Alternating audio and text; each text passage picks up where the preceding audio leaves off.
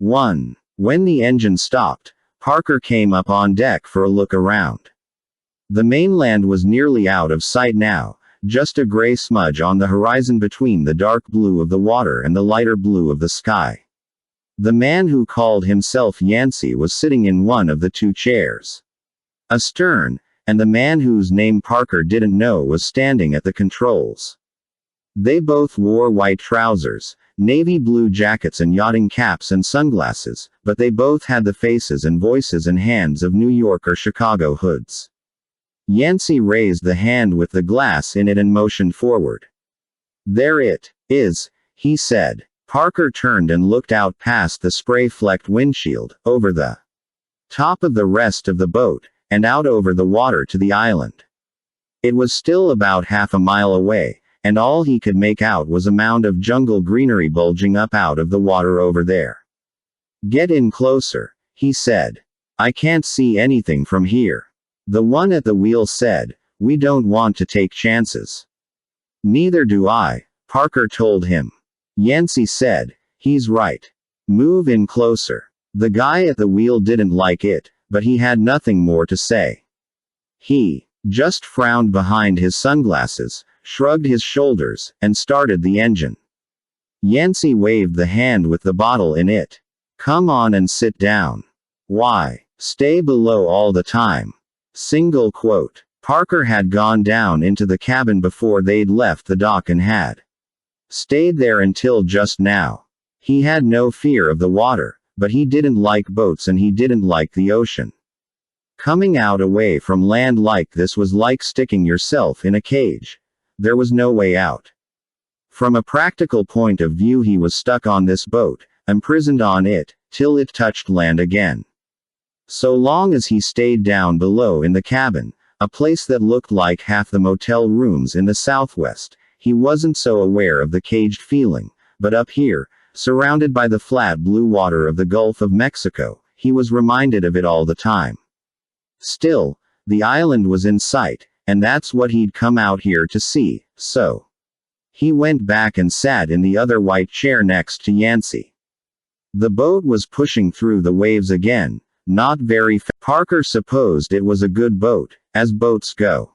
It was an Owens cabin cruiser, 40 feet long, sleek and gleaming, mostly white, with a blonde wood deck.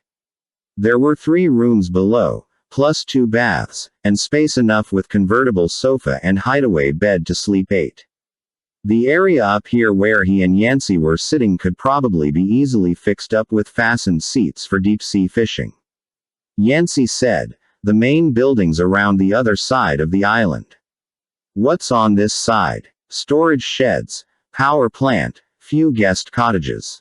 "Guest cottages. Customers stay over." He hadn't been told that. Yancey shrugged. "Sometimes. Just one night. You know what I mean." Parker said, "It's a whorehouse, too, is that it?" "Not very much." Yancey grinned and spread his hands. "Just sometimes. On a special request, for some good friend of Barron's." Single quote. Parker said, "You know Barron?" Smiling, Yancey shook his head. "I know about Barron. That's what counts." Single quote. He was better than his partner at the wheel in making his speech suit his Playboy clothing. Only the hard lines of his face gave the lie away. Parker had been with Yancey off and on the last 2 days and at all times. Yancey carried a glass in one hand and a bottle in the other. Now, discovering the current bottle was empty, he got to his feet and said, "Blast."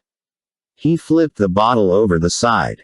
"Be right back." Single quote. Parker watched him go. Yancey moved as though the boat were on dry land and he himself was sober. He went down the ladder into the cabin below and out of sight. Parker watched the island coming closer.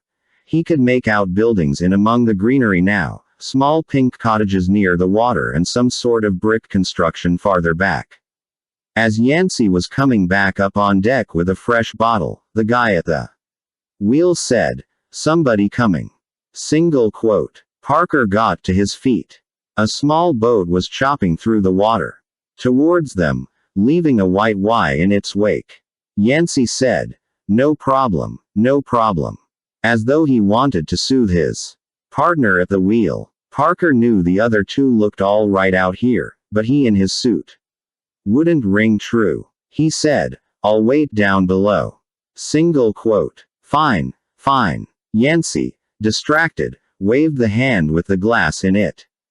He was watching the little boat's curtained windows lined both sides, giving the interior a dim and bluish light. Parker went into the aft cabin, more crowded and with a lower ceiling. In one of the closets he found a white yachting cap and a blue jacket like those worn by the two men up on deck. He stripped off his suitcoat and tie, opened his shirt collar, and put on the cap and jacket. Then he went back up on deck. The smaller boat was just pulling alongside. 3 men were in it, all young and hard-looking, wearing dungarees and t-shirts. One of them called, "You people lost." Single quote. Yancey, smiling, holding his bottle and glass, called back, "Not us. Just out for a spin around the park." Single quote. The trio in the other boat couldn't be close enough to see the truth on Yancey's face, so they'd have to think they were just looking at an amiable clown. The one that talked said, "You don't want to get too close to the island. Dangerous rocks, things like that. You could ruin your boat." Single quote. "Thanks so much." Yancey gestured with bottle and glass. "We'll just sweep around it and hurry on home. Thanks for your concern." Single quote. "Remember, don't get too close." "I'll remember." The little boat veered off, heading back for the island. Yancey turned and said, "Very nice. The jacket's a little small, but the cap looks quite sporty." Single quote. Parker said, "How many of those has Baron got?" "What boats?" "Torpedoes." "Oh." Yancey brushed them aside with an airy wave of the bottle. "Half a dozen, maybe 10. Beach bums." Single quote. Parker took the cap and jacket off, dropped them on the chair next to the guy at the wheel. "So far," he said, "it don't look good." Single quote. "Love will find a way," Yancey said. Parker looked at him. Sometimes it seemed as though the face was a lie, and the rest was the truth. Yancey was somebody you could underestimate. The guy at the wheel said, "They're still hanging around, in by shore." Parker told him, "Go around the island to the left." To Yancey he said, "The brick building there, up behind the cottages." "What's that?" Single quote. Yancey squinted, behind his sunglasses. "Power plant," he said. "Storage sheds the other side, pier, no place at all for a boat to come into shore." Tangled trees and undergrowth clogged the ground right down to the shoreline, and vines and branches overhung the water. The half-dozen or so cottages scattered along the slope were all half hidden by the foliage. From not very far away the island would look both uninhabited and uninviting. The guy at the wheel said, "They're still watching us." "As we do," Yancey told him, "what I announced we would do. Don't worry about it." They had started now to make their swing around the island. In close against the island lay the little boat, in the island's shadow, nearly invisible except for the white t-shirts of the 3 guys who were sitting in there watching. The island kept looking empty and grim as they went around, until they reached the section exactly opposite the part they'd seen while coming out. Here was the main building, a huge sprawling 2-story red brick affair fronted by thick white pillars. 2 long piers jutted out into the water, and between them bobbed half a dozen boats like the one Parker was aboard. Careful rock gardens flanked the slate paths up from the piers to the main building, which looked most like an old southern plantation, except that it was practically bare of windows. Yancey said, "The cockfight pit's behind the main building. You can't see it from here. Baron lives in the main building. Most of the people that work for him live in that building on the left." Single quote. The building on the left was also brick, also 2 stories high, but plain and functional in design and containing a normal amount of windows. Parker said, "So far, This is the only place we could land. Yancey nodded. That's right. Barron cleaned out a channel here. So we couldn't land anyplace else. That's right. Parker shook his head. Bad. This time, Yancey said nothing. The guy at the wheel said, "They're following us." Parker looked behind them, and the little boat was in their wake, but keeping back. Yancey said, "Ignore them. Go on around." They went on around the island, and there was nothing else to see. To east and west and south the Gulf of Mexico stretched to the horizon and beyond. To the north the coast was a gray smudge. Parker said, "Head back." Single quote. Yancey gestured with the bottle.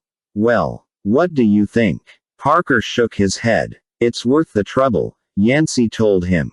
"Maybe." A helicopter passed over, coming from the east and heading west. The guy at the wheel squinted up at it. "Is that them, too?" Single quote. Yancey laughed. "What? Barron's boys? That's the Navy, U.S. Navy. You think Barron's got helicopters?" Single quote. "How should I know?" Parker was watching aft. The trio in the little boat had dropped out of sight, losing interest. The island again looked empty and uninviting. Yancey stretched and said, "We'll be back in less than an hour."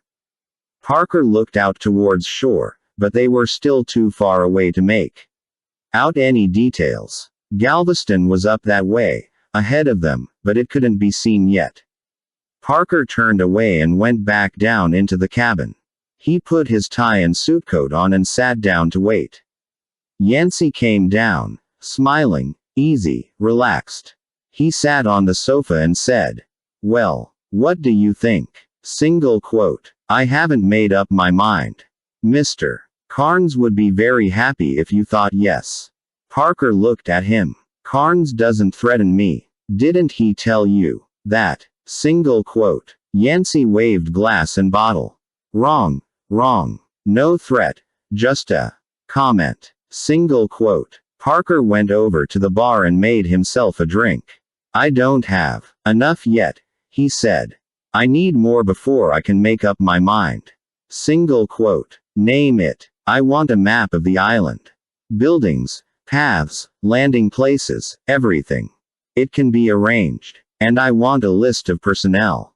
How many, which of them live on the island, what each man's job is, how many of them are healed, what kind of weapons they got on the island and how many." Single quote. "That'll take a little longer." He sat down and waited for Galveston. 2. Parker opened the door and Yancey came in, smiling, well-dressed, light on his feet. He carried a tan calfskin attaché case, and he looked like an insurance salesman wearing an ape mask. The ape mask opened its smiling mouth and said, "Greetings. I've got it." Beyond the door the sun beat down white and hot. Parker was staying at a motel on Broadway in Galveston while looking things over and making up his mind. It wasn't the motel he would have chosen for himself, but the reservation had been made for him by Yancey or someone else in Walter Carnes' organization. The organization was paying his expenses. Parker shut the door against the sunlight, leaving the room cool and dim. In the corner the air conditioner hummed to itself. The room looked a lot like the cabin of the boat he was out on yesterday. Yancey stood in the middle of the room looking around, jiggling his right arm so the attaché case tapped against the side of his knee. "Drink," he said. "Cold and wet." Single quote. "Don't have any," Parker told him. He itched when he was around steady drinkers. They were unpredictable and unreliable. Yancey said, "Bad business." He tossed the attaché case on one of the twin beds, went over to the telephone, and stood with it to his ear for a minute. He smiled at Parker, and his right foot tapped on the rug. "Ah," he said, into the phone. "This is room 27. Send me a boy, would you, dear? A million thanks." He cradled the phone and made a gesture of amiable helplessness, saying to Parker, "One of my minor vices. You understand." Single quote. Parker shrugged. Understanding had nothing to do with it. He didn't give a damn, that was all. Yancey wasn't his problem. He motioned at the attached J case. Let's see it. Oh, let's not hurry. Wait till I fortify. Yancey smiled agreeably, twisting his hood's face into an expression it wasn't equipped for, and said, "This is faster service than you expected anyway. Yesterday afternoon on the boat you told me what you wanted, and this afternoon I bring it." There was a knock at the door. Yancey gave him money. And a bucket of ice. Do it in under 5 minutes. And the change is yours. Single quote. Yes, sir. Yancey's smile was the same for everybody. Parker, the bellboy, the 3 guys yesterday in the other boat. Now he turned it on Parker again and said, "Well, what do you think of Galveston?" Single quote. Parker shook his head. He was no good at small talk, because he had no interest in it. Yancey kept trying. "You haven't seen the nightlife around here." "No." "Well, you haven't missed much. Houston's just 50 miles away, of course. Have you been up there?" Single quote. Parker turned his back on him, went over to the bed, and picked up the attached J case. Yancey said, "Not that Houston's so. What are you doing?" Parker carried the attached J case over to the writing desk, set it down, opened the snaps. Yancey came over, looking aggrieved, trying to see the funny side of life. Saying, "You're in a hell of a hurry, aren't you?" Single quote. Parker said, "You want to go out and come in again?" "I'll wait. Just don't come in here and stand around." Single quote. The hail fellow expressions drained off Yancey's face one by one, as though they'd been painted on in watercolor and he was standing in the rain. What was left was hard and humorless. "I was told," he said, and all the pretty music was missing from his voice now, too. "I was told to cooperate with you, give you all the help I could, and treat you with kid gloves. I do what I'm told. That's the smart way, do what you're told. But don't push me. Don't push me so far I forget to be smart." Single quote. Parker had opened the attached J case. Now he shut it again. "The deal's off. You tell Carnes he sent the wrong boy around." Single quote. "Wait a second," Yancey said. "Wait a second. I got no time," Parker told him, "to sell you insurance, play buddies with you, smile, small talk, how's the weather. I'm here on business." Single quote. "We all are," Yancey said, but he seemed less sure of himself.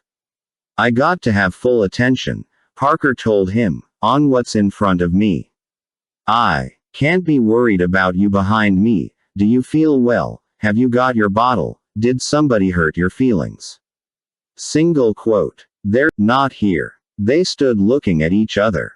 Parker didn't necessarily want out of this deal. He didn't know enough about it yet to tell if it was workable or not. But if he couldn't get Yancey squared away, he'd quit it now. There was no reason to add unnecessary complications. As they stood there, a knock sounded at the door. Yancey started, then shook his head and said, "My bottle, the boy's fast." He seemed grateful for the interruption. Parker waited. Yancey went over and opened the door and the boy came in, carrying a brown paper bag and a plastic ice bucket. He set them on the table near the door, and Yancey, looking at his watch, said, 4.5 minutes. "The change is yours." Single quote. "Thank you, sir." Parker said, "Boy, sir. How long you work here?" "Almost 3 years, sir." "Any guest here ever hurt your feelings?" Yancey turned his head and looked at Parker. He and the boy both looked baffled. The boy said, "Sir." Single quote. Parker said, "Somebody wants something, ice or a bottle or carry some luggage. They tell you what they want. They don't say please. They're in a hurry. They don't pay you any mind. That hurt your feelings." Single quote. The boy shook his head. "No, sir." "Why not?" The boy looked baffled again. He glanced at Yancey, then looked back at Parker and spread his hands. Because I work here, I guess, sir. Single quote. You just say, yes, sir. Yes, sir. Parker turned to Yancey. You got it. Yancey made an ironic face. Yes, sir, he said. Give the kid another $1. Yes, sir. Yancey gave the baffled boy $1 and closed the door after him. He turned to Parker. You make a strong moral. Single quote. I'm here to look over a job, Parker told him. That's all, just a job. Not to make pen pals. Single quote. It was time to unbend a little. Parker knew he had Yancey squared away. And the thing to do now was ride out of it and get back to work with no rumpled feelings. He said, glass in the bathroom. Single quote. Yancey smiled, the old alumnus smile again. And for you, small one. While Yancey went off to get the glasses, Parker opened the attached J case again and took from it a stack of papers. He closed the case, put it on the floor, sat down, and began to spread the papers out on the writing table. Yancey came back with 2 glasses, put ice and whiskey in them, came across the room, and set one glass down beside Parker's right hand. Everything you asked for, he said, motioning at the papers. He sounded proud of himself. One of the papers was a hand-drawn map, on a large sheet of heavy paper that, when opened out, covered the whole surface of the writing desk. The name, Cockaigne, had been written across the top, and below it was the island, shaped somewhat like a rubber life raft, with the long dimension running east and west. Whoever had drawn the map had gone to a lot of medieval trouble, drawing tiny buildings on the island, drawing rows of waves and pretty fish jumping out in the ocean, drawing a complex arrow and letter N to show which way was north, even putting a few tiny trees in along the northern shore of the island to show it was all wild there. This was the trouble with the outfit, the organization run by Walter Carnes. The outfit had a lot of manpower, a lot of talent, but like every organization on both sides of the law, it was so big it sometimes ran for the sake of running, like a man tromping an automobile accelerator to the floor when the gear shift is in neutral. The engine runs fine but the car isn't going anywhere. The same with this drawing. He'd asked for a map and they gave him a souvenir. Yancey said, the pride still in his voice. Well, what do you think of it? Where's the frame? What? Oh yeah, I see what you mean. Yancey laughed a little, doubtfully. Our man kind of got enthusiastic, he said. Did he put everything in the right place? Parker said. That's the point. He's got everything, every detail. You got nothing to worry about there. Parker pointed at the main building and the living quarters to the left of it. How? Yancey rooted through the papers and came up with a standard size sheet of graph paper. On it was another rendering of the island, this one simple, bare, and neat. Buildings were shown by numbered rectangles, with a key in the lower right. A notation below this key stated that one square on the graph equaled 1,000 feet. Another notation said that the island was 47.3 miles from Galveston, and 36.8 miles from the nearest land just north of Surfside, 40 miles south of Galveston. Yancey said, is that more like it? Here. Parker gathered up the other map in one hand, crumpling it some, and handed it to Yancey. This was supposed to give you more of a picture of the place, Yancey said. Defending it. I've seen the place, Parker told him. Sit down and drink. Yancey sat down. Parker studied the map. There were 14 buildings on the island, ranging in size from the large main building by the 2 piers along the southern edge of the island to the 6 tiny cottages on the northern slope. In addition to these, there was the building housing employees, and the small building where cockfights were staged, plus 2 storage sheds up the slope behind these buildings and the power plant at the top of the island, and finally 2 small boathouses to the west of the piers, around behind the employees' living quarters.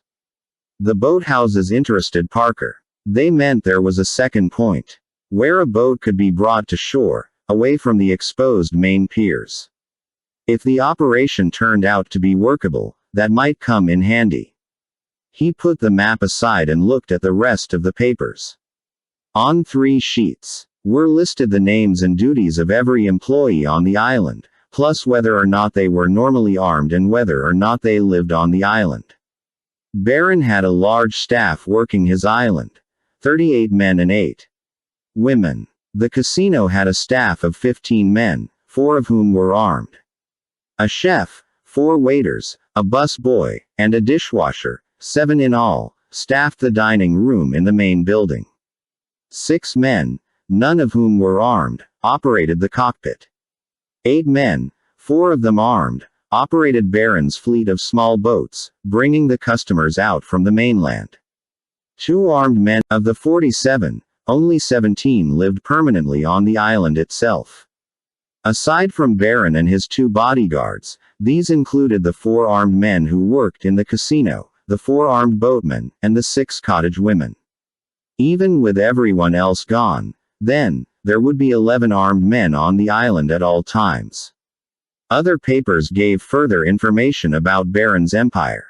It was estimated that between 70 and 80% of Barron's customers came to the island in their own boats, some from as far away as New Orleans and Corpus Christi. For the rest, Barron maintained 4 fairly large cabin cruisers, each with a crew of 2, to shuttle customers from and to Galveston.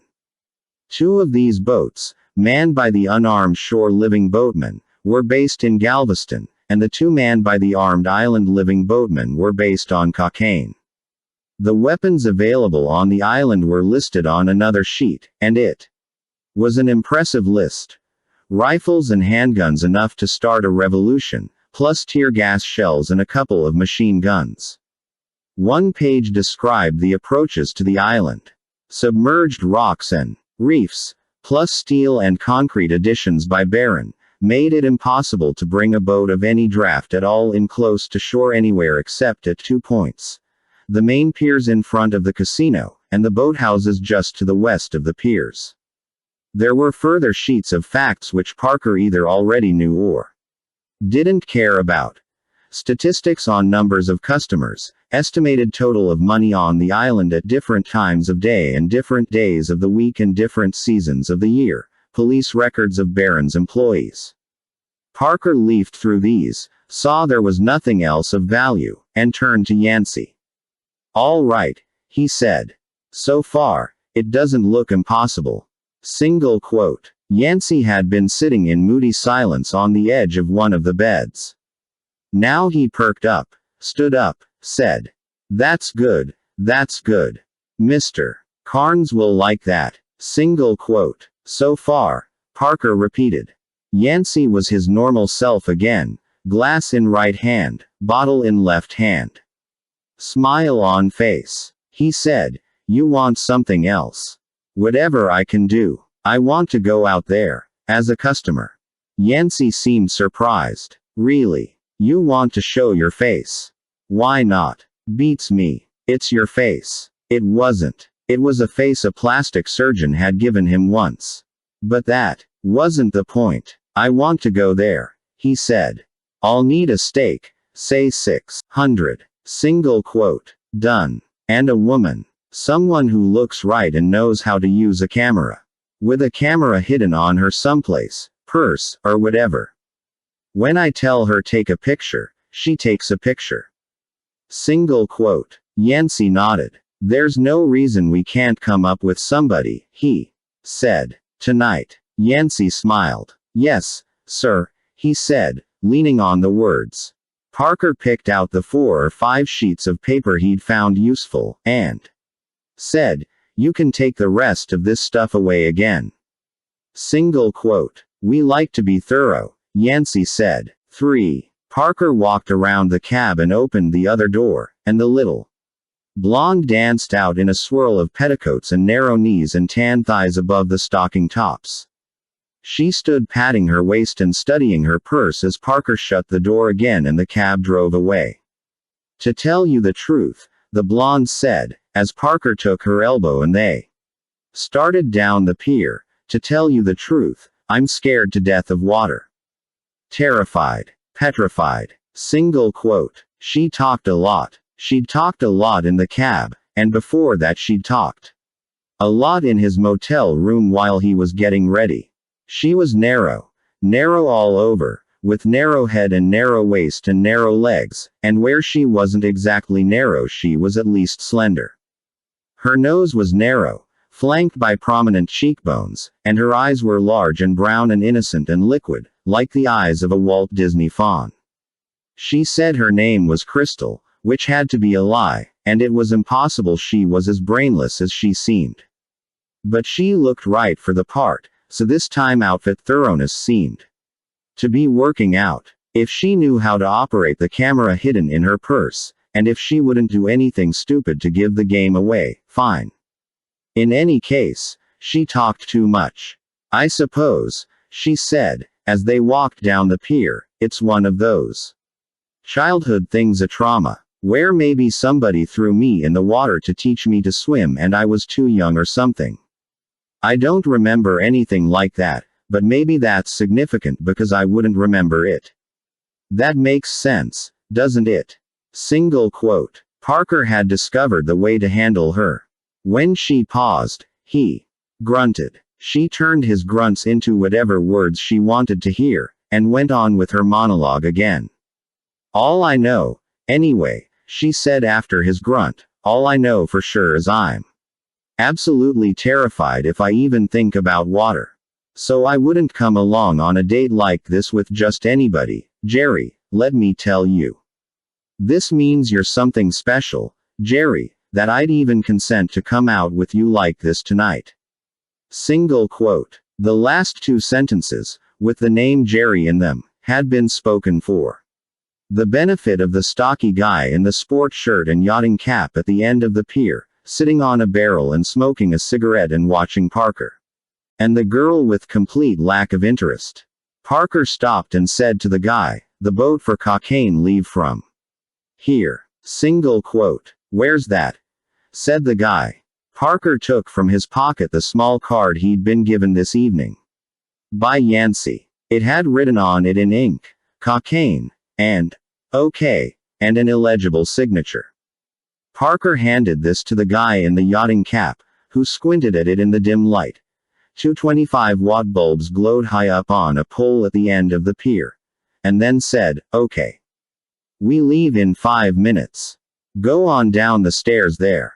Single quote. Parker led the way. The stairs were narrow and steep, and the girl didn't have any attention left over for talk until they were down on the deck of the cruiser. Then she said, not loud, I'm not kidding, I'm really scared. I just hope I don't upchuck, that's all I hope. Single quote. Most of the deck was roofed over, and in that area were 4 rows of chairs, 4 chairs to each row.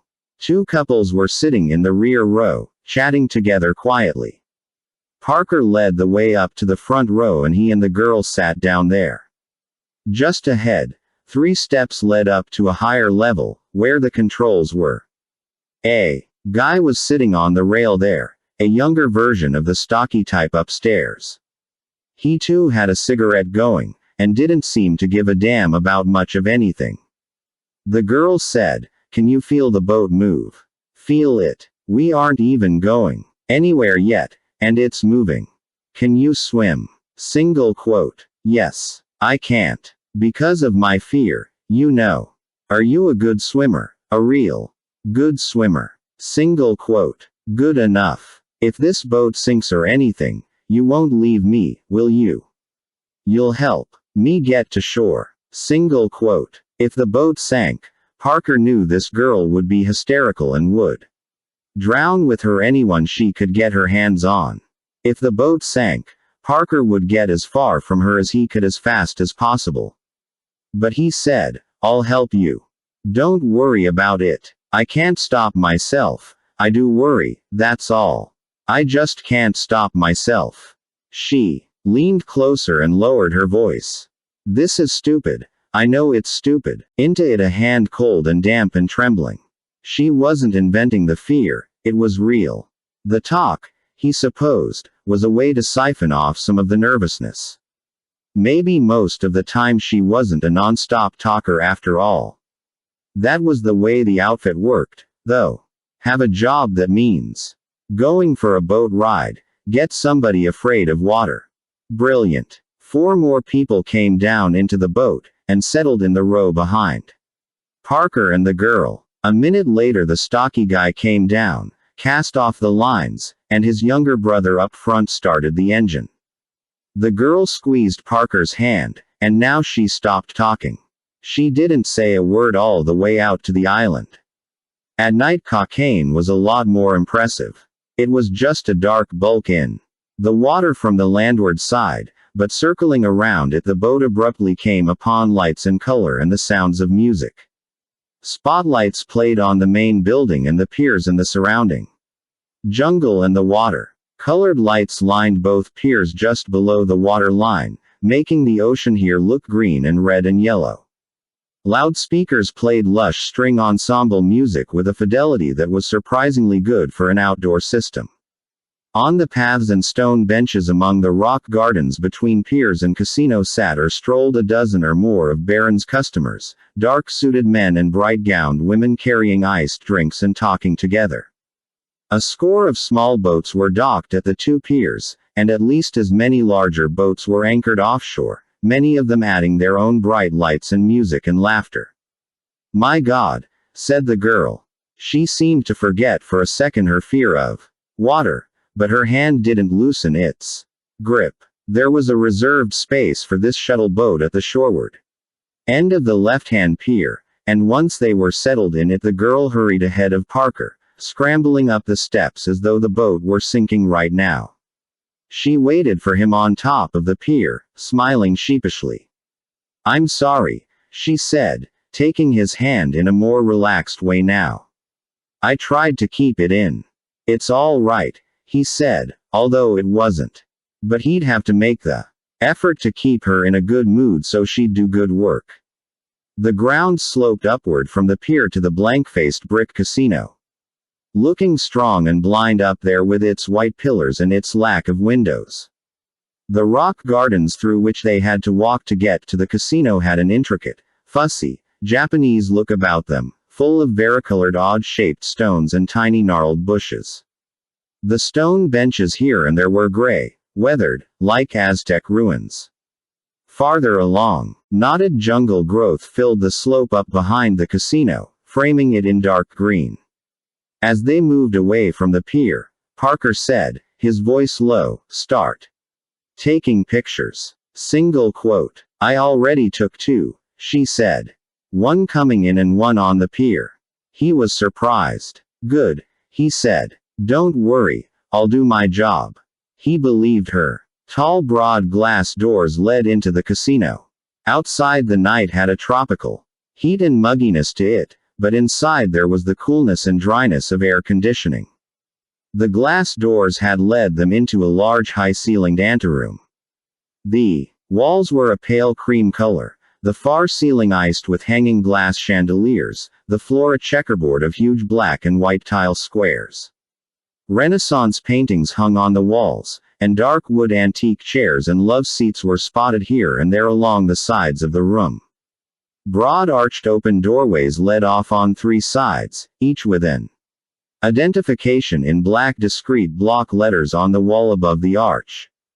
To the left, the dining room. Straight ahead, what were gently termed lounges. To the right, the casino proper. Parker said, "Food now or later?" "Later. When my nerves calm down." "This way, then." Parker and the girl went through the archway on the right, into the casino. The ceiling here was lower, and modernistic. Acoustical tile spaced with inset fluorescent light fixtures. The walls were pool table green, done in a fabric wallpaper. The floor was carpeted in a darker green. Gaming tables were set at random throughout the room, facing this way and that in a careful, tasteful simulation of disorder. To the left, behind gleaming mahogany and a brass wire mesh, stood the cashiers, in black sleeve bands and green eyeshades. Parker bought $200 worth of chips, gave the girl $100, and spent some time moving around the room. He won a little at a crap table, betting against the point, lost a little on the red at roulette, won and lost and won again at chemin de fer. There were no slot machines. Squealed with joy, kissed the cards, clutched handfuls of chips to her breast. She called attention to herself, but in a good way, in a way that called no attention to the man with her.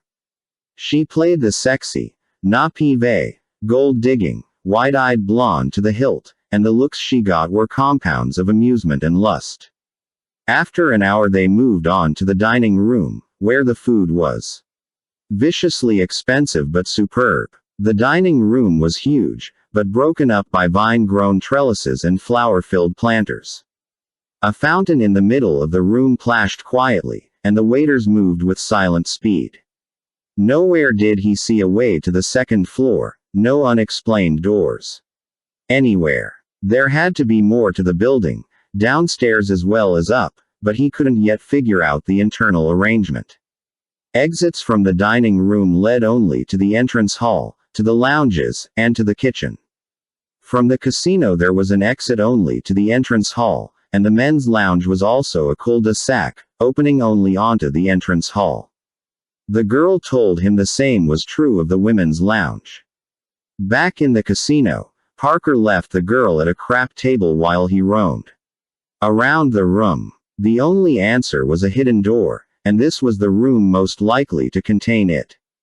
Why Baron would have installed a secret door to the second floor when obviously the place had to have a way to get upstairs Parker couldn't guess, but it was clear that Baron had done so. It took him 15 minutes to find a thin vertical line in the baseboard at one point along the rear wall was the giveaway.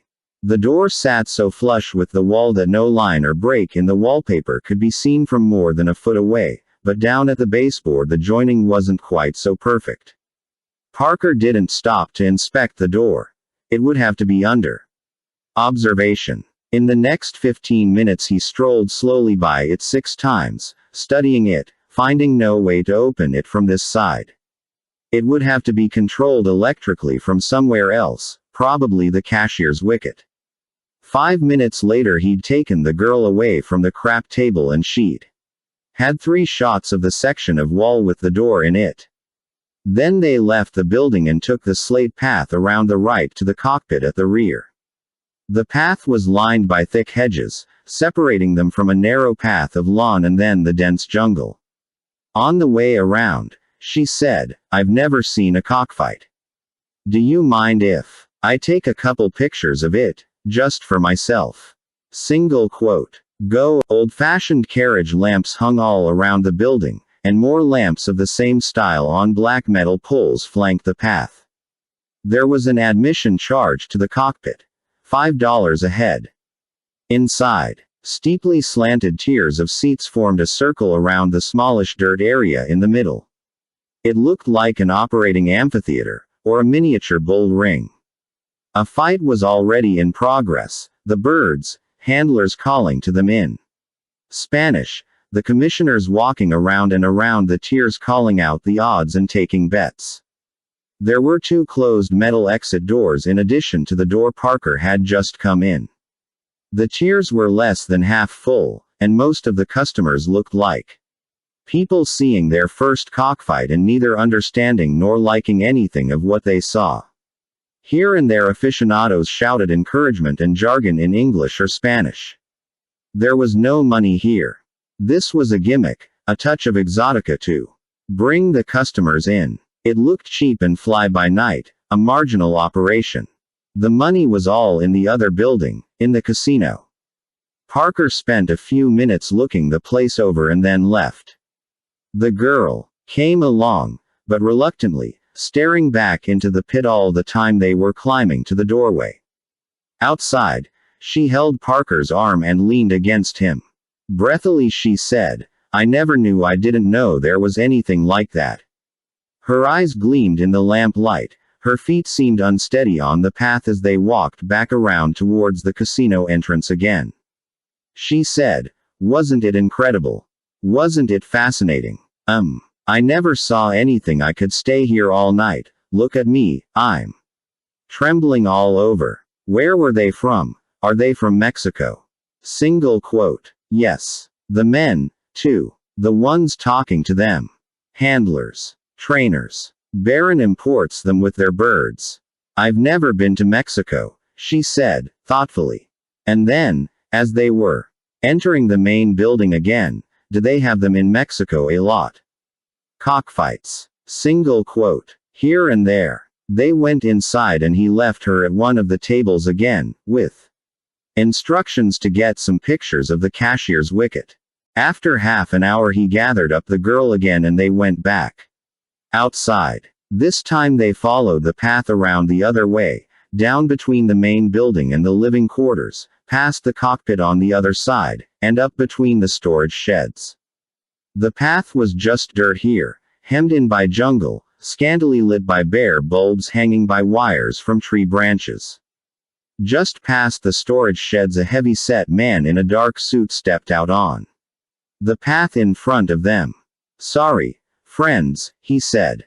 No guests past this point. Single quote. Parker took from his pocket a $10 bill. A little walk and privacy. He said, that's all we're looking for. He stepped forward with his hand out, and the bill disappeared. The heavy-set man said, don't go in none of the cottages, though. I can't do nothing about that. You go in there. You get us all in trouble.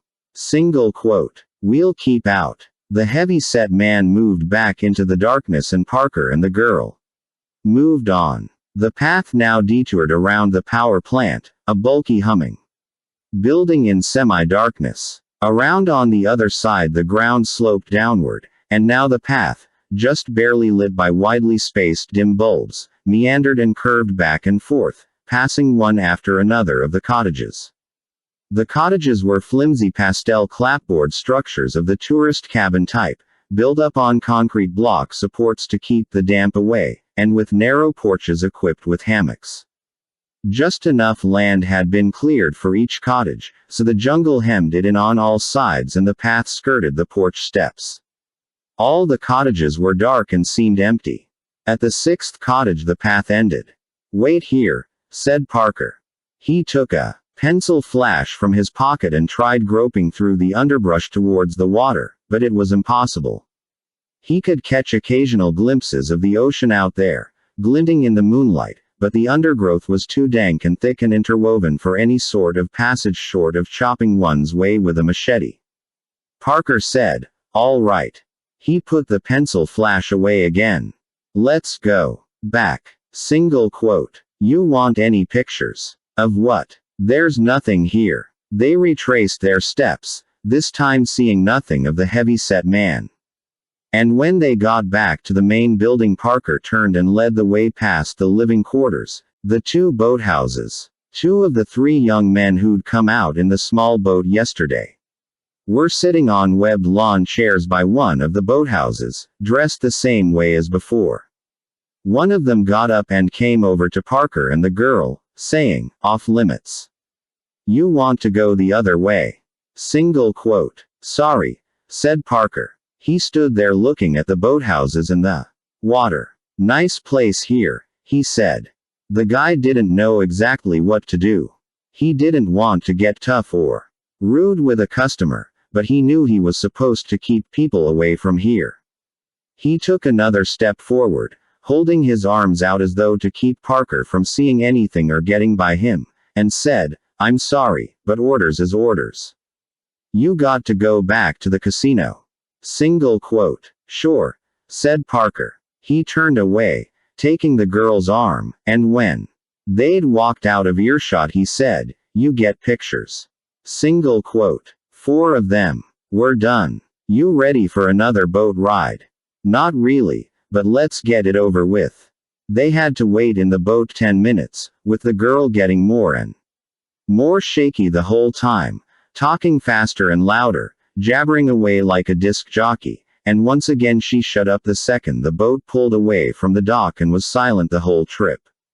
There were 3 empty cabs parked along the curb near the pier entrance. As they came out, the girl, somewhat recovered again, said, "Come on along to my place, I'll develop these pictures right now. You can have them in an hour." Single quote. Good. Parker opened the door of the lead cab, and they got aboard. She gave a Lamarck address and they sat in silence as the cab headed for Galveston Bay and the Gulf Freeway. Her apartment was in a large modern elevator building with central air conditioning. Her windows overlooked no view at all, but were large anyway. The living room was expensively and tastefully decorated, but with the sterility and lack of individuality of a display model. "Bar over there," she said, pointing. "Just let me get this film started. You could make me a martini, if you would." Single quote. Sure. Cube compartment, and up above a wide assortment of bottles and glasses. Parker made the martini with the maximum of gin and the minimum of vermouth, and added an olive from a jar of them in the refrigerator. For himself he splashed some I.W. Harper over ice. Then he had nearly 10 minutes to wait, and waiting was something he'd never learned how to do. He prowled the living room like a lion in a cage, this way and that, back and forth. He carried his drink and took occasional small bites from it. There were paintings on the walls, small ones, originals, abstracts with the primary color paints piled on thick and messy, the frames neat and plain and simple. They looked like things bought at an annual sidewalk art show. None of them distracted Parker from his pacing more than a few seconds. The furniture was bland, dull, pastel, straight out of a foam rubber store's show window, but quietly and discreetly and tastefully expensive. The carpeting, the wallpaper, the light fixtures and draperies, all showed the same grasp of fashion and the same total lack of individuality. This was much worse than waiting in a motel room or some place like that. This place was dry but awkward, like a desert with green sand.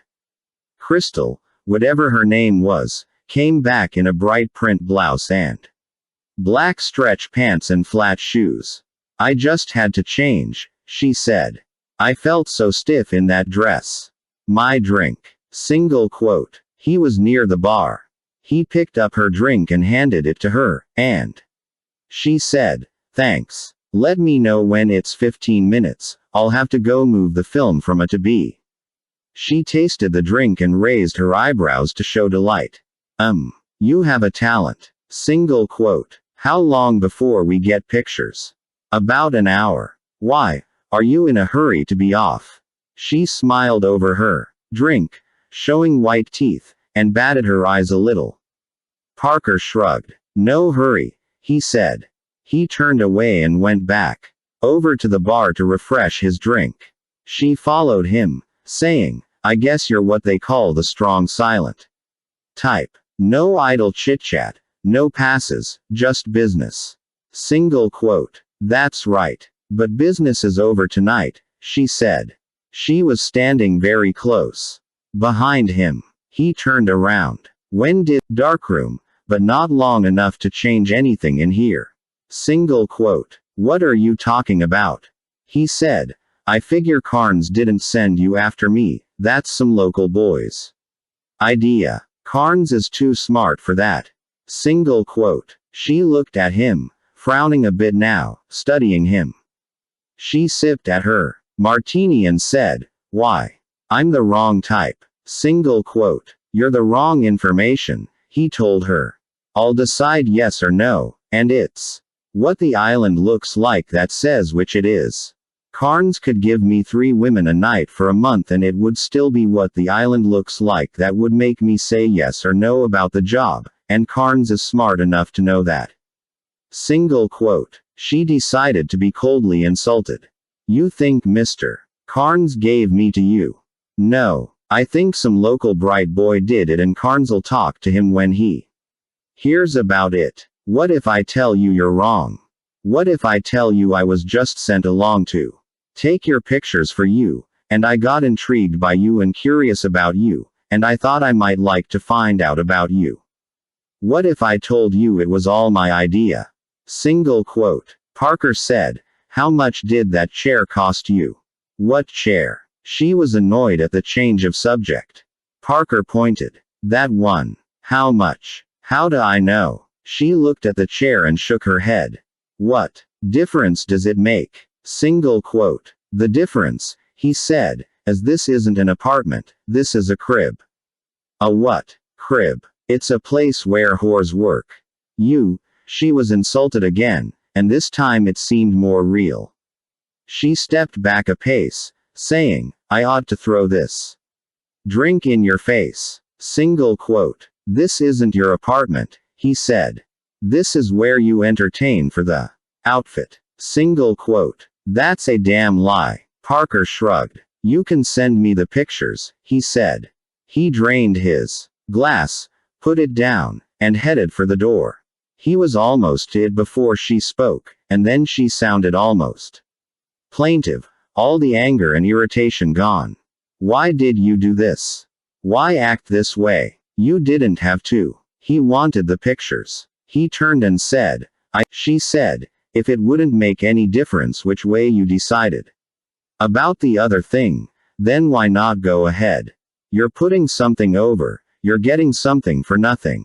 Single quote. A prize, he said. A prize for being stupid. And I don't even have to be really stupid, I just have to play like I'm stupid. Single quote. In other words, she said, it's pride. You thought you were being underrated and it hurt your pride. Single quote. He shook his head. Whores, he said, are for people without resources. I don't need you on your terms. Single quote. Oh. She frowned, studying him, and then she nodded and said, oh. All right. If that's the way, I suppose you've guessed I was supposed to phone in my report right after you left.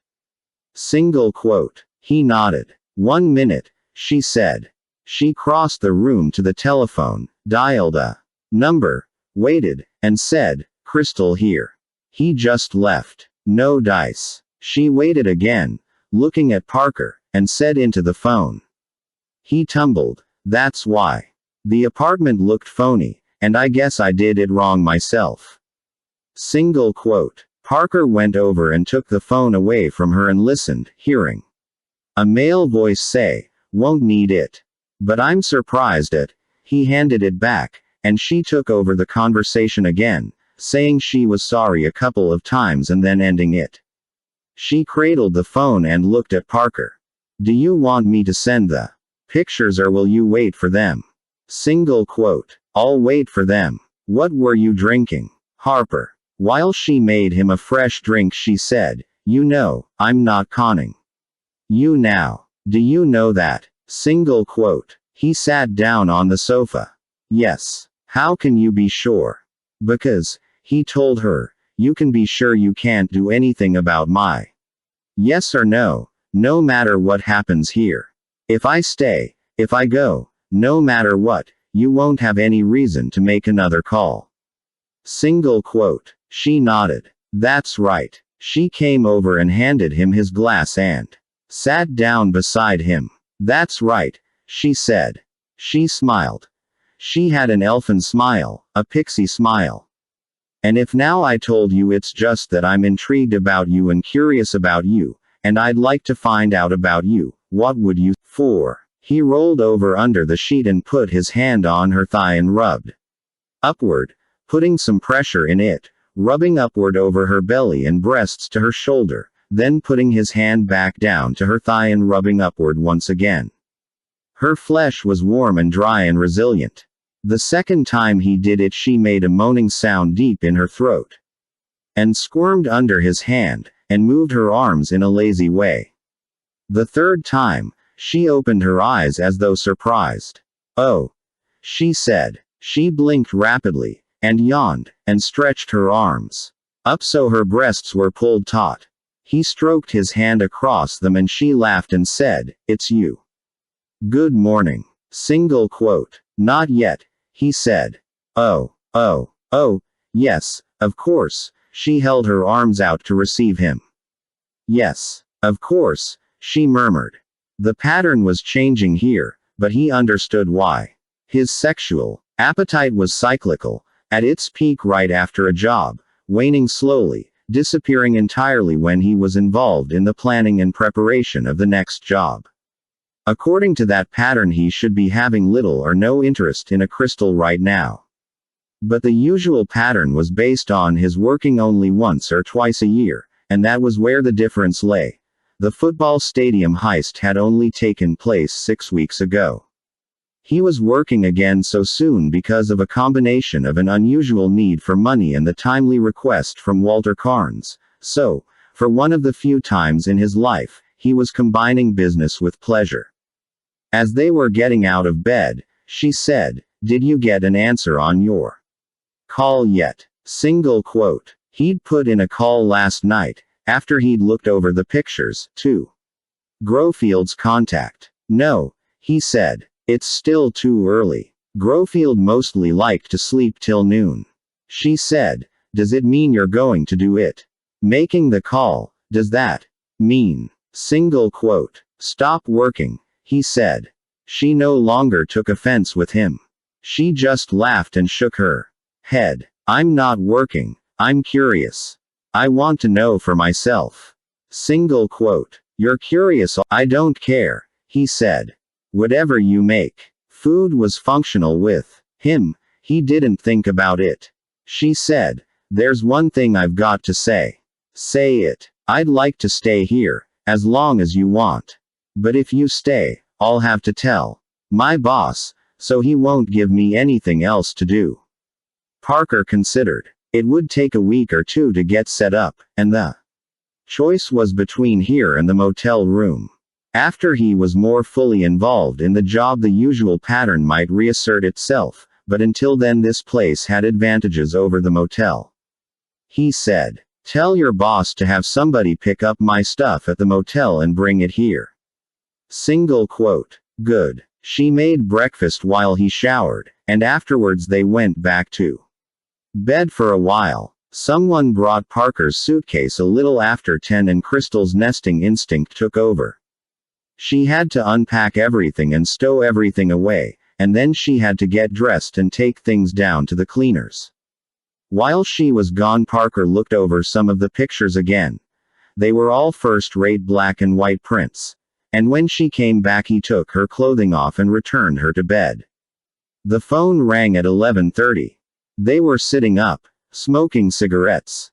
And she reached to the bedside extension, spoke into it, and then passed the phone to Parker, saying, "It's for you. Thank him for not calling 5 minutes ago." Single quote. Parker said, "Hello. Was that a lady I heard, with that bedroom voice?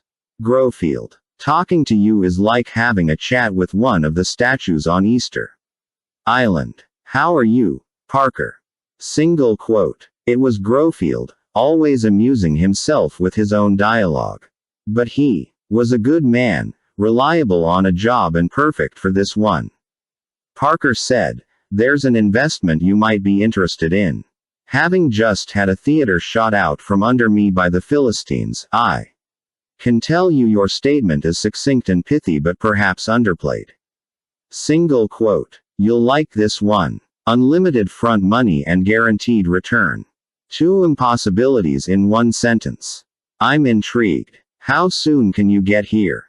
"This afternoon. I'm in New Orleans." Parker gave him the address of Crystal's apartment, and Grofield said, "Full explanations, monosyllables." Single quote. "All right." Parker gave the phone back to Crystal, thinking the explanation on this job would take a long time in the telling.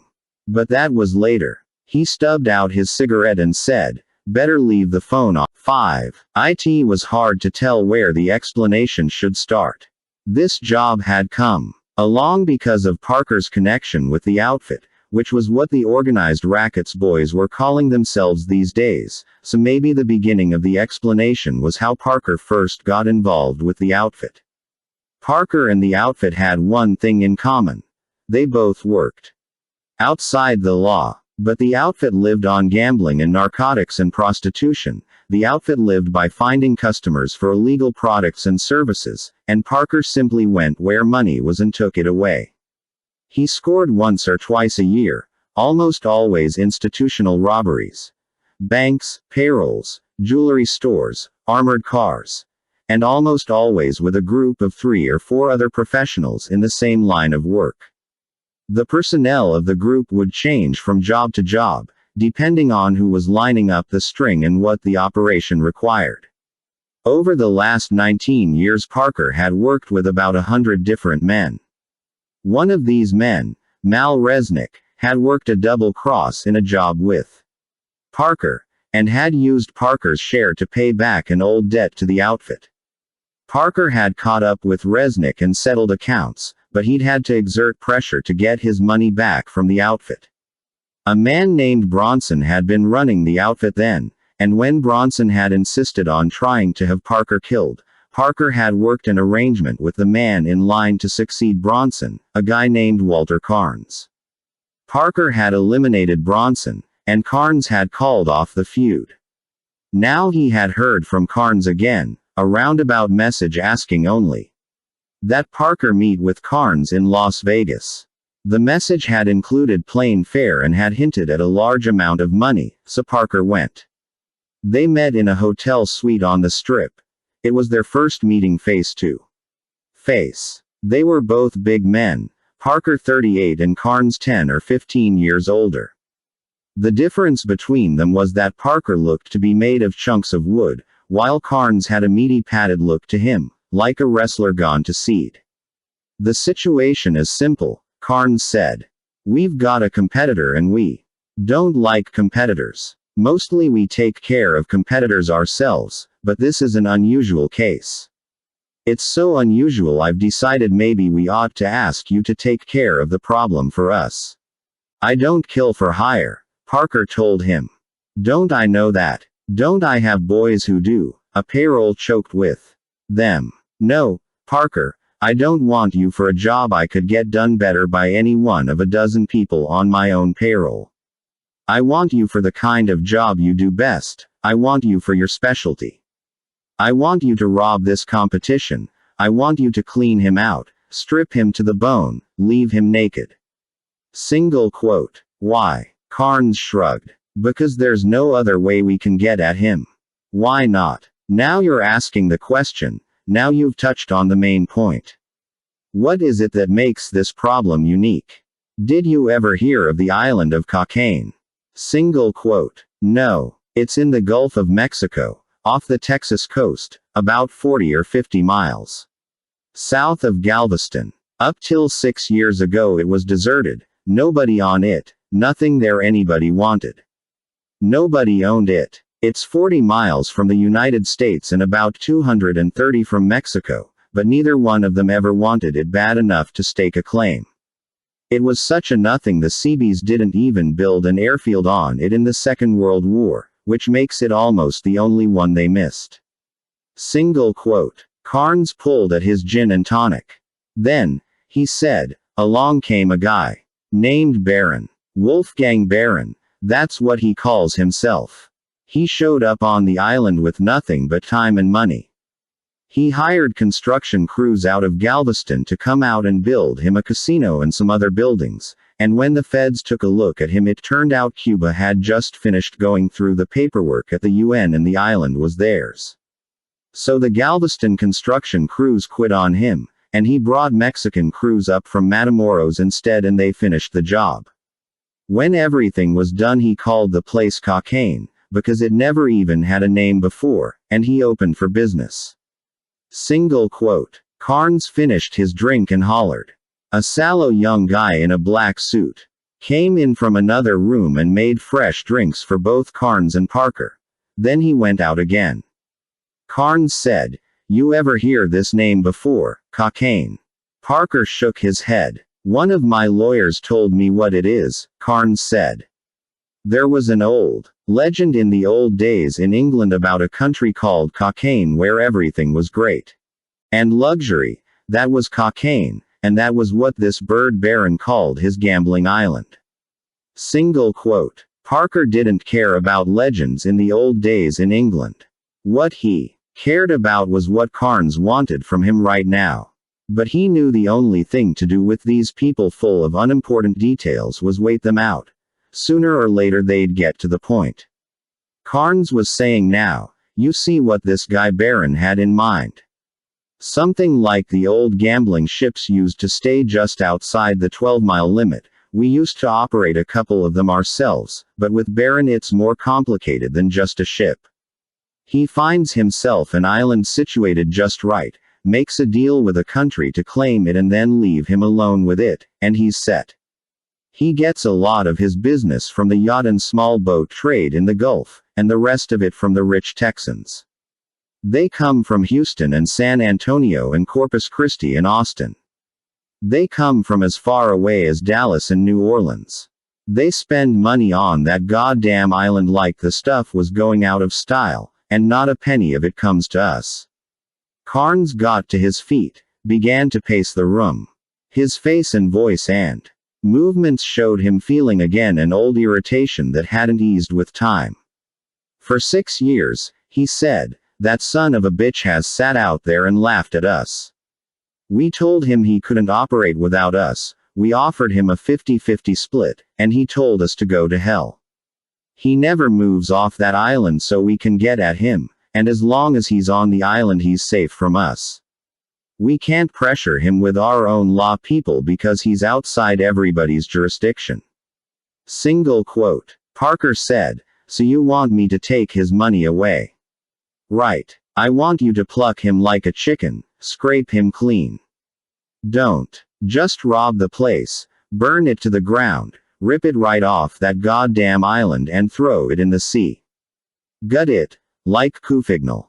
Or don't you know that one either? Single quote. Parker didn't. He said, what's in it for me? Carnes spread his hands. Whatever's on the island. He must have $1 million stashed there by now, maybe more. Single quote. Parker shook his head. The guy you've been describing isn't stupid. He's got a week's proceeds there at the most and you know it. The rest is in Swiss banks. Single quote. Carnes shrugged. It's a possibility, I admit it. But even a week's proceeds. Carnes squinted into the middle distance, finally said, I suppose about $250,000. Single quote. Make that a guarantee, Parker said. What? Carnes turned to look at him. How could I do that? You want me to send accountants in? Single quote. You make up the difference, Parker told him. We go there, do the heist, burn the place down like you want, and you make up the difference between our take and $250,000. Single quote. Well, now, Carnes said. Well, now, wait a minute. That's liable to be a lot of money. I don't think I could go along with that. Single quote. You called for me because you need a professional in my line of work. When you want a professional you've got to pay for him. Single quote. Well, of course, I know that, but still in all. $250,000 is a lot of money. Single quote. It was your figure, Parker reminded him. For a top, Carnes said. I was estimating how much it might be. Estimate an average. Carnes frowned, looking like a man with an ulcer. It was obvious he didn't want to pick a number low enough for Parker to figure the job wasn't worth it, but on the other hand he didn't want to pick a number high enough for his organization to have to make up the difference between it and the actual take. Finally he said, for an average, for what I'd guess would be the average general amount of cash you might find on the island, I'd say $180,000. Single quote. Say 220, Parker told him. Carnes looked surprised, and then laughed. Are we haggling? Do we settle at 200,000? Single quote. Parker said, is that your number? Yes, Parker said, plus front money. What? What front money? Every job, Parker told him, has expenses beforehand. There's weapons to buy, other things. If this is an island, we'll need a couple of boats. Single quote. We can supply everything, Carnes assured him. But Parker shook his head. No, we buy everything before the job, use it just once, destroy it after. It isn't my first job, Parker said, and it won't be my last. I won't leave things around. Single quote. In other words, you'll do it your way or not at all. Yes. Is it all right if we supply the materiel and leave its disposition up to you? Single quote. Parker shrugged. Just so you don't expect anything back. I understand that. All right, so you'll do it for guaranteed $200,000 take, plus materiel. Single quote. If the job can be done, Parker said. You mean it isn't an agreement yet? Parker shook his head. Not till I look it over. If I don't think I can do it, there's no deal. Single quote. Karras spread his hands. Then look it over, he said. By all means look it over. Single quote. Now Parker had looked it over, and the job seemed possible, and he had made his 2-1. Grofield came in saying, I'll take the job only if the place we knock over is air conditioned. Have you felt that heat out there? How are you, Parker? Single quote. They shook hands. Parker said, I haven't been out today. Nor would I be, said Grofield, catching sight of Crystal. Darling, he told her, you are everything my heart desires. Fly with me. I can't, she said. High altitudes give me nosebleeds. My nosebleeds come from my wife, Grofield said, and grinned ruefully. To Parker he said, did you know I married that darling little telephone girl? A natural actress. You should see her in Hedda Gabler. Single quote. Grofield had picked up the telephone girl in the course of the last job he'd worked with Parker, in a place called Copper Canyon. Parker said, good. Now she can't testify against you. Single quote. A romantic, Grofield said. Parker, you are a true romantic, Robin Hood. In the age of mechanization. Single quote. Parker said, sit down. Let's talk about the job. Is Honeypot here in the know? Don't worry about her, Parker said. I'll go to the supermarket, Crystal said. She smiled at Grofield. Nice to have met you. Single quote. Polygamy, Grofield told her, is the only answer. Grofield watched Crystal leave the room, and then he settled with a grateful sigh on the sofa, spreading his legs out in front of him. He was a tall man, lean and sleek, with carefully tended wavy black hair, urbane good looks, an air of easy competence about him. He was a sometime actor, sometime roadshow producer, and he financed his theatrical career with the money he made in his other line of work, taking jobs with men like Parker. He said, tell me the story, and he meant he was finished clowning around. It was his saving grace, as far as Parker was concerned. He knew when to get down to business. Parker told him the situation in brief, explaining as quickly and basically as he could, and Grofield's questions were few and to the point. When the Carnes connection with the job was explained, Parker showed him the map of the island and the photos Crystal had taken. Grofield said, good-looking layout. I think it'll be tough to, maybe not. Grofield said, show me. I don't have a plan cold yet. But I figure we come in two ways. A couple of guys come in like regular customers, down to the main pier. When they get a chance they move over to the boathouses, clean out anybody on guard there, and the others come in that way with the boat we use for the getaway. Carnes wants the place burned down, and that's good. We make a lot of confusion, a lot of panic, we get away clean underneath it. Grofield said, how many men you figure? 4 or 5, maybe more. So it's probably around 40,000 apiece. Around that. How much can you count on this guy Carnes? You mean, will he Welsh on the guarantee? Grofield nodded. Or pull a double cross and try to heist the heisters? No. Carnes knows me from before, he won't try anything. I'll take your word for it. Grofield glanced at some of the pictures again. I guess you figure me one of the guys coming in the front way. Single quote. Right. And you the other one. Yes. Grofield shook his head. You run the boathouse brigade, he said. I can. Look sensible going to a place like that alone, but you can't. Without a woman on your arm, you'd look like 40 kinds of trouble. Single quote. He was right and Parker knew it. He said, who, then? How about Salsa? Salsa had also worked with them on the Copper Canyon job. He had a gigolo's looks and a gigolo's background.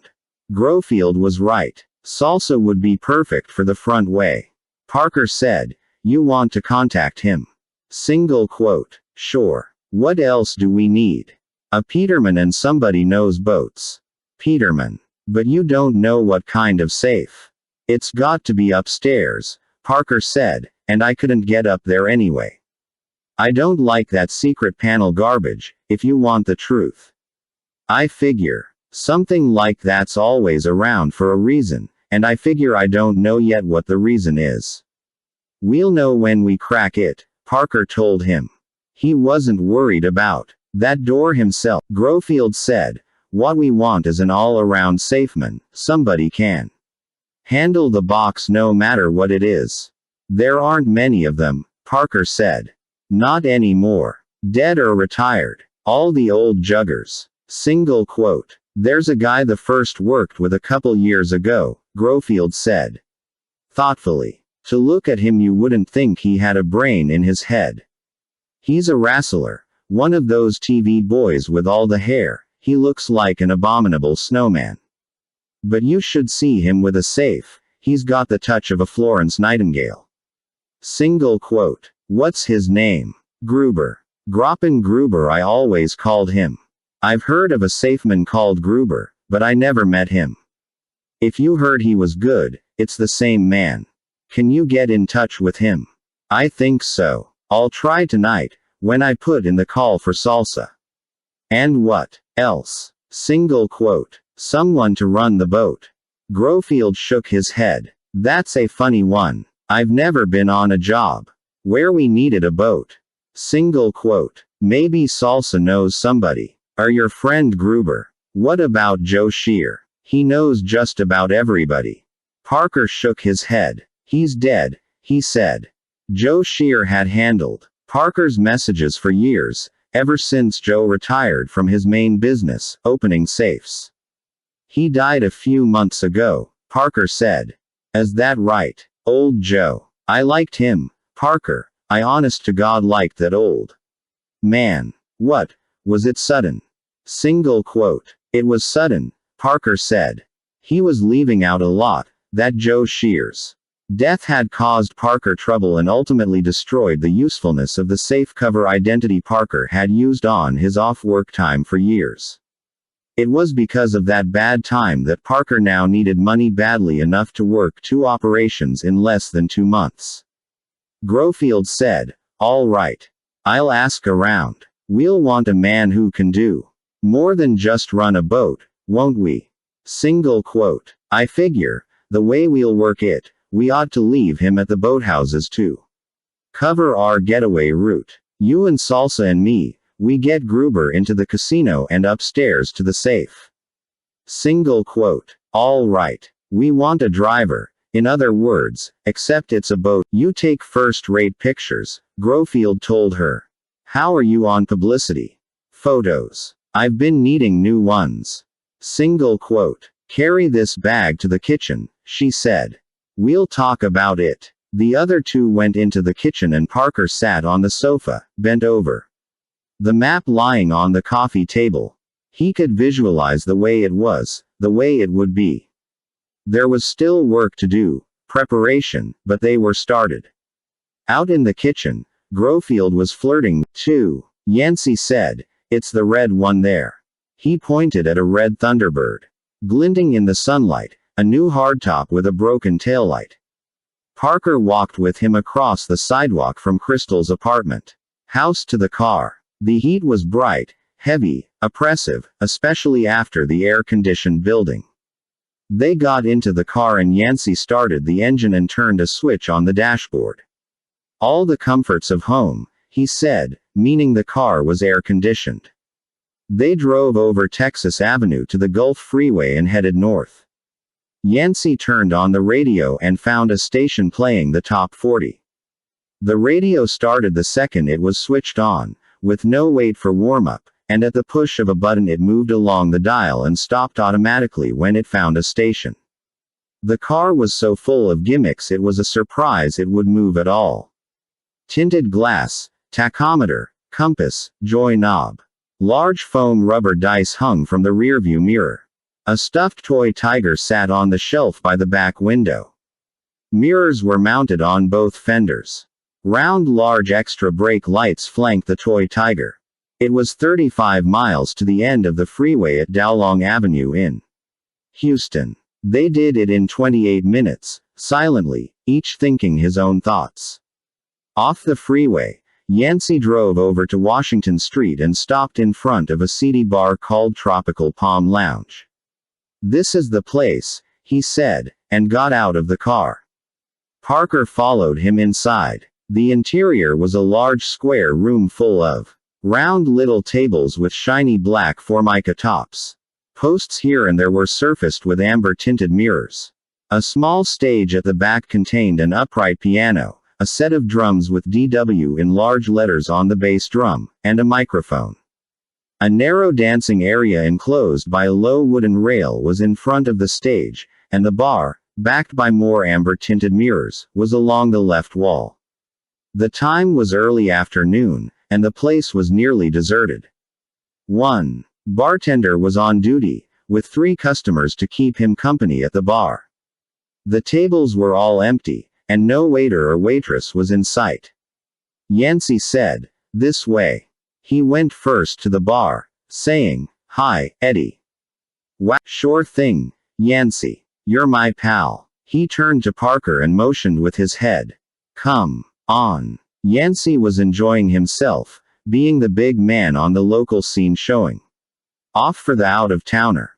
It didn't bother Parker. Just so Yancey did what he was supposed to do, he could choose any style he liked.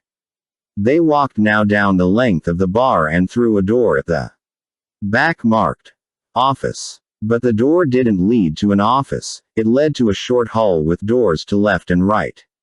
The door on the left also said office, but it was through the door on the right that Yancey led the way. They were in a storeroom, piled high with cases of liquor. At a small table, in a cleared space near the door sat a short stocky man with snow-white hair and the red-veined nose of an alcoholic. He had been playing solitaire. An ashtray on the table was mounted high with cigarette butts. Yancey said, "Hey, there, Humboldt. How's it going?" Humboldt said, "You got a cigarette, Yancey?" "I run out." He had a nasal voice, a whiner's voice, full of grievance and complaint. The voice went with a smaller, thinner body than Humboldt's. Yancey said, "They got a whole machine up front. You run the place yourself. Cop a pack." Single quote. "I didn't feel like walking all the way out." Yancey laughed and shook his head. "You smoke too much, Humboldt," he said, "and you walk too little. You'll croak after all." Single quote. "Don't say things like that. Gimme a cigarette." Yancey dropped his pack on the table. "This is Parker," he said, nodding his head towards Parker. "He's here for some equipment." Single quote. Humboldt said, "This the special order they told me about." But he was too busy getting at one of Yancey's cigarettes to show much interest. "This is him," Yancey said. He turned to Parker. "Last year," he said, "the doctor told Humboldt either he cut out the sauce or he'd be dead in 6 months. And I mean an important doctor, a doctor that knew his business, got his own column in the newspaper and been on TV and everything." He looked to Humboldt. "Isn't that right?" Single quote. Humboldt had the cigarette going now. "That doctor saved my life," he said. "Yeah, we'll see." Back to Parker. Yancey said, "Humboldt hasn't had a drink since, not a taste. So he smokes instead, 4-5 packs a day. And he eats, all the time. He put on 70 pounds so far, maybe more. Isn't that right, Humboldt. Single quote. Humboldt said, "I'm alive, ain't I?" "Sure you are." Yancey laughed and pulled one of the other chairs out from the car table and sat down. Motioning to Parker to take the third chair, at Humboldt's left, he said, "Humboldt don't walk anymore, he weighs too much. He's tired all the time, and his mouth burns from all the weeds, and his stomach gives him a lot of trouble, but he's alive. That's the word he uses for it, alive. Isn't that right, Humboldt?" Single quote. Humboldt said, "I'm stayin' alive to give you pleasure, Yancey, that's the only reason." The cigarette stuck in the corner of his mouth. He seemed more at ease and with less of a whine in his voice. The bartender came in then with a bottle and 2 glasses. Humboldt shouted, "Get that garbage out of here." Single quote. The bartender looked flustered. He said, "Yancey told me he wants to drink." Humboldt said, "He can go to the bar." Yancey waved his arm, saying, "Humboldt, you're in a room full of the stuff. What's with you?" Single quote. "You and your booze get out of here, that's all." Yancey shrugged and turned to Parker. "You need me right away." "No. Come on, Eddie." Yancey and the bartender left. Humboldt said to Parker, "You want to go with him? Come back when you're full." Single quote. Parker said, "I'm here to buy guns." In a different tone, Humboldt said, "You were with Yancey, I figured you were like him." Single quote. There was nothing to say to that. Parker waited. Humboldt made a small gesture with his right hand, brushing something away. "You want guns," he said. "No drink, no cigarettes, no conversation, just guns." Single quote. There was still nothing to say. Humboldt shook his head. "You and Yancey," he said. "Opposite sides of the same coin. What sort of guns you want?" Single quote. 4 handguns, any kind. 2 machine guns. 4 hand grenades. Hand grenades. They didn't say nothing about hand grenades. Parker said, "You people hustle around too fast out here." "What is that?" Sarcasm. "You want hand grenades, I got to make himself to his feet. He was a lot heavier than he'd looked sitting down. Most of the weight had sagged below the waist, front, and back. He said, "Come on along. They may want to talk to you." Single quote. Parker went with him, across the hall and into the office on the other side. This was a smaller room, full of office furniture. Humboldt sat at the desk and made his call. Parker leaned against the wall, ignoring the conversation, until Humboldt extended the phone towards him, saying, "He wants to talk to you." Single quote. Parker took it and said, "What is it?" The voice was one he didn't recognize. It said, "What the hell you want? With hand grenades." Single quote. "What's your name?" "Laris." "Laris, you the guy sent Crystal to play games with me. What's that got to do with hand grenades?" Parker said, "Laris, you're a moron. You fuss around me once more, I let Carnes know what a moron you are." Laris was trying to say something, but Parker wouldn't let him. He said, "I don't even want to be reminded of you, Laris. Now, listen. I'm going to explain something to you for the first and last time. Carnes wants that island leveled. I'm not going to level it with my hands." He tossed the phone to Humboldt, who bobbled it but finally caught it, and leaned against the wall again. Humboldt looked worried as he put the phone to his ear. "It's me, Mr. Laris," he said. Humboldt. He talked some more, the whine strong in his voice, and Parker didn't listen. When the conversation was done, Humboldt got heavily to his feet again. And said, "Well, you get your hand grenades." Single quote. "I know. You," Humboldt said. "You're a hand grenade yourself." They went back to the storeroom and Humboldt led the way down an aisle walled with cases of liquor. "Handguns," Humboldt said. At the end of the aisle he studied the labels on the cases for a minute, then tugged at one and the cardboard side opened like a flap, showing 3 quarts of Philadelphia whiskey and some cardboard dividers. Rotten stuff, Humboldt said to himself, and took the 3 bottles out. He, wrapped in rags. Humboldt took one of the packages out, turned it in his hands. To unwind the rag, and inside was a revolver, a .32 Colt Detective Special with a 2-inch barrel. He handed it to Parker, saying, "Used twice. No complaints. Single quote. It felt all right. The front sight had been taken off and identification marks had been filed away. It had a new smell to it and a solid feel, though a little small for Parker's hand. The second gun Humboldt handed him was another of the same. Used. Once, Humboldt said. The 2 guns were almost identical, though the removal of the front sight was a cleaner job on the first one. Parker put these 2 on the floor, and Humboldt handed him a third. Completely different from the first 2. This was an automatic, a 9mm.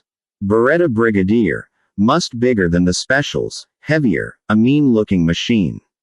It was scratched up along the barrel and the grip was cracked in 2 places.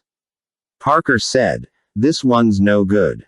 "Don't you believe it?" Humboldt said. "It's been used a dozen times out of here and everybody loves it. One kid, he asks for it every time, he's had it himself 4 times now." Single quote. Parker handed it back. "Save it for him," he said. "I'm not bringing these back." Single quote. "What? Nobody told me anything like that." "Don't make any more phone calls," Parker said. "Laris won't like it." Humboldt looked up at Parker's face. "It's your business," he said. He took the Beretta back, rolled it in its rag again, and stuffed it back into its cache. He fumbled around in there a minute, brought out another bundle, and this time unrolled another revolver, a 5-shot S&W. 38 Special Bodyguard, a hammerless model that could only be fired double action. The rear of the gun, above the grip, had a naked hunchback look with its curve of plain metal where the hammer would be. Parker said, "You want to get rid of this one. There's nothing wrong with it. We check them every time they come back, fire them, clean them. A bad gun doesn't." Holding the gun, and the weight was good, the feeling was good. "All right," he said. "That's 4. Single quote. Now you want 2 machine guns. Tommy's I can't give you, but I got 2. Jugoslav-made Sten guns. They're old but they're reliable. You want to see them." Single quote. "No. I'll take your word for it." Humboldt smiled. That pleased him. He said, "Now, about hand grenades. That's what they call in the department stores a special order. When you gonna want this stuff?" Single quote. "Within a week. By Friday," said Humboldt. "That all right?" Parker nodded. "Good. You want to take any of the stuff with you now, or get it all at once?" "Leave it all together," Parker said. "I'll get word through Yancey where it should be delivered." Single quote. "That's good. Now, I don't expect to see any of this stuff again, is that right? Not even the Sten guns?" Single quote. "Nothing," Parker said. Humboldt shrugged. "If that's the way it is, that's the way it is. Would you help me?" He meant the liquor bottles. He didn't want to have to bend over for them. Parker picked them up and handed them to him, and Humboldt put everything back the way it was. Walking back down the aisle, Parker in the lead, Humboldt said, "You got to excuse me thinking you were like Yancey. You come in with him and all." Single quote. "Sure." They got to the card table and Humboldt sat down with a sigh. He lit a fresh cigarette from Yancey's pack and put the rest of the pack in his pocket. He reached for the playing cards and started in on his solitaire game again. Parker went out to the bar, where Yancey was draped. Yancey saw him coming and said, "There's my pal. Have a drink." Single quote. "Not now. You wanna go look at boats now?" "No. The man who'd run the boat could pick one better than Parker." Yancey said, "Well, it's time to go then." To the what? I can drive, don't you worry about me. Parker snapped his fingers. Give me the keys. Yancey straightened up on his stool. Then he laughed and said, yes, sir. And handed Parker the keys to the Thunderbird. To the bartender he said, this is the toughest buddy I got. Single quote. Parker went out to the car and Yancey trailed along behind him, bottle in one hand and glass in the other. They got into the car and pulled away, Parker making a U-turn and retracing the route to the freeway. When they were up on the freeway and headed south, Yancey said, you ever been in Houston before? Single quote. No. Then you done pretty good. Yancey poured a fresh drink. When our work is all finished, you and I, he said, we're going to have a nice long discussion about events and things. Single quote. Parker glanced at him. Yancey was smiling and cold-eyed. Parker said, when the job is done, I'll discuss anything you want, Yancey. Single quote. 3. Grofield opened the door to Parker's knock. Salsa's here, he said. And a man to be our Karen. Single quote. A what? Someone to operate the boat. Oh. Parker went on into the living room where the other two men were. Salsa got to his feet, smiling, his hand out. Hello, Parker, he said. Good to see you again. Single quote. Hello, Salsa. Salsa was a tall, slender, dark-haired man with gleaming white teeth, gleaming dark eyes, and the baby face look of a gigolo. He'd been a gigolo once, and a professional revolutionary once, and a ballroom dancer once, and a lot of other things once. Now he said to Parker, you're handling this job. Single quote. Yes. Then it's a good one. Parker turned to the other man, a chunky beetling Irish type with dead white skin and dead black hair. Parker said, you know boats. Single quote. Like I know how to breathe. Parker turned and looked at Grofield. Grofield laughed and said, he's a lyrical type. Don't worry about it. He comes very highly recommended. Single quote. By who? Weimerpaw. Yeah. Parker turned back. I'm Parker, he said. I presumed as much. The name's Heenan. What were you sent up for? Heenan blinked, and his mouth dropped open. What's that? You haven't been out a week, Parker told him. How in God's name did you know that? Boatmen are out in the sun a lot. They burn, they peel, they tan. Especially their foreheads. You're as white as a fish. Single quote. Heenan touched his hand to his forehead. I'll burn, he said. You're right, man, I'll burn like the condemned in hell. Single quote. Parker said, what were you up for? Heenan gestured with his hands, brushing things away. A little problem, he said. A minor peccadillo. I'm no longer afflicted. Single quote. What was it? It had nothing to do with this sort of operation, Heenan said. I assure you, nothing at all. Single quote. Parker shook his head. What was it? Heenan looked pained. He glanced at Grofield, at Salsa, back at Parker. He made a gesture as though to make unimportant what he was about to say, and he said, it was what they call a sex offense. Single quote. A sex offense. There was this girl they said wasn't 18, and in truth, a sex offense, said Parker. How old was she? Heenan cleared his throat. 11. Parker said, how long were you in? 5 years, 3 months. Out of how much? 14 years the judge gave me. So you're on parole. You reporting where you are, like they want. Not me. Them big doors opened. I left. Parker said, wait in the kitchen. I want to talk to these two guys. Heenan said, I'm cured of all that, I really am. There was a doctor at the prison. I'm not looking for a babysitter, Parker told him. You don't have to convince me. Oh, yeah, sure. I'll just go. Heenan trailed away towards the kitchen, and when he was gone Parker said, that's the kind of guy blows a whole job wide open. Single quote. Salsa said, I think we need somebody else. He had a quiet, polite, gentle voice and a manner to match. Parker said to Grofield, what did Weimerpaw say about him? I just asked for a boatman. Weimerpaw says try Heenan. He didn't say anything about all this. Grofield seemed not only surprised but also insulted. Salsa said, he knows things now.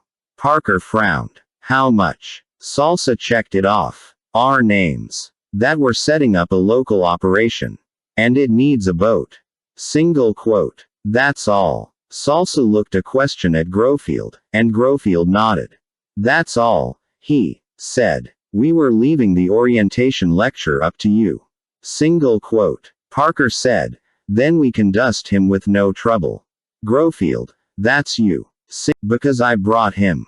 Grofield sighed and shrugged his shoulders and said, right you are, as ever.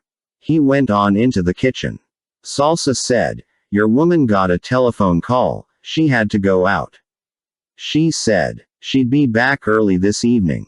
Single quote. Parker nodded. He wasn't thinking about Crystal, he was thinking about the job. They still had to find a boatman. Very good, that woman of yours, Salsa said, as he might have said something pleasant and admiring about a friend's new car. She wishes to photograph me unclad. Single quote. Parker said, we've got to find somebody. I'll call Handy McKay, maybe. He knows somebody. Single quote. Grofield came out of the kitchen, leading Heenan.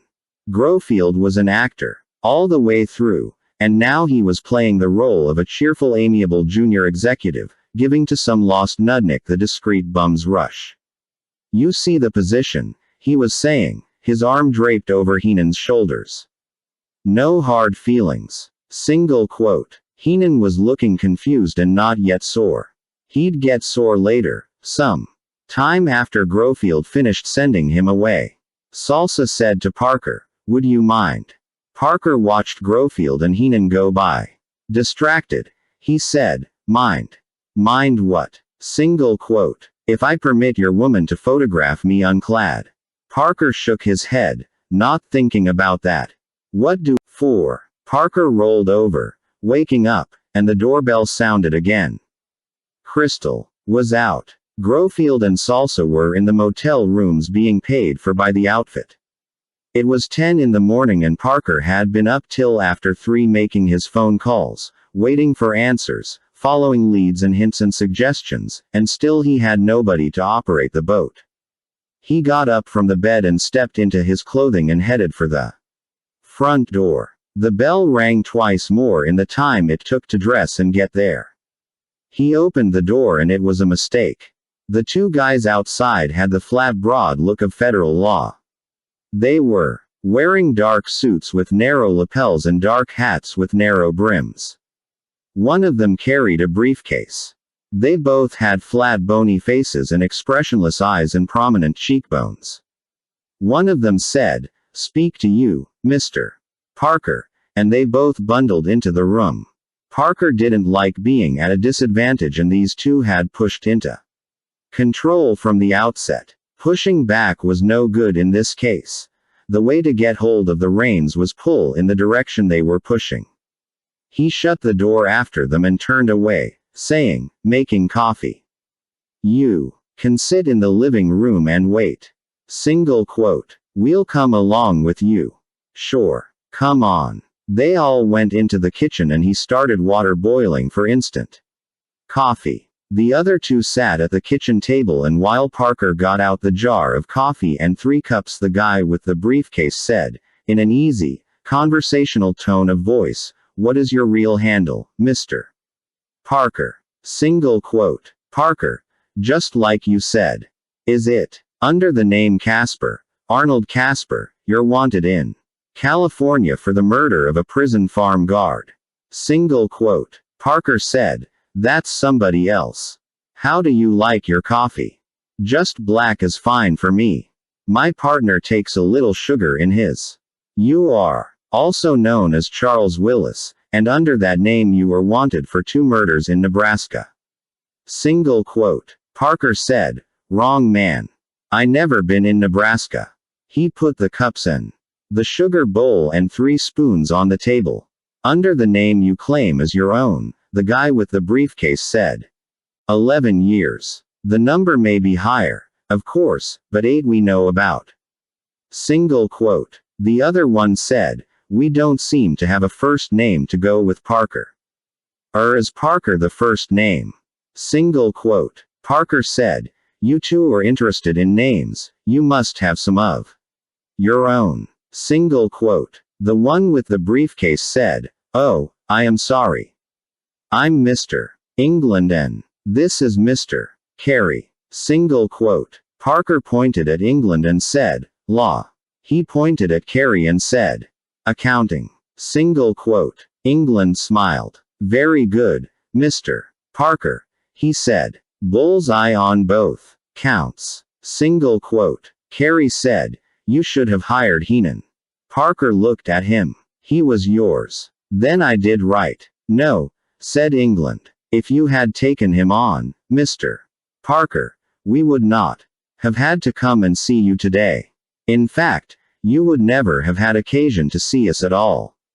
Single quote. The water was boiling. Parker turned the flame off and said, this isn't a pinch. Single quote. Not a bit of it, said England. Murder and robbery do not interest us in the slightest. Single quote. We're specialists, said Carey. Those things are outside our specialty. Parker poured water in the cups and then sat down at the table. I could have left this room 3 times already, he said. England said, why didn't you? I want to know what's happening. What's your specialty? England said, Baron von Altstein. Who? Baron Wolfgang von Altstein. Carey said, you probably know the name Wolfgang Baron. Everybody's got extra names. Single quote. The island, Parker said. They both nodded. England said, we want von Altstein. We want him. Very, very badly. I don't think you can imagine how badly we want him. Single quote. Parker said, but he won't come in where you can grab him. No, he won't. It frustrates us. Carey said, we raid the Baron's island. You are currently assembling a group for just that objective. Single quote. Wrong. Carey said, you deny everything, we know that, it's understood. Just let us say our say, all right. Single quote. Parker said, fine. Tell your fairy tale. Here it is, said England. You and your partners are going out to raid the island. You intend to come back with all the money you can lay your hands on. We want you to come back with the Baron, too. Single quote. Do what? We want the Baron, England said again. You bring him in where we have jurisdiction and you'll have no problems. You won't be breaking any of our laws this time anyway. Single quote. The helicopter, Parker said suddenly. They both looked at him. Carey said, what was that? Parker shook his head. I've been trying to figure how you guys got in. It was that helicopter, the first time I went out to the island. You've been keeping a steady watch on the island, that's how you got onto me. England seemed surprised. Well, of course, he said. How can we get the Baron if we don't watch the island he lives on? Single quote. Parker said, so what's Heenan got to do with it? He was to have gone along, doing his assigned tasks in the robbery just as you would plan it, but in addition he would see to it that the Baron was brought in where we could get our hands on him. Single quote. Carey said, it would simplify things if you'd reconsider hiring Heenan. Parker shook his head. He's no good. We know, said England apologetically, but he was the best we could come up with on such short notice. We got him released from his jail term, you know. Single quote. Parker nodded. He was too white to have been out a week, not down any of the profits. Makes more for each of the rest of you. Single quote. I'm supposed to tell the others about Carey. England frowned. Carey said, it probably would be best if you didn't. It's up to you. Single quote. You two, Parker told them, are just bright enough to do stupid things. With smart details. Single quote. Carrie said, "You're talking like a man with a choice." "I've always got a choice." "No, not this time. Show me." It was England who answered. "We want the Baron, as we said, badly. Enough to let you go in trade. But if we don't get him, we'll take you as a consolation prize. It's as simple as that." Single quote. "We could have had you," Carrie said, "any time in the last few days. Either time you went out to the island, for instance," England said. "Or when you went to the Tropical Palm Lounge in Houston to arrange for guns. You're a better driver than Yancey, by the way." Single quote. "We have the manpower," Carrie said, "and we have the interest. We've had you in sight from the beginning. We could have picked you up any time. We still can. If you refuse to help us," England said, "or if you try to leave the area without going through with the robbery, we will pick you up." Parker said, "Drink your coffee. Let me think." England shrugged. "Go right ahead." Parker got to his feet, went over to the kitchen sink, turned the cold water on, and doused water over his face and head. He dried off with paper towels, then went through the cabinets over the sink until he found a can of mixed nuts. He sat back down at the table, drank his coffee, ate handfuls of the mixed nuts, and thought it out. The alternatives were three. Clear out of here right now. Go along with Carrie and England all the way. Work some sort of compromise. His instinct told him to go for number one. England and Carrie were sloppy, because they were sure of themselves. He could overpower them any time, then look the situation over and find a way out of the building past the reserve troops that were bound to be outside. Go north and east, get far away from this part of the country and lie low for a while. And England, then get the word to Grofield and Salsa, and the three of them wait for a good time to clear out of here. Which wasn't good either. Most of the time, a lone man can break free of surveillance if he wants to badly enough and if he has some experience, but with three men trying it all at once the odds are too high, at least one of them will get grabbed. Besides that, Parker was in this operation because he needed the money. His cut would be $40,000, guaranteed, and $40,000 would give him the cushion he needed right now. If there was any safe way to keep the operation alive, he'd do it. Then maybe alternative number two. Go along with Carrie and England. All the way. Except that Carrie and England were stupid. Trying to get a bad risk like Heenan in on the job, and now even trying to get one of themselves in with him. As though this weren't a profession, as though a job like this didn't need personnel who knew their business and could be counted on no matter which way things went. It was obvious Carrie and England had no understanding of Parker's line of work, and that meant, if he did go through with the job, he'd have to keep control of it out of their hands. Which came to alternative number three, the compromise. Work out an arrangement with Carrie and England that would get them what they wanted and him what he wanted. It was possible they could come to some sort of middle ground even though neither of them trusted the other. Carrie and England mistrusted Parker because he was outside the law, and Parker mistrusted them because he was convinced at the end of everything they'd be trying for Baron and himself both.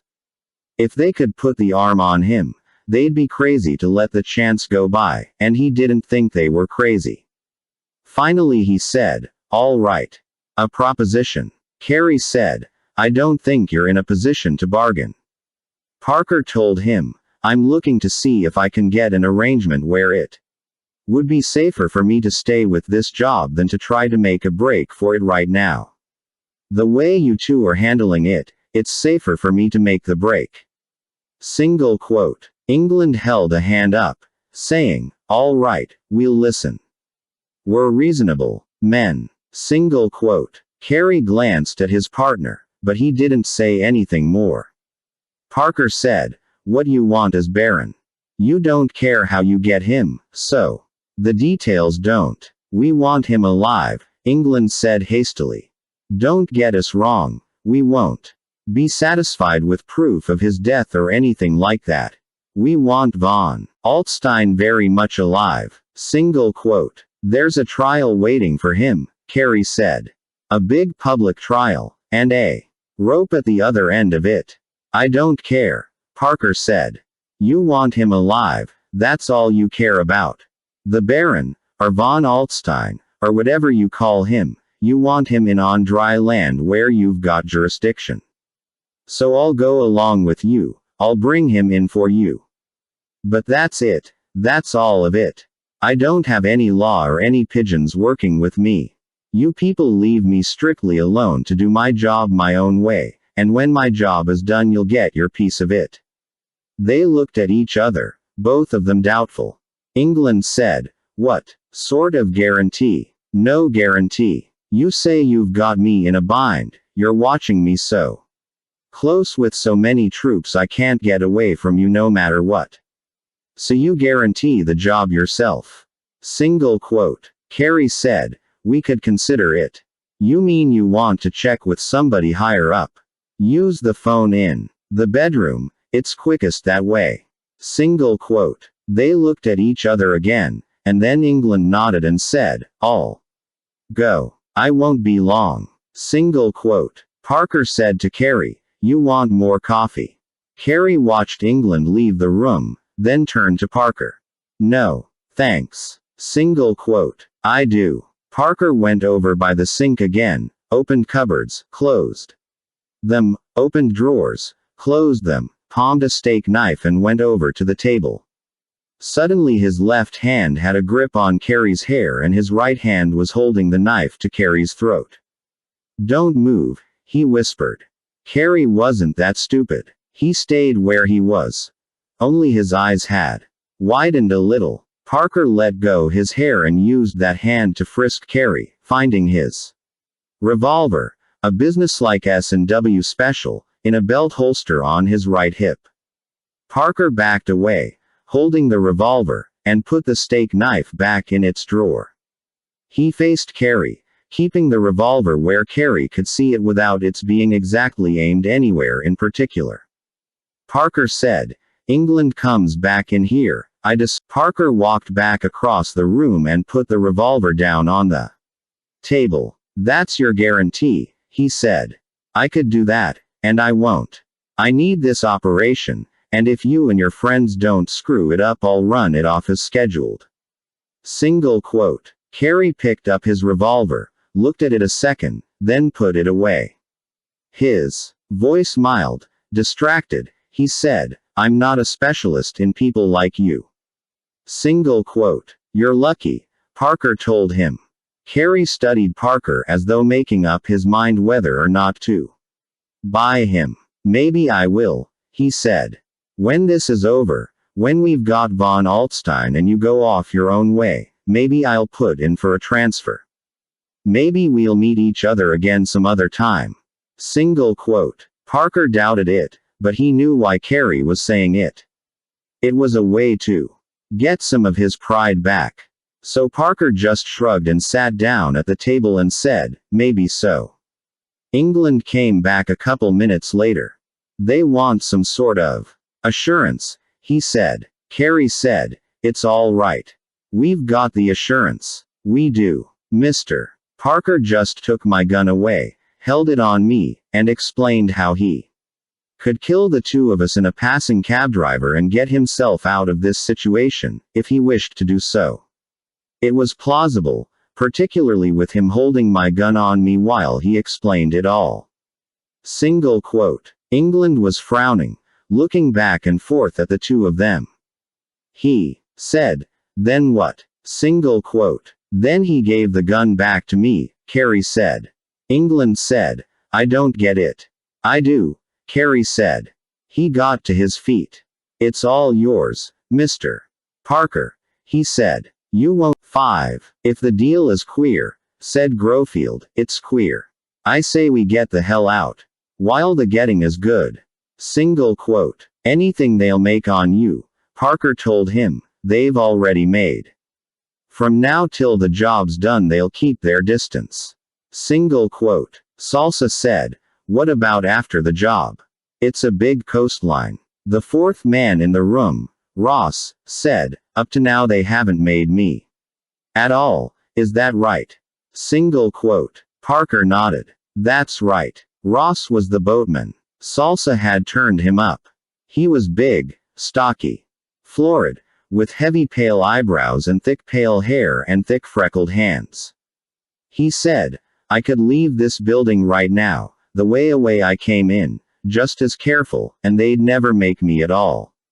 Single quote. That's right. But if I stay, it's $50,000 guaranteed minimum.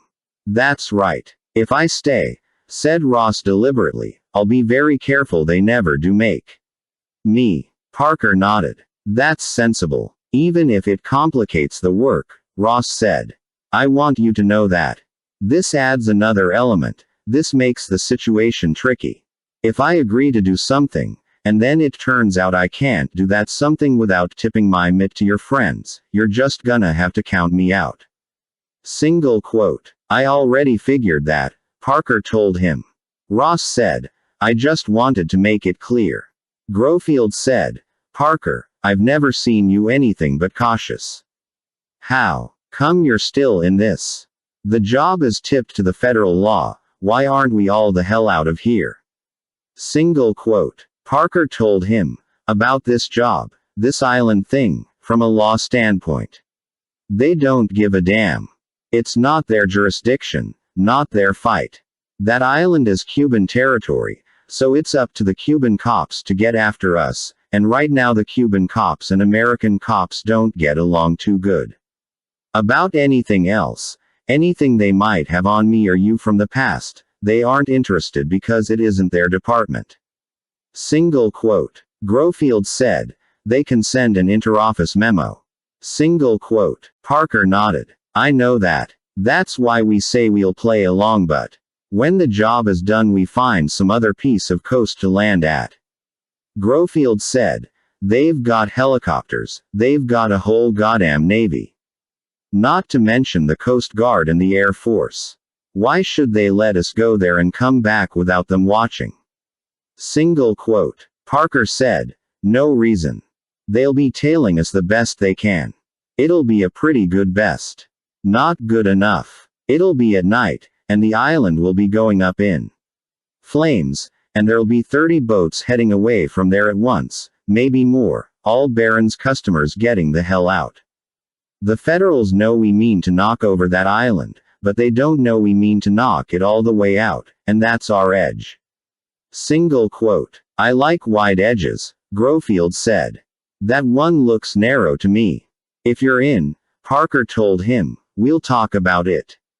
If you're out, what difference does it make? Single quote. Grofield frowned, thinking about it. He said, Salsa, what about you? You still in this? Single quote. Salsa said, I think about it. What do they have now, so far? My name. My fingerprints, I suppose, from something in the motel. But they don't have me, and they won't come to get me till after this job. So what do I care? Police have had my name, my fingerprints, a hell of a long time. They'll be looking for me after this job, but once more, what do I care? They've been looking for me already half a dozen years. Single quote. Grofield said, they've been tapping our phones. That's the only way they could have known I'd be trying to get in touch with Heenan. They heard me talk to Weimerpaw, heard him say Heenan. They checked Heenan fast, found him in stir already, put a band on his leg and sent him to us. Parker said, we've got to find safe phones, call back everybody we called before, tell them what's up so they can protect themselves. Single quote. Ross said, what about this bird Heenan? I already called Weimerpaw, Parker said. He'll take care of that. Grofield said, if we can widen that edge, make it sure we'll get out from under any watch they'll have on us, then I'm still in. Salsa said, one thing we could do. When they all looked at him, he said, every night we lose our shadows. Right after dark every night. We get new places to stay at night, and we don't come back where they can pick us up again until the morning. Night, we go out to the island. Every night they have to guess we are going to the island, and they watch the island. Night after night, the fifth night, maybe the sixth night, they're getting a little careless. Could be we get there and start the fuss before they even know it, catch them by surprise. They don't know when we got there, how we got there, so they don't know when or how we'll leave. Single quote. Easier than that, Parker said. You and Grofield go out there every night. On the job, you'll be going out in Baron's boat anyway, so you do it every night. I disappear. They know the job's still on because you two are around, but they can't find me. Every night for a week you two go out to the island, eat a meal, lose a little dough we'll get from the outfit, come back. Then one night Ross and I go out and we do the job. They don't know how we got there. They never even see Ross, and we're away free and clear. Single quote. Ross said, I don't want them seeing me at the end of it all, going back to the mainland. Single quote. Parker told him, they can see you and not connect you with us. We can work that out. Single quote. How? Grofield said, what if we hire some people, a few boys and girls to be like a party? Ross takes them out to the island, they keep out of the way while we're working, and then they stand around on deck while Ross takes us all back to the mainland. We three stay down below. Single quote. Ross nodded, saying, that could work. You'd all have to be careful you weren't seen coming to the boat, that's all. Single quote. We don't have to hire anybody, Parker said. There'll be more people than boats out there. We just move some of the extra down to our boat, people who didn't come in boats of their own. Single quote. And where do we hit land? Ross asked. Not back to Galveston. No city at all, Parker told him. Just a beach, someplace like that. You and I, we pick the place beforehand, put a car there to be ready for us. Grofield said, and our passengers. What about them? Grofield shrugged. What do we do with them, once we land and it isn't Galveston? Single quote. We leave them, Parker said. We get in the car and go. What's the problem? Single quote. Just asking, said Grofield. Salsa said, we still do it, then. The same as before, the same as we worked out, but with these extras. Single quote. Parker said, there's no reason to walk out on it. Good luck to us, said Grofield. Bon chance to us. Parker, you get very funny jobs. Copper Canyon was only slightly crazy compared to this. This time, the law knows the job is going to be pulled, knows who's going to do it and how, and doesn't care. It's like walking into a bank and the guard at the door hands you a piece of paper and on it is the combination to the vault. Single quote. Ross got to his feet. If we're done, they were done.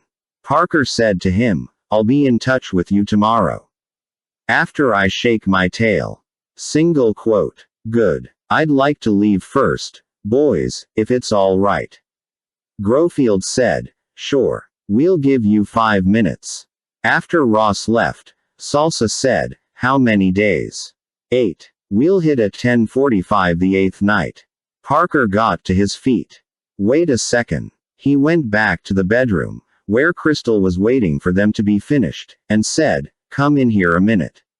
Single quote. Sure thing. She'd been lying in bed, reading, wearing an orange sweater and black stretch pants. She got up and stepped into shoes and followed him into the living room. Parker said, from now on, the contact with the outfit is through Grofield and Crystal. Grofield's going to want some stuff, some money and maybe other things, and he'll talk through you. Right. Single quote. Crystal smiled at Grofield. I don't care, she said. I don't mind myself, Grofield told her. Salsa got to his feet. Time for us to leave. See you soon, Parker. Right. Grofield and Salsa headed for the door, Grofield saying to Crystal, I may need lots of stuff. All kinds of stuff. Single quote. You just come and talk to me, she said. Count on it, honey.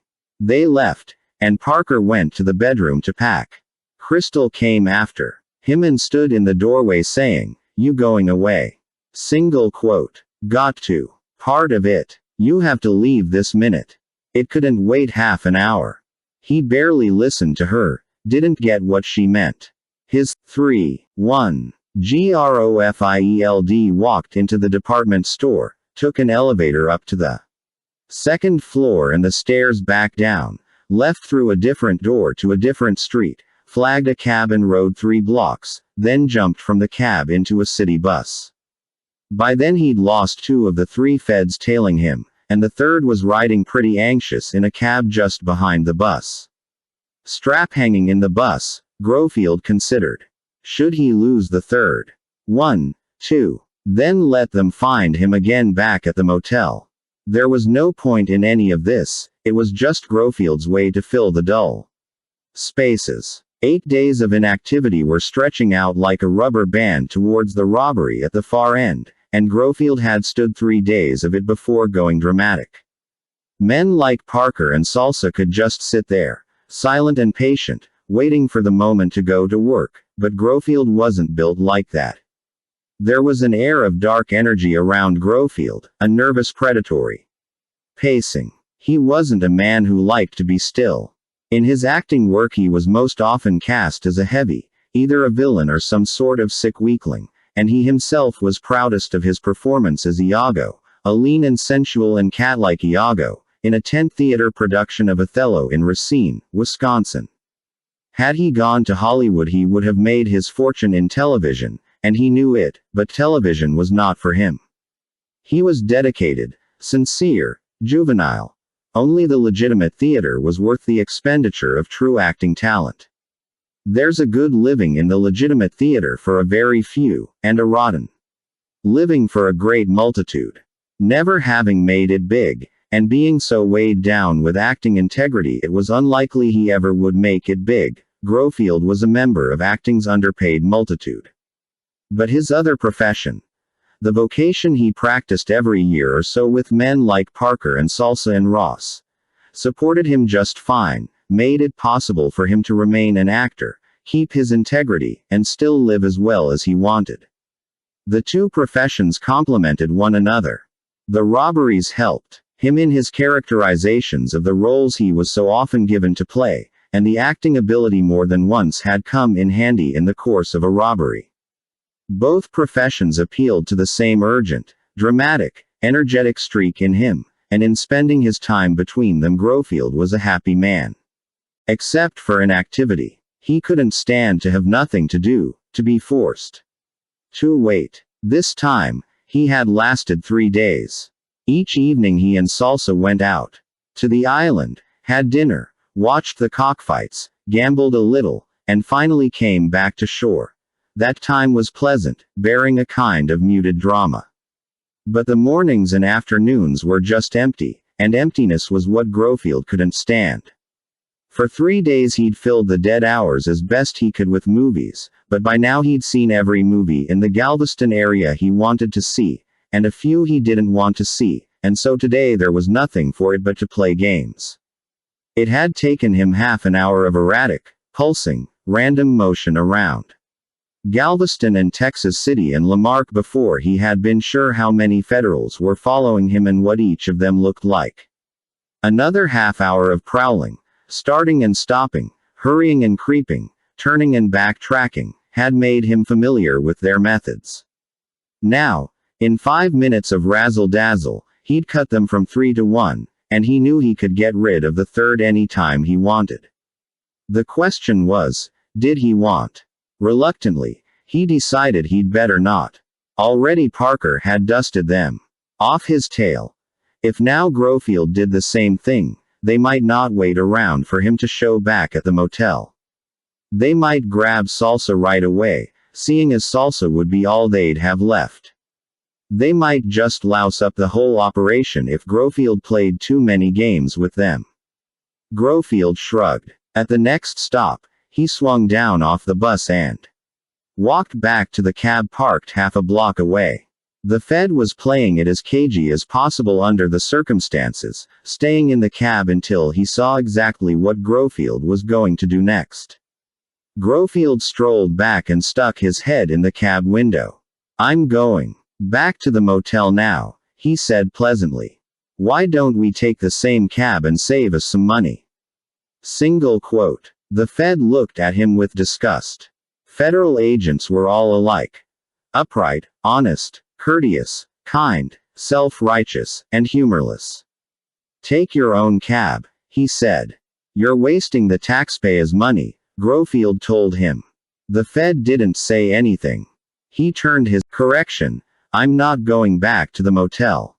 I'm going first to see the Fair Crystal, and then I'm going back to the motel." Single quote. The Fed turned and looked at Grofield. "I have patience," he said. "I have patience and I can wait." Single quote. Grofield grinned at him. "You remind me of Parker," he said. "The two of you, sparkling, scintillating, a million laughs." He waved, and went away again, and this time flagged a cab and rode it to Crystal's apartment house. He had an excuse for going, if not exactly a reason. Crystal was his contact with the outfit, from whom all blessings flowed, including the money Grofield and Salsa were spending every night out on the island of cocaine, and it was more or less true they needed more cash. They had enough to last another couple of days, so he was rushing things a little going to see Crystal now, but he felt tense and expectant. The little bit of horseplay with the federal agents had only whetted his appetite for more. The other cab trailed along like something attached by a string. Grofield looked back at it from time to time and laughed, picturing the Parker-like face of that federal man back there. When he got out of the cab at Crystal's place, he paused long enough to wave at the Fed before going on into the building. Grofield heard music, movie-type background music. He heard it all the time, in every part of his life. For the last half hour or so the music had all been of cops and robbers movie type, with a lot of drums and trumpets and syncopation, but now as he went up in the elevator to Crystal's apartment the music changed, became light, frothy, semi-comic, the kind of music that backs Jack Lemmon or Cary Grant on their way to see Shirley MacLaine or Doris Day. Grofield strode out of the elevator whistling and did a little dance step in the middle of the hall. At first, after he rang the bell, he thought she wasn't home. He waited by the closed door, while the music began to change again, and soon the air around his head was swollen with tear-stained violins. Missing in action, erroneously reported dead, he was returning home at last, shattered in mind and body, 5 years after the war, not yet knowing his wife had remarried. But then the door opened and she was standing there in a robe, not entirely awake. Sleepiness didn't bloat Crystal, as it does to so many, it merely made her a bit fuzzy around the edges. She said, what is it?" Single quote. "It's 2 p.m. my darling. Forgive my waking you so early, but I didn't want you to miss the sunset." Single quote. "I was taking a nap. You want to come?" "Sweetheart, you don't know how I've longed to hear those words from your lips." Single quote. She squinted, trying to bring his face and her mind both into focus.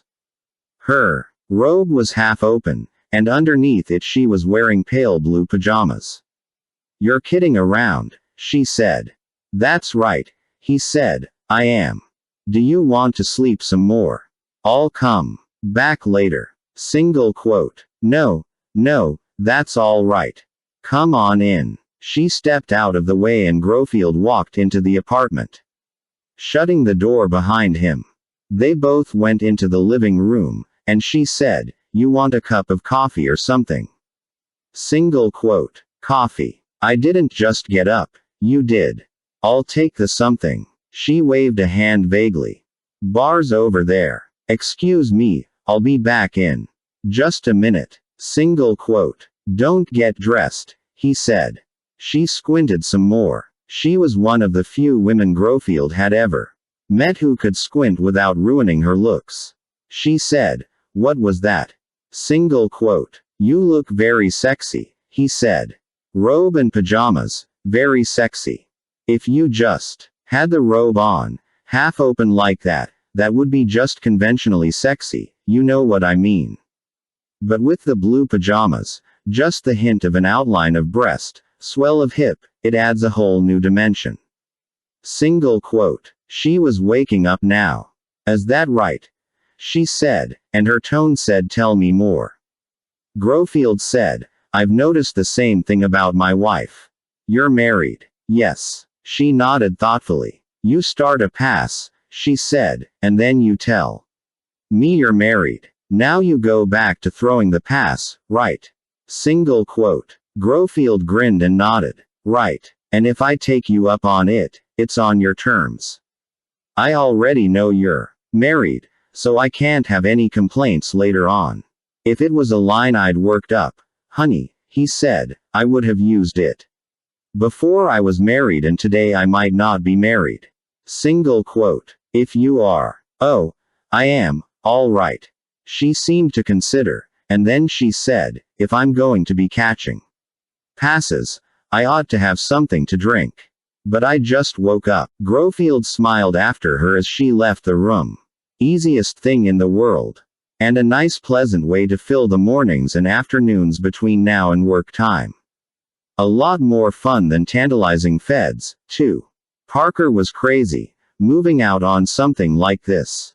She came back eventually with 2 cups of black coffee on a tray.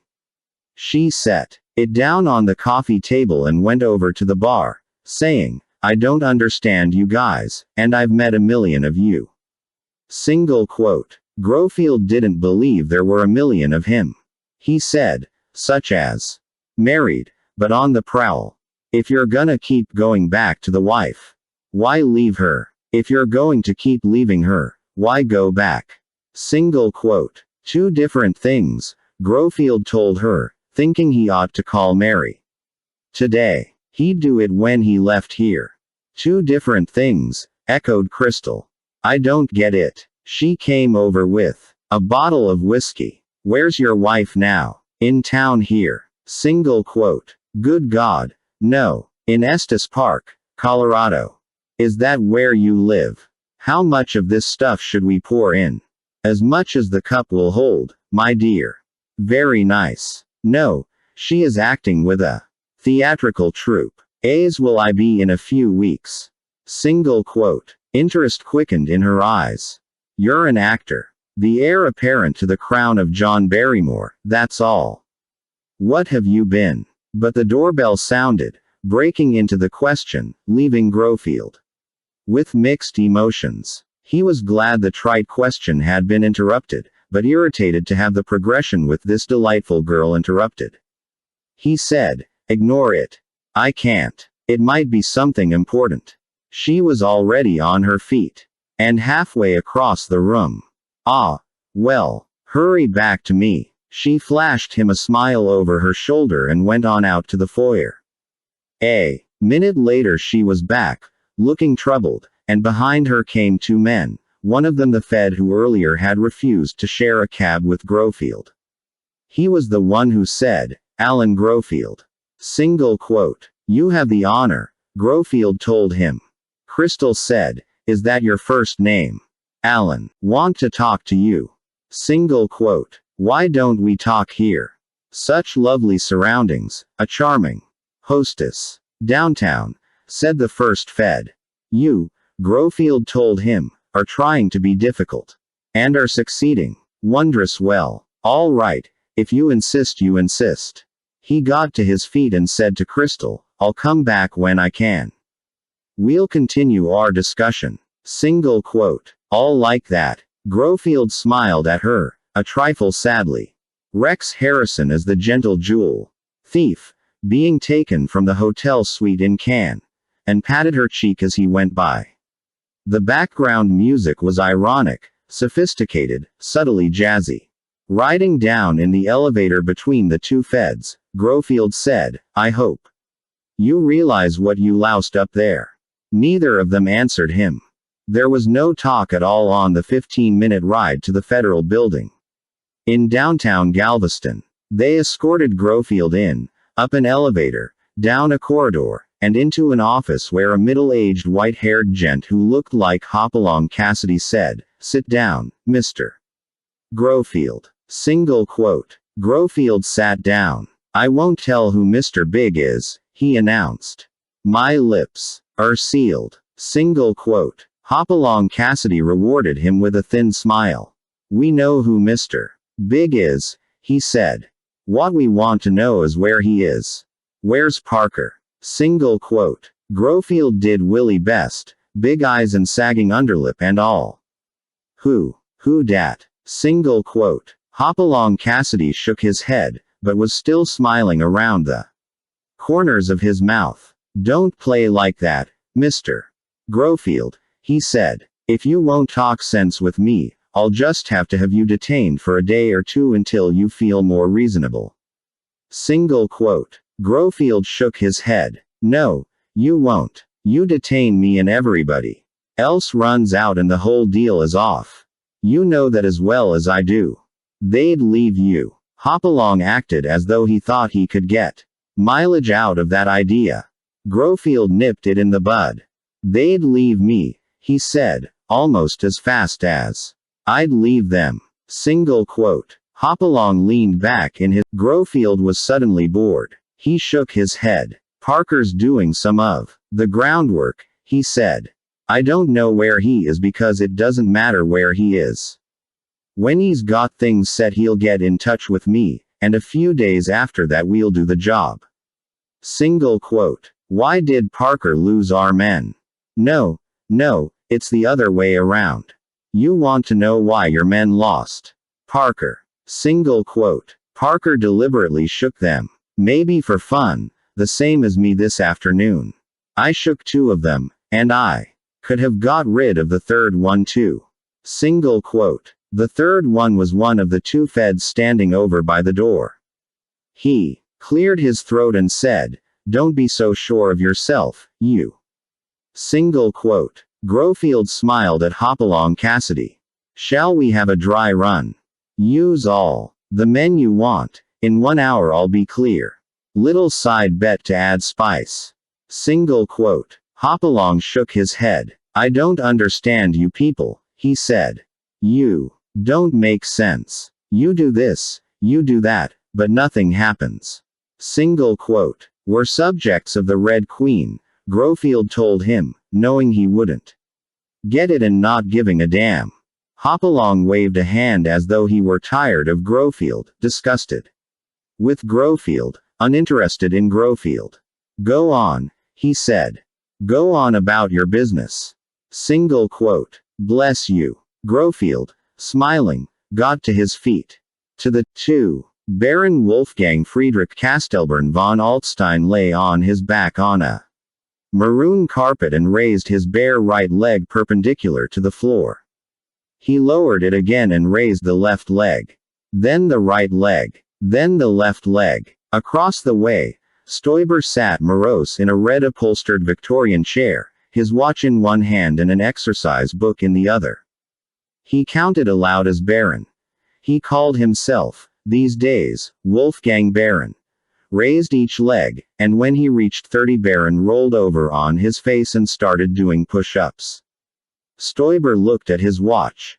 45 seconds ahead, he said. Baron grunted and kept on with the push-ups. He was 57 years old now, but no one would guess he was much over 40. He kept himself in good physical and mental shape at all times. Doing push-ups now, dressed in white t-shirt and black bathing trunks, he looked the picture of health, a man with 30 or 40 years of life left in him. His life had started, in Kiel, Germany, just a few years before the First World War. His father, the 4th Baron, was at that time a major in the German army, a Prussian career officer like his own father and his father's father. By the time the war had nearly run its course he was a general, and then just a few months later he was a civilian. By 1920, bewildered by a world that seemed to have no use for any of his barbaric arts. He was dead in his own bed, and his son Wolfgang had inherited his title, his old uniforms, and his debts. Baron grew up in a Germany of chaos. He was too young to be part of the Freikorps, battling the undeclared war on the Polish frontier in the early 20s, but he turned 18 and graduated from the gymnasium just in time to be swept into the maw of National Socialism, the new movement that was already being called by the slang word Nazi. He was living in Danzig then, with an uncle on his mother's side, and every Sunday he could be found in the big park wearing his brown uniform, singing the marching songs, and listening to the speeches. The SA was a good place for a young man in the late 20s. Comradeship, good drinking parties, singing and marching, carousing, truck rides in the country, now and then a good brawl with the Poles or with some other political bunch. Baron was pleased to be in the SA, and the SA was just as pleased to have him. Someday he might prove useful, what with his hereditary army connections. The army at that time had not yet been brought within the Nazi sphere. After Hitler's takeover and the capitulation of the army, it was suggested to Baron that he leave the SA and accept an army commission, but he was still youthful at heart and preferred to stay with the crowd he knew. It was only with the murder of Röhm and the near downfall of the SA organization completely that he decided to move on, and then it was not to the army that he went but to the SS. The army had killed his father by becoming all important to him and then deserting him. The army would have no such chance with the son. The war, when it arrived, matured Baron and taught him things about himself he'd never guessed were there. He was already in his 30s, but still acted like a college kid on a spree, until the war came along. The first thing he learned about himself was that he was afraid to die. Men could fight for the fatherland anywhere in the world they wanted, but they'd fight without Baron. It wasn't patriotism that had stirred him at the rallies all these years but merely pageantry, and it wasn't the fatherland that had lifted his heart but merely the fatherland's beer. The second thing he learned about himself was that he was a natural opportunist, with innate skill and native balance. In a world gone mad, self-interest approaches the level of a sacrament, so it was with a will that Baron launched himself into his newfound vocation. Looking out for number one. He had a little joke in those days, used only when among his closest and dearest friends. I hate to be chauvinistic, but, and then finish the sentence with something viciously anti-Nazi or anti-Hitler or anti-Germany or possibly just pro-Baron. His activities during the war were varied, lucrative, and extremely safe. He entered France well behind the combat troops, 3 months behind, and became one of the overseers in the plunder of French art treasures, most of which was shipped to Germany but some of which Baron siphoned away for his own use at another time when the world should roll over once again. Later he was an administrative part of the famous scheme to flood Great Britain with bogus pound notes, and a few cartons of the counterfeits very quietly disappeared to a cache that only Baron knew. Although almost every hastily assembled civilian clothing and armed with the false set of identity papers he'd had made up 2 years before for just such an emergency. On these identity papers the name Wolfgang Baron first appeared. The papers claimed Baron had been a language teacher at a school in Berlin. He did speak English, French, and Spanish, all fluently. And that his sole connection with the Nazi Party or any German military organization was his membership in the Volkssturm, the home guard of the old, the very young, and the lame, assembled from the remnants of German maledom towards the end of the war. With the coming of peace, Baron traded his black uniform for the black market, exchanging watches and cameras for coffee and gasoline and cigarettes. This interim activity kept him going and earned him some pleasant profit until 1948, when it was possible for him to move abroad and begin converting various of his acquisitions to cash. He lived in France for the next 8 years, slowly selling off the artworks he'd commandeered during the war, and it was his expectation to live the rest of his life in France, well off and well out of trouble. But then the roof fell in. The biggest Nazis had long since been taken care of, and the lesser Nazis were almost all either dead or captured.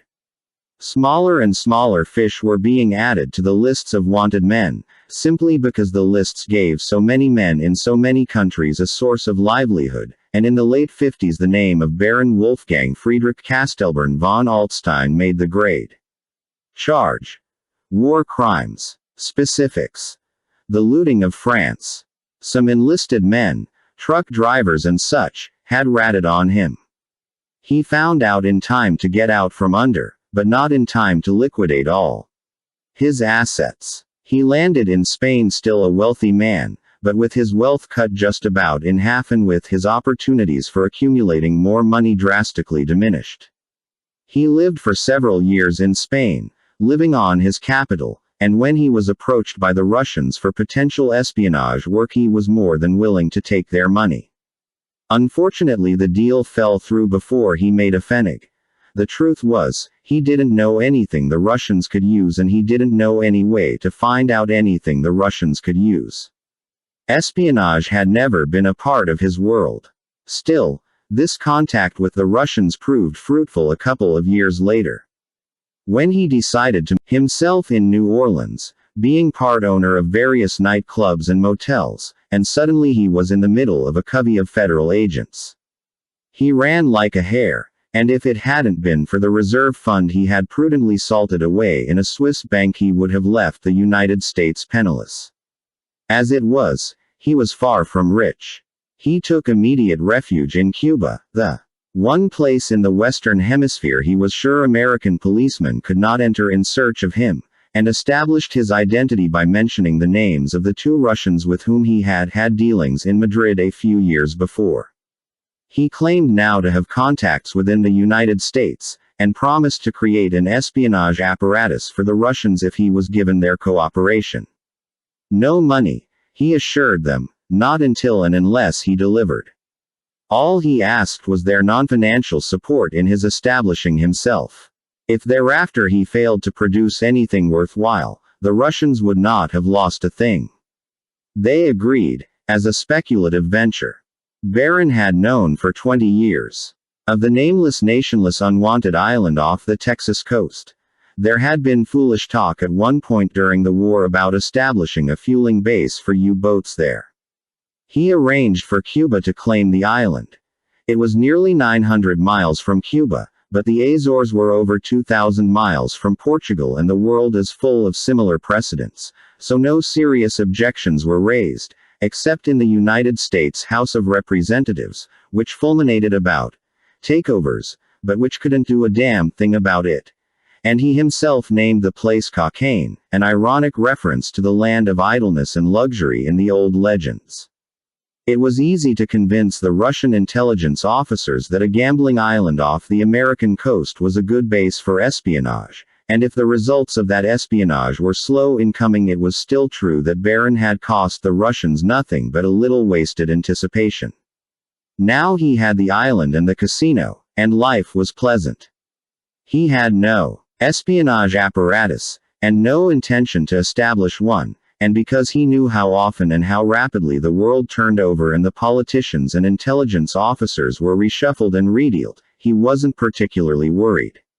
He could stall the Russians until new alignments should make their current hopes for him obsolescent. And now, as ever, the most important thing was to keep himself alive, and healthy, and financially secure, and as safe as possible from his enemies. For this he had the island and the casino and the exercises and Stoiber. Stoiber had been with him since 1939, in Berlin. At that time, at the Baron's butler, valet, bodyguard, go-between, whipping boy, and confidant. He was Baron's army, Baron's family, Baron's circle of friends. In ways that neither of them clearly understood, Stoiber was Baron's world and equally so was Baron the world for Stoiber. 40, said Stoiber now, and peered at the stopwatch. 25 seconds ahead. Single quote. Baron rested a few seconds on the floor after his 40th push-up, then hoisted himself to his feet and started running in place. Stoiber counted each time Baron's right foot touched the floor. Baron ran with fists clenched, head up, eyes staring straight ahead.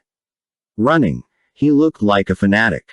At first neither of them heard the knocking at the door, but when Baron did notice it, he turned his head and glared in that direction, because the staff knew he was not to be disturbed while exercising. But the knocking wouldn't stop, so Baron took over the counting himself, without losing the pace of the running, and nodded to Stoiber to go see to the door.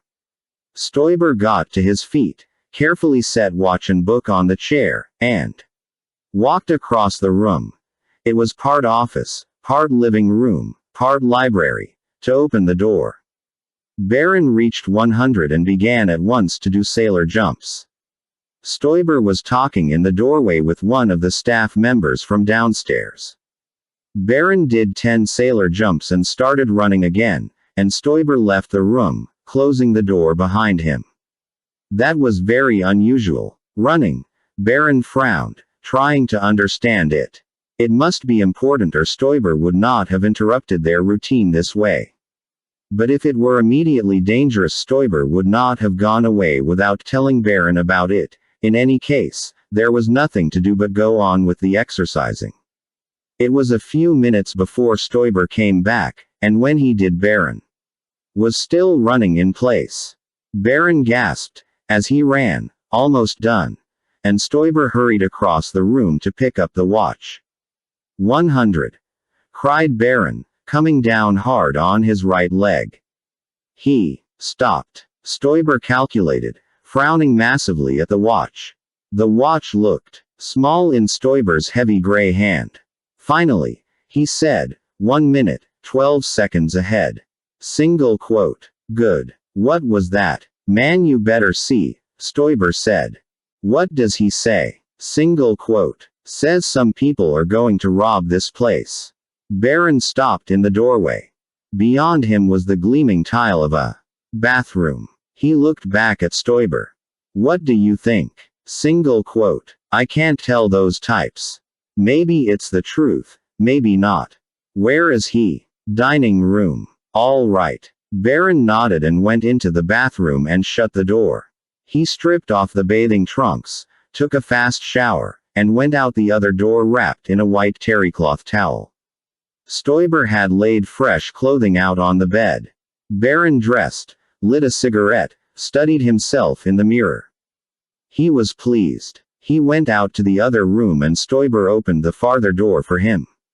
On the way down the stairs, Baron said, "What is this man's name?" Heenan, he says. Heenan. Baron smiled and shook his head. I dislike the Irish, he said. A sloppy, dirty people. My only prejudice. Single quote. He pushed open the door and went into the casino. It was barely 3 in the afternoon, so the casino was nearly empty. The few customers looked up with surprise when Baron walked apparently out of the wall, because the door was invisible on the casino side. Stoiber's bright idea, done as a surprise for Baron, his own little addition to the plans. Baron had tried to look pleased when Stoiber first showed it to him, complete and invisible, but these occasional reminders of Stoiber's thick-headedness were something of a trial. It had never occurred to him that the casino might be full of customers sometime when Baron wanted to go up or downstairs.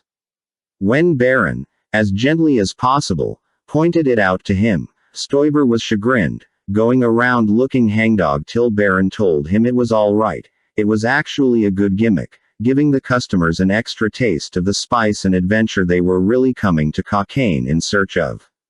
In the dining room, the Irishman was tucked away in an inconspicuous corner with 2 stickmen from the casino flanking him at the table. At Baron's arrival and gesture, they went away. Baron sat down across from the Irishman and Stoiber sat at Baron's right. Baron said, "What's this stupid story?" The Irishman looked aggrieved. That's what the breed did best, looked shifty and aggrieved. And total disbelief into his voice.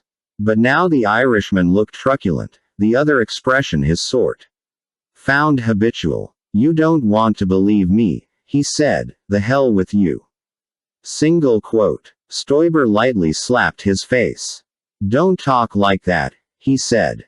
The Irishman put his hand to his face, where the white skin was turning red in a design like fingers. His eyes widened and he said, I didn't come here for trouble, I don't want trouble. Single quote. Barron said, how do you know these people are going to rob the island? They wanted me to go in with them, run the boat. But of course you were too honest for such a thing. I would have done it, the Irishman said truculently. Only I wasn't good enough for them. Single quote. They changed their minds about you. Barron could see how it was possible, given this man. Somebody tried to kill me, the Irishman said. I went on home and somebody tried to kill me, and I don't go for that. Single quote. So you want revenge. It ought to be worth something to you, knowing about it in advance. Barron smiled. You want money. You don't need charity, the Irishman told him. Stoiber raised his heavy hand and held it where the Irishman could see it. You watch your mouth, he said. Barron said, it's all right, he doesn't know any better. Who are these people who plan to rob me? Single quote. There's a guy named Parker, and one named Grofield, and one named Salsa. They'll get somebody else to run the boat, I don't know who.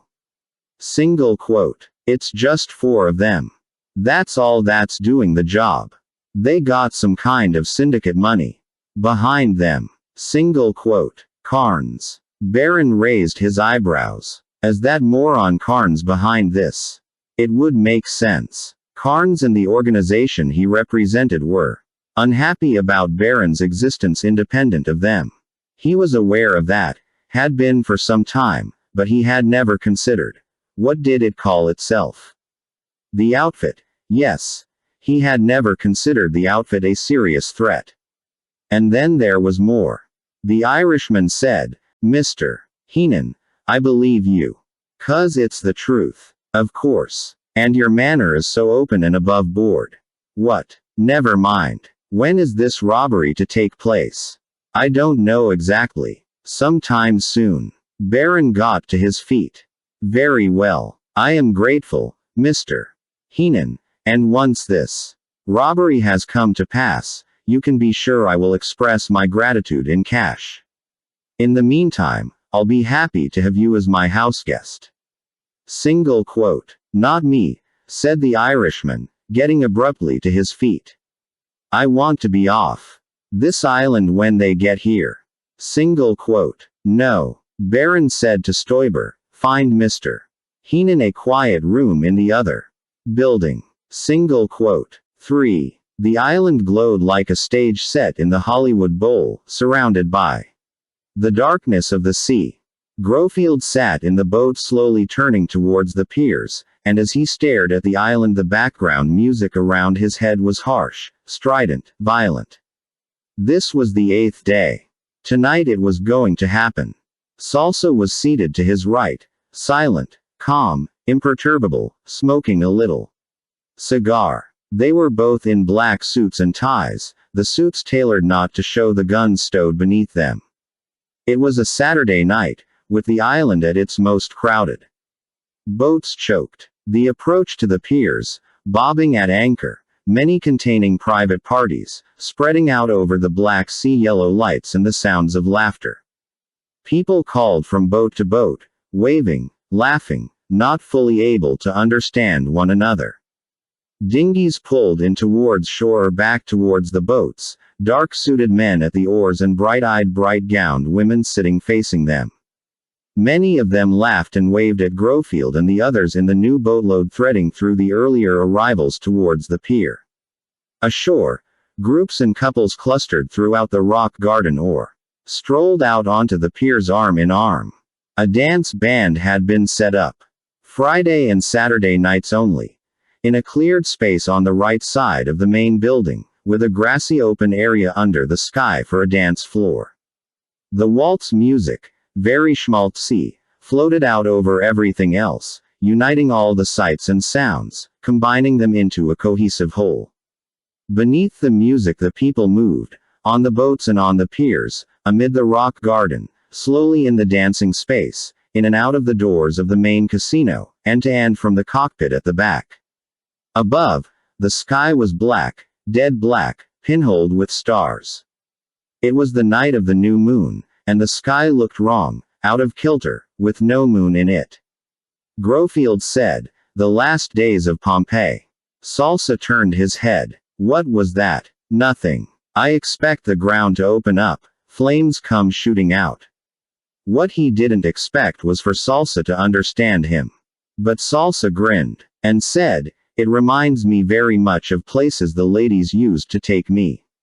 It always surprised Grofield that Salsa was unembarrassed about having been once a gigolo. Grofield couldn't imagine what that must be like.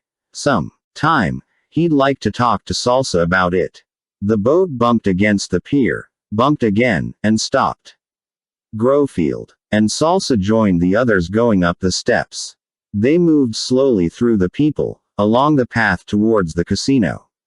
Along the way they picked up their usual tales. There were 4 of them, and Grofield had named them.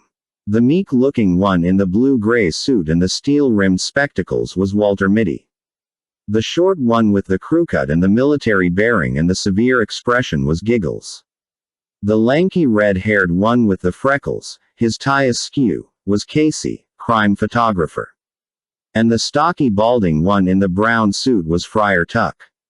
They were on the island every night, already in place when Grofield and Salsa got there. Grofield knew they were feds because at one time or another they'd all been on his tail ashore. Usually, Walter Mitty and Giggles followed Salsa around the island while Casey and Friar Tuck hung around Grofield, but now and again they switched it around, probably to relieve the boredom. Tonight they stuck to the regular disbursement. When Salsa went off around the casino towards the cockpit, Salsa really dug cockfighting and Grofield couldn't figure out why. Walter Mitty and Giggles went right along with him. Grofield, followed by Casey and Friar Tuck, went into the main building and stopped first in the dining room. One thing he could say about this place, they had good food. After dinner, Casey and Friar Tuck at a table between him and the door he spent a while, as usual, in the casino, dropping most of his losings at the roulette table but giving some of the other games a play as well.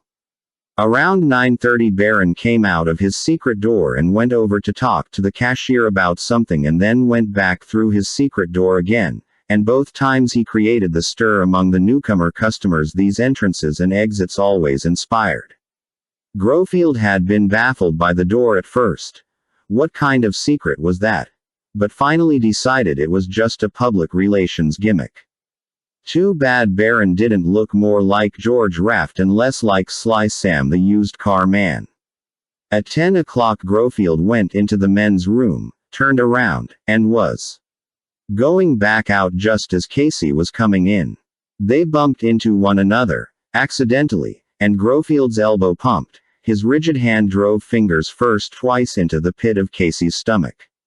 In the press around the door, men constantly on the move in both directions, the action couldn't be seen. Grofield moved on as behind him Casey doubled over and began. He had a minimum of 2 minutes before Casey would have his wind, his balance, and his stomach back. He moved fast now, going by Friar Tuck, who was waiting in the main hallway outside, just as he had every other time in the past. Grofield gave Friar Tuck a guilty sidelong glance as he hurried by, and then gave him a second one because Friar Tuck hadn't noticed the first. But he got the second, looked around, didn't see Casey, and took off after Grofield, who was leaving the building. Grofield went around towards the cockpit at almost a run, brushing by the other people on the path. When he got to the cockpit he kept going, and around behind it there was less light and no people. Grofield stopped, leaning in the semi-darkness against the building, and waited. Friar Tuck came hurrying around the curve, breathing hard, and walked straight into a pistol butt between the eyes. He made a small sound in his throat and fell over sideways off the path. Grofield put the pistol away again, dragged Friar Tuck farther from the light, and hurried back to do a better job on Casey. He found Casey out in front of the main building, looking pale and staring this way and that. Grofield hurried up to him, his hand in the side pocket of his coat, and leaned close enough to say, "If I killed you, you wouldn't like it. Let's go for a walk with no static." Single quote. Casey said, "What's the point? What do you get out of it? We won't bother you, so what the hell?" Single quote. "I hate people who read over my shoulder. Let's just move forward. Towards the dormitory, pal."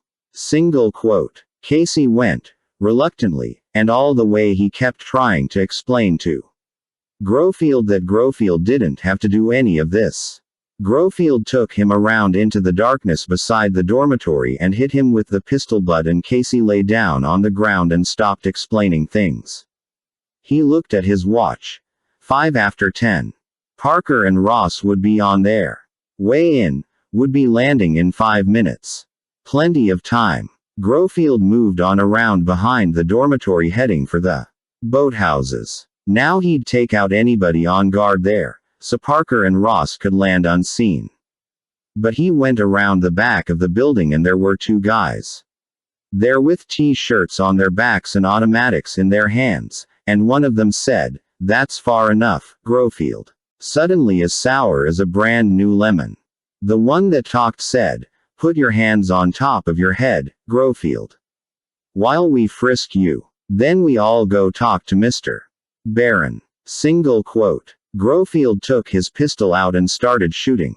So did they. He emptied the pistol into them, felt the stinging here and there on his body, threw the empty pistol at their heads. 4. Barron paced back and forth, back and forth. He was smoking. The cigarette stuck into a long black holder with innards guaranteed to remove all harmful elements from the smoke. Cigarettes tasted bland, lousy, awful, smoked through this holder, and usually he managed to forget to use it, but tonight he felt danger around his head, and feeling danger around his head made him remember to use the health-protecting holder. Stoiber was in the room with him, sitting stolid and patient in his regular chair. Heenan was there, too, and complaining about it. "I don't want them to see me," he kept saying. "I got troubles enough with those guys." Single quote. "You will have no more trouble with them after tonight," Barron told him. "No one will." But he was distracted even while he was saying it. It had to be tonight. Every night since Heenan had pointed the 2 of them out, the ones called Grofield and Salsa, the anticipation and alarm and apprehension had been building in Barron, until now it was almost a relief to know it was over, that tonight had to be the night. He'd been sure of it at 9:45, when the word was passed to him that the man called Salsa was in the process of getting rid of the 2 policemen who had been following him around the island every night. Let him do it, Barron had said, the nerves tingling in his stomach. Let him do it to both of them, and then watch him to see what he plans next. Stop him from doing any harm to anyone or anything else, just wait till you see what he intends to do, and then disarm him and bring him up here to me. And keep watching the other one, Grofield. Single quote. That was at 9:45.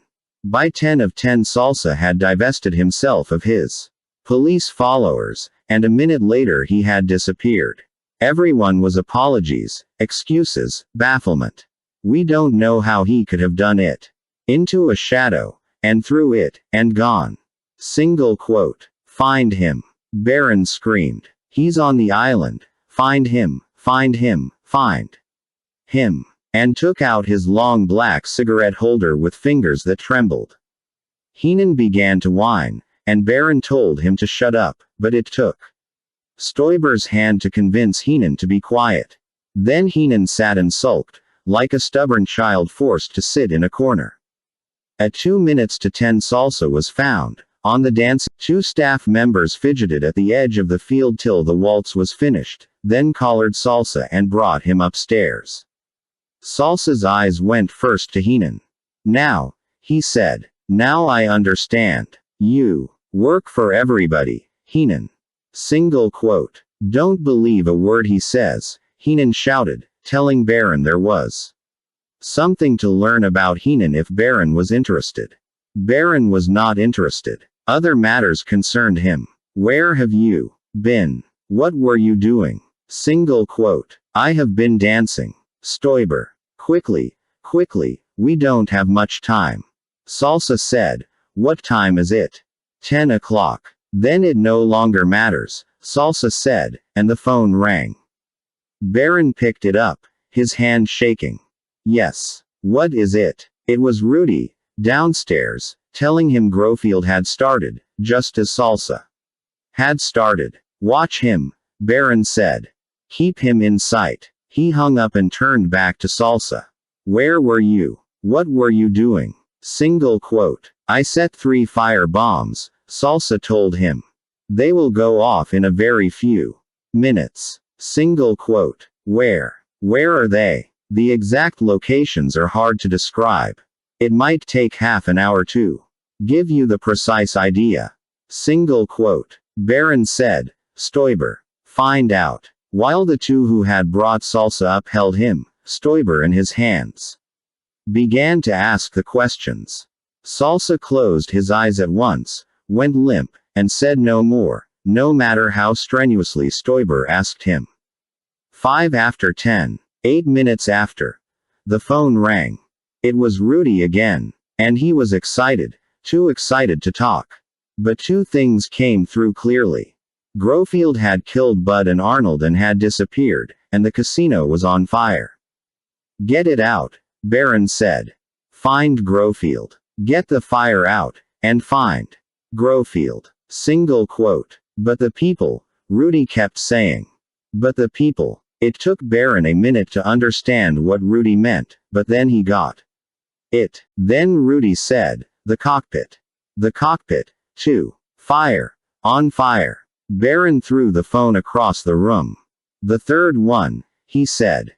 He spun around and grabbed Heenan by the shirt front and dragged him to his feet. The third one. He shouted. Parker. Where is this bastard Parker? Single quote. I don't know. I don't know. How should I know? Baron threw him away as he'd thrown the phone and ran across the room to where Salsa still hung limp in the arms of the 2 staff men, with Stoiber waiting patiently to one side. Baron grabbed Salsa by the hair, held his head up. Where's Parker? He shouted. Where's your other man? Single quote. Salsa didn't open his eyes, but he smiled. Baron raged around the room, furious with doubt and fear. There was an onyx desk set on his desk and he yanked it up, spilling out the pens. He rushed back to Salsa and slashed at his head with the desk set, hitting him till blood streamed down over Salsa's face, and the staff men finally dropped him and stepped back, looking white-faced and confused. Guns! Shouted Baron. Guns! Guns! Where are the guns? It was 10 minutes after 10. Stoiber moved stolidly across the room. 5. For the first time in his life, there was no background music. Grofield sat against a tree trunk in pitch darkness, examining himself as best he could with half-numb fingers. So far as he could tell, he had been shot 4 times, but none of them serious. He didn't seem to be carrying any of the bullets with him. One had sliced through the fleshy inner part of his upper arm, a few inches above the elbow, leaving a strong ache like a Charlie horse in its wake.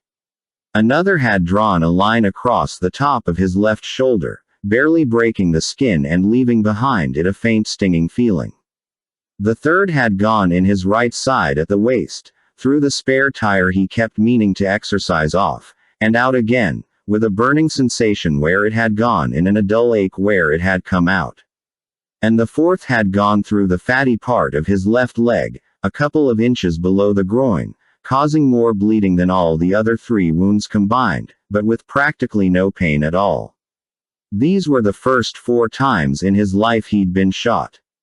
The experience took some getting used to. But slowly he was getting his equilibrium back.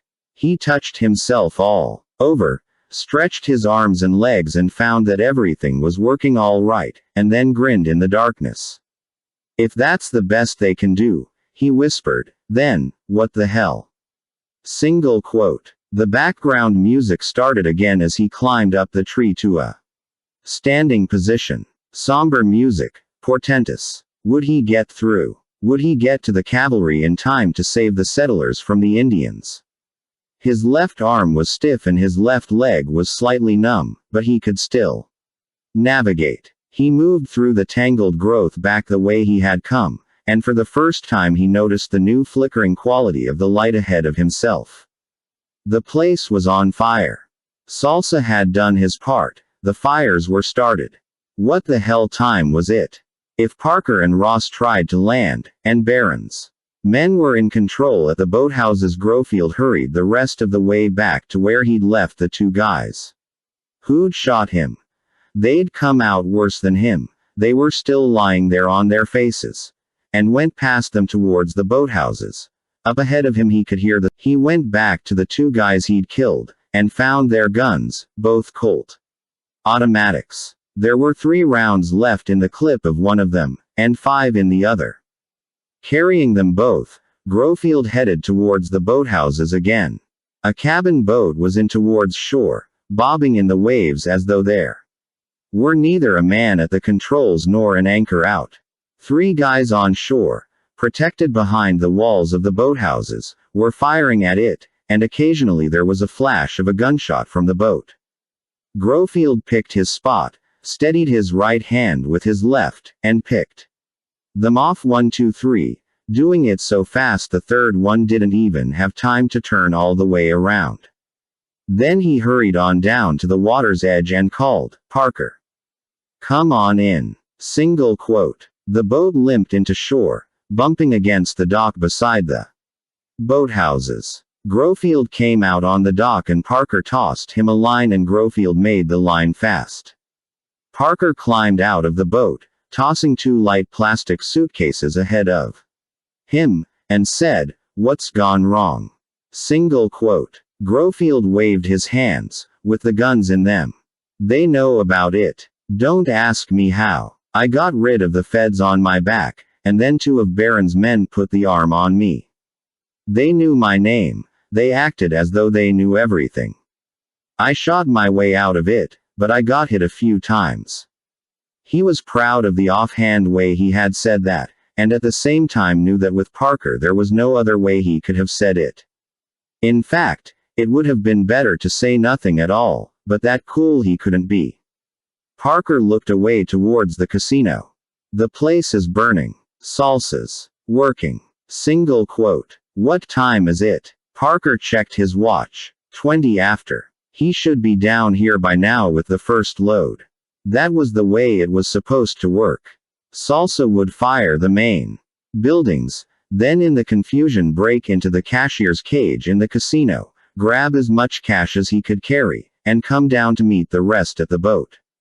Then all of them but Ross would go back to finish cleaning the place out. By 20 after Salsa should already be here. Parker said, "We better go look for him." Grofield was looking towards the boat. "It's a lemon, Parker, a big fat lemon. Let's go look." They each picked up one of the plastic suitcases, empty now and ready to carry money. Grofield replaced his guns with 2 more fully loaded ones from the beach defenders, and then he and Parker walked up the path towards the main building. Now it did look like the last days of Pompeii. The main building and the dormitory and the cockpit were all ablaze. Men and women were running around in circles, shouting and screaming. There was a crush of them down on the piers, trying to get off the island. Just beyond the piers, 2 yachts, turning to get away, had rammed into one another and stuck together, and now wallowed in a death grip, both of them burning. Firelight bloodied the dark water around the island and the boats, picking out the bobbing heads of people swimming. An overturned dinghy floated like a comic afterthought, with several people in the water clinging to it. Because it had so few windows, the casino was burning less furiously than the other 2 buildings. The cockpit was one yellow-red flame, and the dormitory looked unreal. A hollow black hulk with flames shooting from every window. No one paid any attention to Grofield and Parker. A musician ran by, wild-eyed, his violin tucked up under his arm like a precious message. A guy Grofield recognized as the stickman from the roulette table rushed past in the opposite direction, still toting his rake. Behind the main building the flames had leapt from the cockpit to the jungle itself. Crackling louder, the fire swept up the hill towards the two storage sheds, engulfing them, and then on towards the power plant. Parker went into the casino first, and Grofield followed him. The main hallway was not yet burning, but flames were gobbling up the innards of the dining room, tables and chairs and draperies and carpeting and all. The dining room doorway glared like the gateway to hell. To the right, fire flickered uncertainly in the casino. With no windows, brick and plaster walls, widely spaced furniture, the flames had trouble in here making headway. Still, the casino was deserted, and the gate in the cashier's cage gaped open. Parker and Grofield hurried in there and Parker began to yank open drawers. "It's here," he said. There were a few bills scattered on the floor, and the main drawers were not entirely full, so at least one other. Grofield opened their suitcases on the counter and began transferring the money. The lights flickered, and then flickered again. Parker took a flashlight from his pocket, and the lights went out for good. Parker switched the light on, and they went on filling the suitcases. Between the flashlight and the firelight they could see well enough. When the hidden panel in the far wall opened and the bulky guy came running into the room, came catapulting in as though he'd just raced down a long steep hill, Grofield looked up and at first saw that the form looked familiar and second realized who it was. Softly, he said, "Parker," and when he felt Parker look over, he nodded towards the guy, now coming to a stop in the middle of the room, looking around crazily, a gun waving in his right fist. Parker looked, and called, "Heenan." Heenan hadn't seen them till then. Now he did see them, and recognized them. "It wasn't me," he shouted, and started pulling the trigger, bullets spraying into the wall high above Grofield's head. Grofield rested his right elbow on the suitcase and emptied a borrowed gun into the leaping silhouette in front of the flames. Beside him, he could see Parker doing the same. Between them they must have fired 10 times. In the sudden silence after all the shooting, Parker said, "I say we find salsa upstairs." Single quote. They had all the cash from down here anyway. Grofield shut the suitcases, leaving the full one on the floor and carrying the other one. Ahead of him, Parker stooped and took the automatic from Heenan's fist. 6. Barron crouched in the darkness under his desk, in the knee-hole, waiting for whatever would happen next. He knew now that this stage of his life was done, no matter what. The gambling island of cocaine was destroyed. Even if he should manage to rebuild, from where would the customers come, now that this debacle had occurred? Beyond that, the Russians and the Cubans, as single-minded and dull-witted as the majority of men everywhere, unable to think about anything but their own petty global concerns, would be convinced, unshakably convinced, that this Holocaust was the work of American counterespionage, that his cover, their word had been broken, and that he was no longer of any use to them.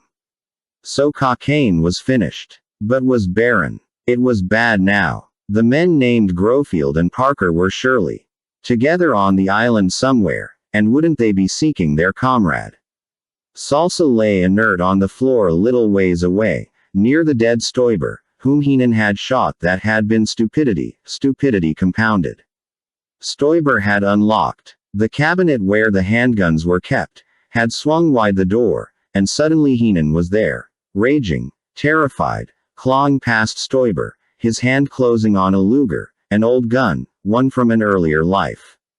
Stoiber, rather than keep hold of the Irishman and wrest the gun away from him, had flung the stocky man away, with a grunt of impatience. The Irishman had landed heavily, and rolled, and had come up apoplectic. He was still close to Stoiber, and Stoiber took a step that brought him even closer, and he fired twice and Stoiber fell over on his back. That moronic Irishman. He had swiveled then, seeking out Baron, and had found him just as the lights flickered and went out. But he fired anyway, just once, as Baron leapt sideways in the sudden dark, and perhaps the sound of Baron hitting the floor had deceived him. In any case, he had done no more shooting, but had groped his way towards the stairs, Baron clearly hearing his progression across the room. Baron himself was all turned around, and didn't dare move to find a familiar piece of furniture and orient himself, not till the Irishman's blundering footsteps had clattered away down the stairs. Then he had moved, and had just crawled into the side of the desk when he heard the firing begin downstairs. He would not have heard any firing if the soundproofed door were shut. So Heenan must have left it open.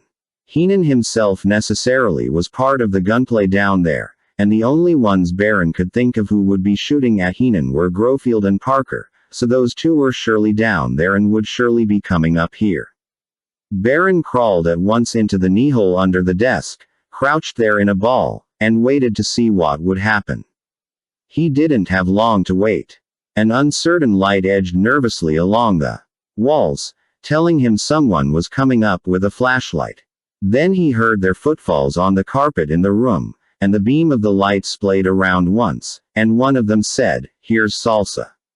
Single quote. How is he? They all waited, Baron too, until the other voice said, "Dead." They beat his head in. Baron frowned. Had he done that, he'd let himself get too overwrought. Too hysterical. Above him, around him, they were prowling through the room, the flashlight stabbing this way and that. The sessions of his life had made him a man who did not easily get attached to a place, a landscape or a room or a piece of furniture, but the time spent on cocaine and specifically in this room had been among the most pleasant days of his life, and so he had not been able to avoid developing a certain sense of proprietorship, a sense that now was violated by these strangers come to rob him of his money, his business, his safe harbor, and perhaps even his life. They prowled the room, hulking figures in the darkness behind their light-stabbing beam, and from his crevice in the furnishings Baron watched them with eyes that hated and feared. For a few moments the legs of one of them were thick prison bars just inches from his face. Over his head the interloper was poking about the desk, riffling the papers and going through the drawers. He found the cash box in the bottom right-hand drawer, and said with muffled eagerness, "Parker." But he did not find Baron. The cash box didn't satisfy them. They went through the filing cabinet, hurling papers about in their haste, and ultimately they found the wall safe behind Shakespeare in the bookcase. These were crude men, unskilled brutes. They hacked at the safe and finally shot its face off, instantly convertible to cash in any civilized nation, readily transported and easily hidden. And, as he now watched, swiftly stolen. They had brought a suitcase with them, and now it bulged with cash and diamonds. They closed it, and one of them said, "We'd better get out fast. The fire's worse down there." Single quote. The other one said, "Where's Baron, I wonder? What do we care?" Baron smiled a bitter smile, and the pale light receded, closed in at the far end of the room, confined itself in the stairwell. Once they were gone, surely gone, Baron crawled out from beneath the desk. All was dark save the one window in this room, overlooking the front of the casino and the piers, and this window now showed a rectangle of dusky red. Baron hurried towards it, and looked out. Was the whole island in flames? To his right the staff's sleeping quarters. Was a torch, a hollow shell sinking in on itself. To his left the jungle underbrush was burning, even down to the water's edge. And out in the water 2 yachts crammed together in a letter Y, slowly circling like the center of a lazy whirlpool, burned like a campfire on the sea. He pressed his forehead against the glass. The glass was warm, the carpet beneath his feet was warm, The wall against which he pressed his hand was very warm. And below him he could see the two figures emerge from the building, each carrying a suitcase, and hurry off through the flickering red in the direction of the boathouses. Oh, would they? Baron turned, his eyes more accustomed to the darkness now, and found his way to the gun cabinet, still hanging open. He selected a Colt .45, the United States model, checked to be sure the clip was full, and then made his way across the room and down the stairs to where the casino at last had grown hot enough for the flames to begin to make headway. He crossed his arms in front of his face and ran from the building, the hair on his forearms singeing with an audible sound and a disgusting smell. Outside, the Holocaust stunned him for a second. People, the fainted or the trampled, lay like unwanted rag dolls amid the rock gardens, sprawled on their faces. Others still ran this way and that, some calling out names, looking for the lost or looking to be found. More were milling about on the piers, from which the last boat had already left. The whole island was a torch, lighting the sea around itself. The power plant at the peak of the island, with the black sky, putting out the brilliant white dots of the stars. Through the heat and the light Baron ran, cursing in 4 languages, the automatic hanging like a club from the end of his right arm. He hurried past the collapsing hulk of the staff's quarters, down the path to the boathouses, and saw the two of them ahead of him, striding towards the boat, the suitcases swinging at their sides. He closed the distance between them, and just as they reached the boat and tossed the suitcases aboard he stopped, and leveled his arm out straight, and twice he fired. One of them fell on the dock, one into the boat. In the uncertain light, in his excited frame of mind, he had no idea whether the shots had been fatal or not, but he didn't care. A .45 automatic hits hard, no matter where it hits, hard enough at the very least to knock them out. The one on the dock was either dead now or would burn to death later. The one in the boat was either dead now or would drown later. In any case, there was no time to spare on them now. He ran to the boat and climbed aboard it, and instantly realized this was the boat the boys had intercepted and sent on its way one noontime a couple of weeks ago. The boat had clearly not contained customers, the way it was behaving, so he had ordered some staffmen out to question its occupants, and after circling the island once it had gone away. So it had been a reconnaissance after all, a first trip by these idiots now dead and dying. Baron knew boats. He got this one started right away, and headed straight out to sea. He fled half an hour on a line due south before moving away from the wheel, and then the first thing he did was go back to the body on the deck. It was not Grofield, not any face Baron. 7. Grofield lay in darkness, his mind uncertain, wavering between lucidity and delirium. He only kept control of one idea. If Baron found him he would die. He couldn't defend himself against Baron now, and Baron would surely want to kill him, so the answer was he would die. To keep it from happening, he must keep tight his grip on the springs.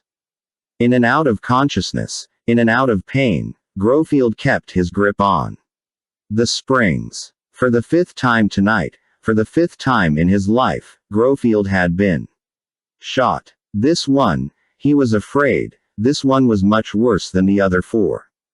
The pain was too diffuse, too changing and echoing, for him to be certain exactly where the bullet had entered him, but he believed it was in the back just below the left shoulder. He also believed the bullet was still in him, since he felt no equivalent pain at the top left side of his chest. The hit had knocked him out for a while, he wasn't sure how long. He'd come to slowly, being first aware that he was in a vehicle of some kind, in something that moved and rocked, and then coming to understand that he was in a boat. Because he was lying on something soft, he'd assumed at first he was in a bed or bunk and that Parker was operating the boat. But then he came closer to the surface of the world and realized he was lying on something too lumpy and oddly shaped to be a bed, and when at last he opened his eyes he found himself staring into the dead eyes of Ross, an inch away. That shocked him the rest of the way to consciousness. He was on deck, in against the side wall, lying atop dead Ross.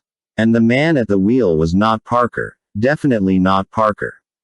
He remained conscious that time long enough to think and long enough to act. He knew he was no match for Baron now, and that meant he had to hide, and the only place to hide on board a boat was somewhere below. It was possible to get below without passing Baron at the wheel. Grofield crawled, pulling himself along with his left arm dragging, and when he got to the ladder he crawled backward to it, doing most of the work with his legs, and he was still so weak he fell part of the way, landing hard on the carpet down below, knocking the wind out of himself, and some of the clarity, for a few minutes. When he was aware of himself again, he lay on his back in the middle of the main cabin, looking around, trying to find a hiding place. But everything was so compact on a boat like this, so small and so open, no wasted space or hidden corners anywhere. Compact. Wasn't there a fold-up bed concealed in one wall? There was. He knew there was. This boat was supposed to sleep 8. And that was accomplished with the help of a sofa that converted into a bed and another bed that folded conveniently away into the wall. He had to fight great dizziness and weakness and a wandering mind, but he managed to rise, and to find the way to open the bed, and to lower it to the floor. But there was no excess space behind it, no place for him to hide. His exertions were making the wound bleed more. The back of his coat and his sleeve were heavy and sopping and glue-like with blood. There were stains on the carpet, but that couldn't be helped. And there was more to be done, if he wasn't to die here, as helpless as a kitten. He wrestled the mattress off the bed and onto the floor. Sometimes lying down, sometimes kneeling, he tugged and pushed and mangled the mattress through the doorway into the forward cabin and folded lengthwise in half, under one of the beds there. Baron, when he looked, could simply believe the owners had for some reason of their own brought an extra mattress aboard, unless Baron was familiar with this sort of boat, and knew about hideaway beds, in which case all this struggle was for nothing, and he would die cowering in a hole in the wall behind a bed, like a silent movie lover discovered by an irate cross-eyed husband. In any case, Baron would be looking for him, that much was certain. But there was nothing a man could do other than his best.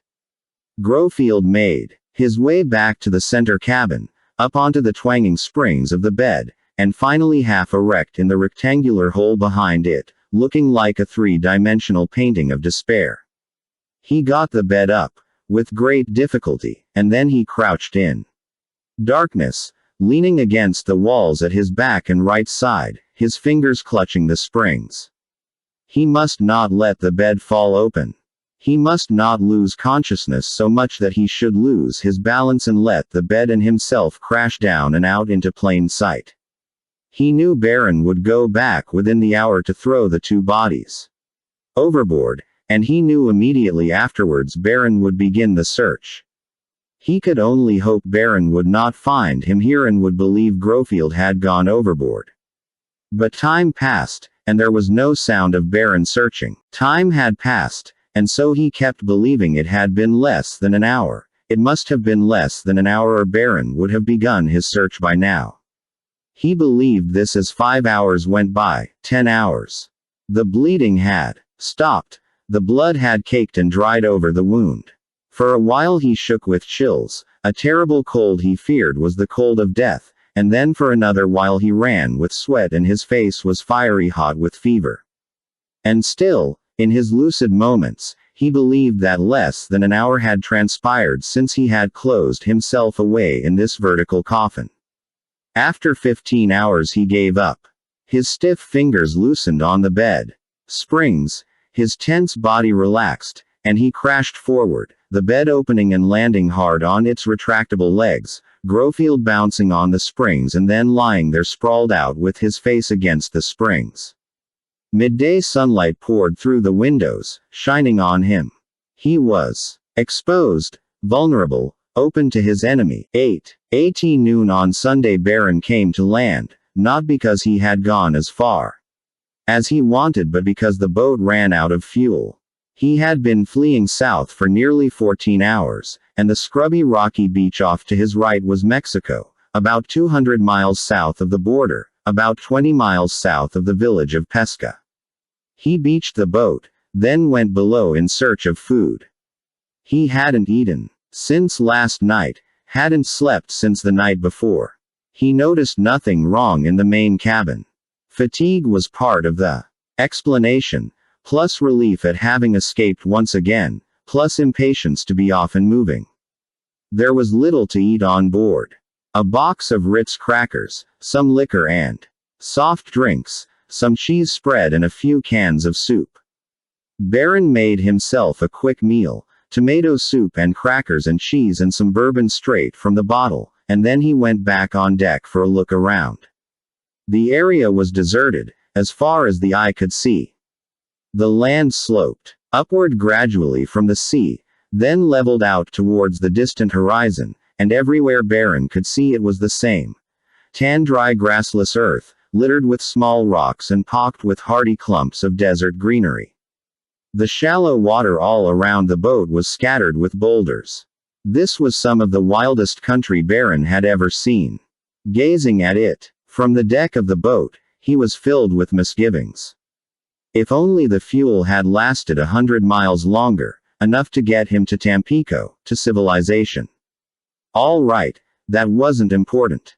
He was free of the island, that was enough. Now there was nothing for it but to cross this semi-desert until he found a road, a town, any sign of human habitation. From there on everything would be all right, everything would be fine. He gathered up the suitcases, full of his worldly possessions, and went over the side. He waded to shore, holding the suitcases high because he didn't know if they were waterproof or not, and when he reached dry land he set the suitcases down and sat a while on a boulder to collect his breath and his thoughts. He felt naked, without Stoiber at his side. Stoiber had been with him for a quarter of a century. It seemed impossible that Stoiber now was dead. As though he and Stoiber had somehow become Siamese twins, and it wasn't possible for the one to be alive without the other one still living. But that was nonsense. Self-interest, that was paramount.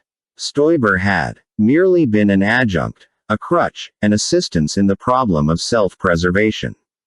The problem still remained, without Stoiber, and he could still face and solve it, without Stoiber. He got to his feet, picked up the suitcases, and started walking. He walked west, due west, towards the sun. The suitcases, which had at first seemed so light, quickly became heavy, forcing him to make frequent stops for rest.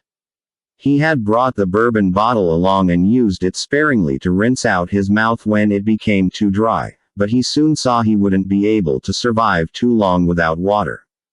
There had to be a road, somewhere. He didn't know Mexico very well, but he was under the impression there were plenty of north-south roads, coming down from the border towards Mexico City. He was surprised there wasn't one skirting the shore, a scenic route for tourists who liked to look at the ocean. Walking was not too easy. From time to time he stumbled on the stones. The ground was littered everywhere with stones, and then the suitcases banged painfully against his shins. The sun was very hot, the air was humid and heavy. Baron soon took off his coat and rolled up his shirt sleeves, but within 15 minutes his clothing was drenched with sweat. Still, he wasn't worried. This wasn't the Sahara Desert, it was Mexico, and Mexico was a civilized country. There would be a road, sooner or later, and he would walk until he reached it.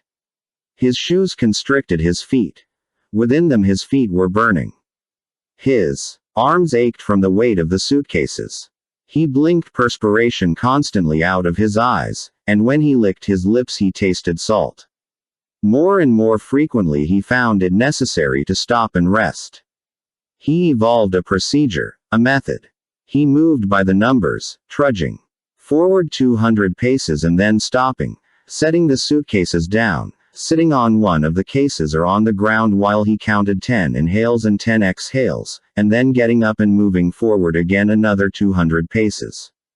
In his imagination he could hear Stoiber just behind him, counting aloud as he had always counted for the exercises. It was almost as though, if he were to turn suddenly, he would see Stoiber there, stolid and patient, maybe even result in his having to spend a night in the open air, lying on the rock-strewn ground. The sun inched down the sky ahead of him, slowly becoming a nuisance. Burning into his eyes, making him squint, making it difficult for him to see, so he tripped more often. He was most of the time out of breath, but he kept doggedly to the same pace, 200 steps and a 10-breath rest, 200 steps and a 10-breath rest. He trudged slowly across the afternoon, the suitcases hanging from his arms like blocky weights hung there for a punishment. Dust puffed up around his feet at every step, and when his shoe brushed the stones they clicked together like pool balls. The landscape was unchanging, unpopulated. In late afternoon the oppressive humid heat began to ease just a little, and the sun shrank from a white hell in the middle of the sky to a more comfortable yellow-red ball falling slowly towards the horizon. Still, even yellow-red it was too bright to look at directly, and Baron still had to shuffle forward squinting, his face covered with dust, his clothing heavy with the dust intermixed with perspiration. From time to time he had sipped at the bourbon bottle to cut the layers of dust in his mouth, but he hadn't thought to bring any of the crackers or the other food from the boat, so now he felt a little lightheaded. But that was good, it made it easier to keep moving. By sunset he had walked a full 21 miles due west from the sea, and had not yet come to a road. As the sun edged down out of sight far away in front of him, as the swift evening closed towards night, Baron began at last to feel real apprehension. Where had he landed? On what mistaken, lost, useless, forgotten shore had he cast himself? It took a conscious effort of will to keep from running. When he saw the man, he at first didn't recognize him for what he was, but mistook the seated figure in the failing light for only one more of the occasional boulders he passed. It was ahead of him, and as he came closer it seemed to him the boulder was odd somehow, wrong somehow. And then he recognized it for a man, squatting on a low rock, his rounded back towards Baron. Baron came forward, stumbling on the stones, forgetting his count. His suitcases banged the sides of his legs, hitting the raw places where they'd been hitting all. Where am I? Where the hell's a road? Single quote. The other man was just as startled as Baron. He leapt to his feet, half stumbled as he backed away. He was an old man in gray and white clothing, clean but very ragged. He had the deeply lined face of an Indian, and his eyes showed the whites in his surprise and fear. Baron realized the mistake with the English and leapt to another tongue. Wo ist die Autobahn? Haben Sie? No, that was wrong, too, that was German. In his confusion and haste, backing away from English, he had switched automatically to his native tongue. Spanish, that was what he wanted, Spanish, but for just a second there was none of it in his head. He floundered, then the Spanish word for road came to him. Camino, and the rest of the language followed. So now he said, in Spanish, I beg your pardon, I did not mean to startle you. I have been walking, looking for the road.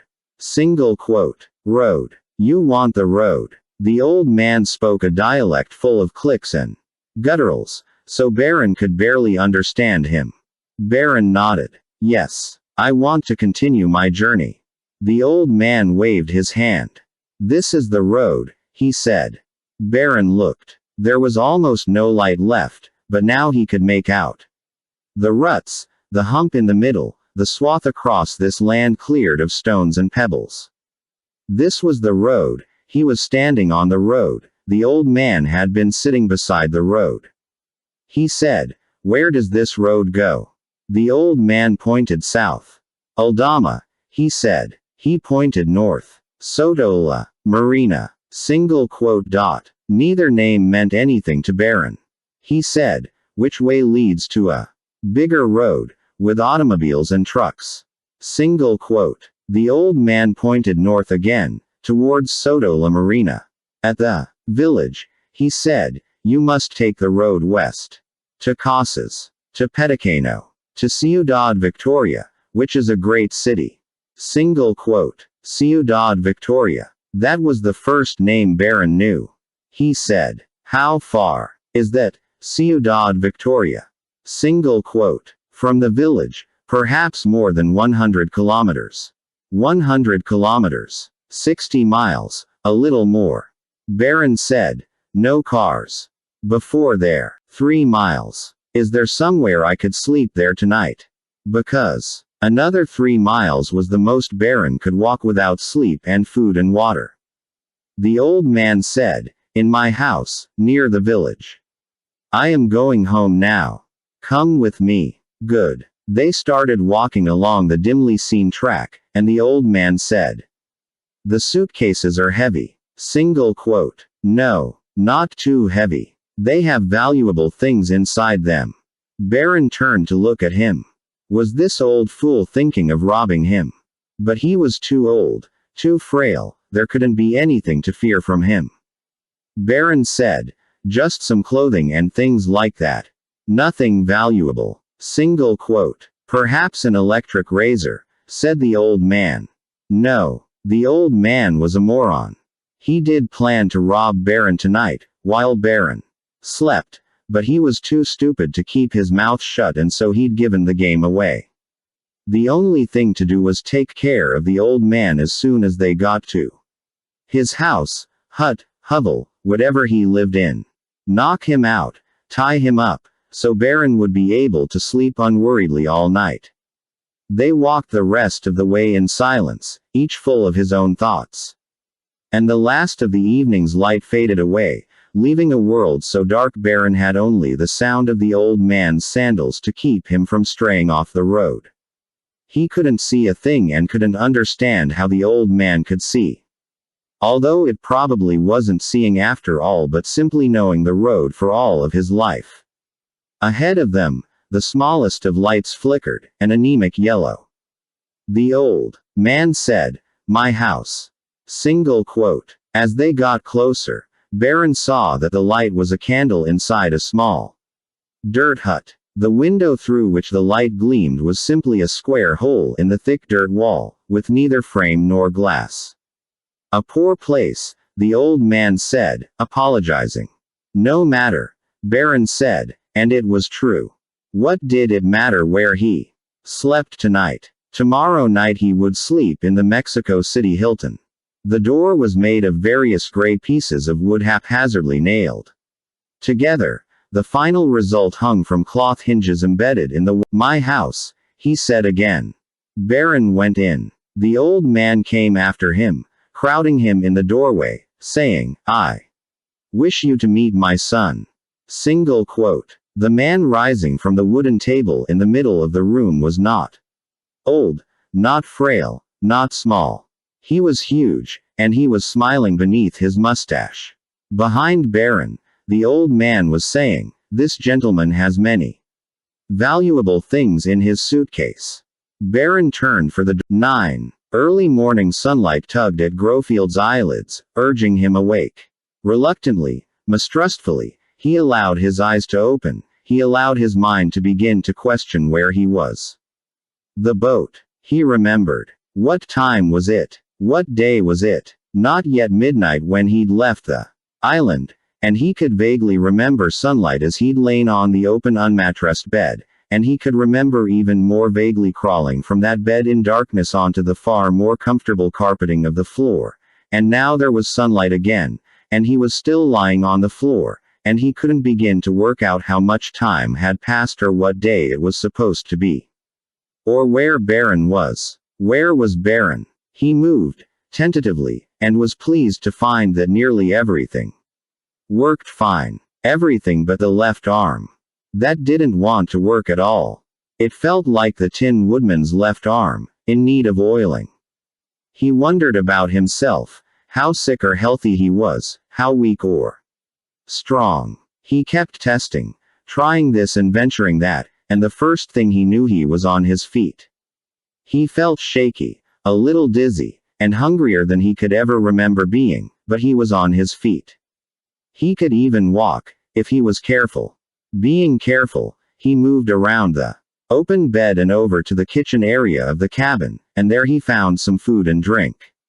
He ate 3 cans of soup, cold and undiluted, spooning the stuff straight out of the can, mixing it with crackers and spoonfuls of cheese spread and long swallows of whiskey. He sat in the chair by the Formica counter and ate everything in reach, and when he was done he felt as though he might survive. He was feeling good enough now to begin to think, to try to figure out what had happened. The boat was grounded, in close to shore. He was obviously the only one aboard her, so it figured Baron had gone ashore and taken off with the suitcases full of loot. What he couldn't figure was why Baron had never bothered to look for him, why he'd left this loose string untied behind him. In any case, the situation was bad. He'd been unconscious at least one day and night, making it probably Monday and maybe even Tuesday. The island had been demolished according to plan, but the plan had been demolished too. Parker and Salsa and Ross were all dead. Baron had the money and the diamonds, and Grofield was stuck God knew where with a bullet in his back. He shook his head, thinking about how bad the situation was, and then he went slowly and carefully up on deck. The body of Ross was gone, too, he saw, and looked the other way, towards shore. Bad. Desert type of place, nothing in sight. Still, Baron must have known what he was doing, must have had some reason to stop here. Maybe just out of sight there was a city. Monterey. Or Corpus Christi. Or El Dorado. A stray idea occurred to him. Was there any chance he might catch up with Baron, get the handle back? He didn't know how much of a lead Baron had on him, maybe a full day's worth, but was there nevertheless a chance it could be done? The background music began, floating around his head. Arabic, partly, with threads of international intrigue. Foreign Legion, decidedly. A very Gary Cooper sort of role. He felt his pockets and found a crumpled pack of cigarettes and some matches. It was good the cigarette he lit was rumpled and bent, it added a dash of Humphrey Bogart to the blend. The cigarette in the corner of his mouth, he leaned on the rail at the bow and gazed towards shore. What the hell, he'd have to go that way in any case. He couldn't stay here. If he were to get the medical attention he needed, he had to find civilization, and that inevitably meant following in Baron's footsteps. If, in so doing, he caught up with Baron, so much the better. He'd have to prepare. He had no idea how far a town or city might be, or how much trouble he'd have reaching it. What might be a simple walk for Baron, hale and healthy, could be rough for Grofield the way he was right now. He went back down into the cabin, in search of food. He'd left a few crackers, and these he stuffed in his shirt pocket.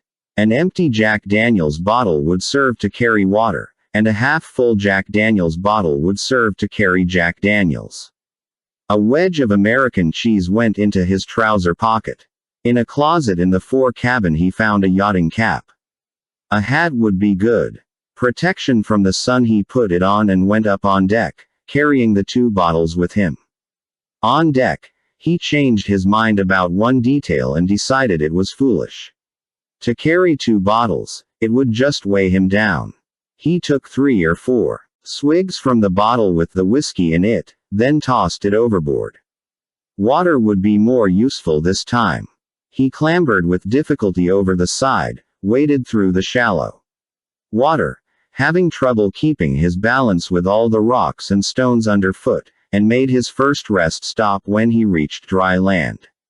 The morning sun was still low on the horizon, making the sea gleam like a shield. To walk away from the sea, Grofield should head due west, and this meant keeping his back to the sun. Simple. A halo of music. It was a martial air now, with a muted touch of wistfulness in it, a minor key. There'll always be an England, a France, some damn place.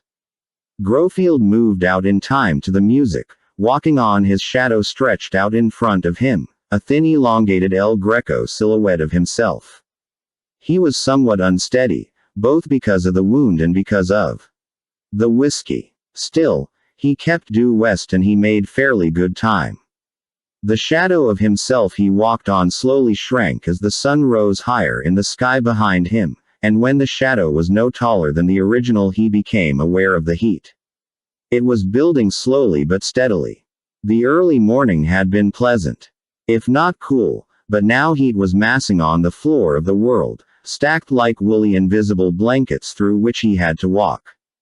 The sun beat on the back of his neck, and he knew for sure he already had a bad burn there. His left shoulder ached, but not badly.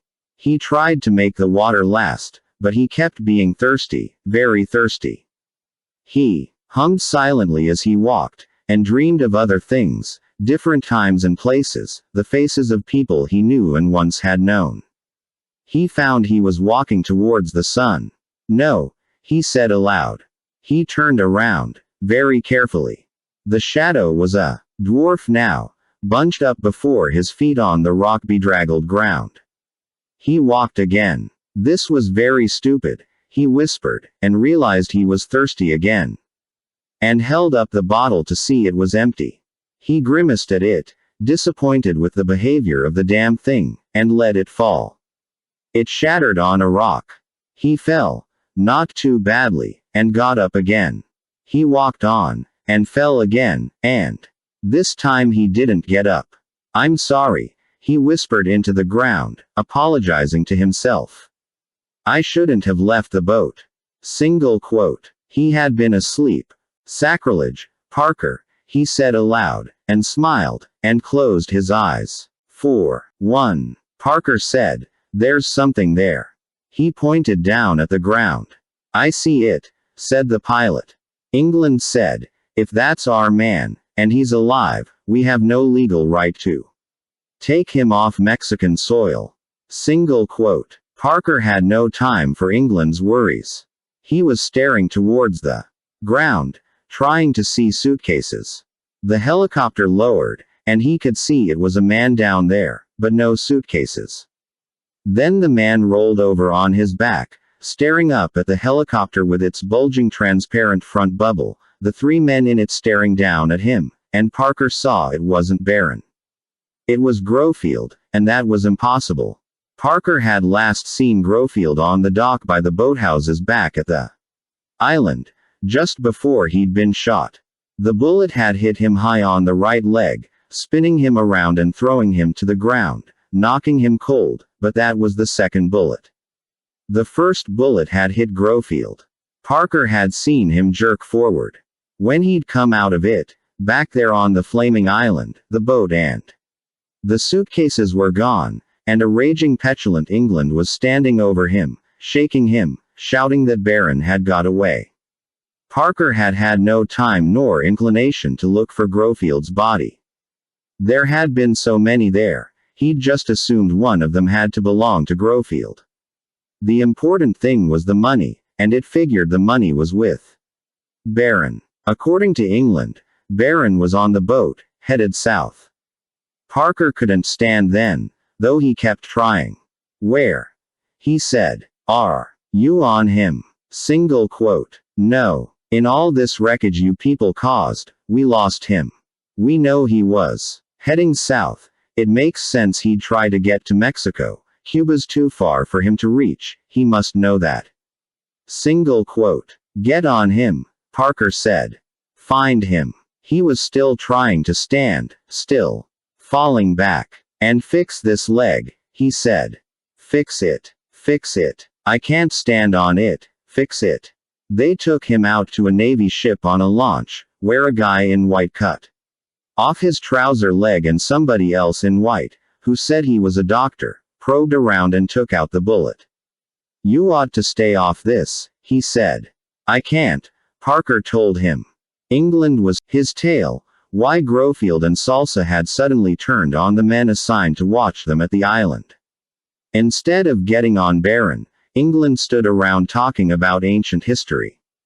When Parker told him to shut up and find Baron, England said, "We can't.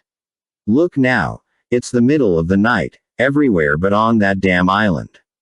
It's still burning, do you know that?" Single quote. When? Parker asked him. When? Right now. Look at the red on the porthole, that's fire, man. When do you look for Baron? When it gets light. In the morning. Parker said. Nobody goes to him but me. They don't go to him without me. That's got to be part of it. The doctor said, quit moving around. Do you want me to patch you up? Or don't you? Single quote. England said, why? Why should we take you along? Your part is finished, Parker, don't you know that? Single quote. Parker told him, he isn't anywhere you can put a legal collar on him, not yet. That's where you want him, isn't it? Where you can put a legal collar on him. You still need me, to take him from where he is and put him where you can grab him. Single quote. England didn't like it. He chewed it like a cow chewing its cud, and finally. He nodded and said, we'll see, and Parker knew that was that. He told the doctor, I'll sleep till morning if you'll get off me. The doctor was irritated. He left without saying anything. In the morning, other people did the searching. We could do nothing by ourselves, England said. We have 100 men doing the searching. Single quote. Carey was back with England now, the two of them sitting with Parker on the deck of the Navy ship. Carey said, all they'll do is find Baron, let us know where he is. Then we'll go get him. Single quote. Parker still had trouble standing, and almost as much trouble sitting. He was stretched out on his side on a cot set up on deck. He felt like a fool, and he felt impatient. He said, your 100 men better be good. Single quote. But they didn't find anything, not all day long, and after dark they had to quit again. Parker was up by now, limping up and down the metal corridors, raging. You need 100 men to zip your fly, you people. You and Carnes, crowd, you're all alike. No one of you can do a damn thing, so you figure a whole tomorrow that's where the search will concentrate. Every possible inch of Gulf coastline he could have reached. Single quote. They'll lose their planes by morning, Parker said. But in the morning they found the boat, run aground on a barren stretch of Mexican coastline about 200 miles down from the border. They saw the boat, England told Parker, but they didn't see Baron. Single quote. The question is, did Baron see them? They said the boat looked abandoned, England said. It looked to them as though he'd run out of gas. Single quote. Do we go look? Surely. England nodded his head, showing he was sure. They're getting a chopper ready for us now. Single quote. A chopper turned out to be a helicopter, a rickety-looking thing like a cross between a Sten gun and a beanie, with a plexiglass bubble in front where the pilot and passengers sat. Only 3 of them were going, Parker and England and the pilot. England didn't say anything to the pilot about who Parker was, and the pilot didn't ask. The ship they'd been on had been moving south all night and lay now off the Mexican coast, about 40 miles from where the boat had been sighted. Parker and England got there in the helicopter in less than half an hour. The pilot landed near the beach, and waited at his controls while Parker and England went over to the boat. Parker could walk on the leg now, but stiffly. He was bruised on that side. From hip to knee. A bullet from a Colt.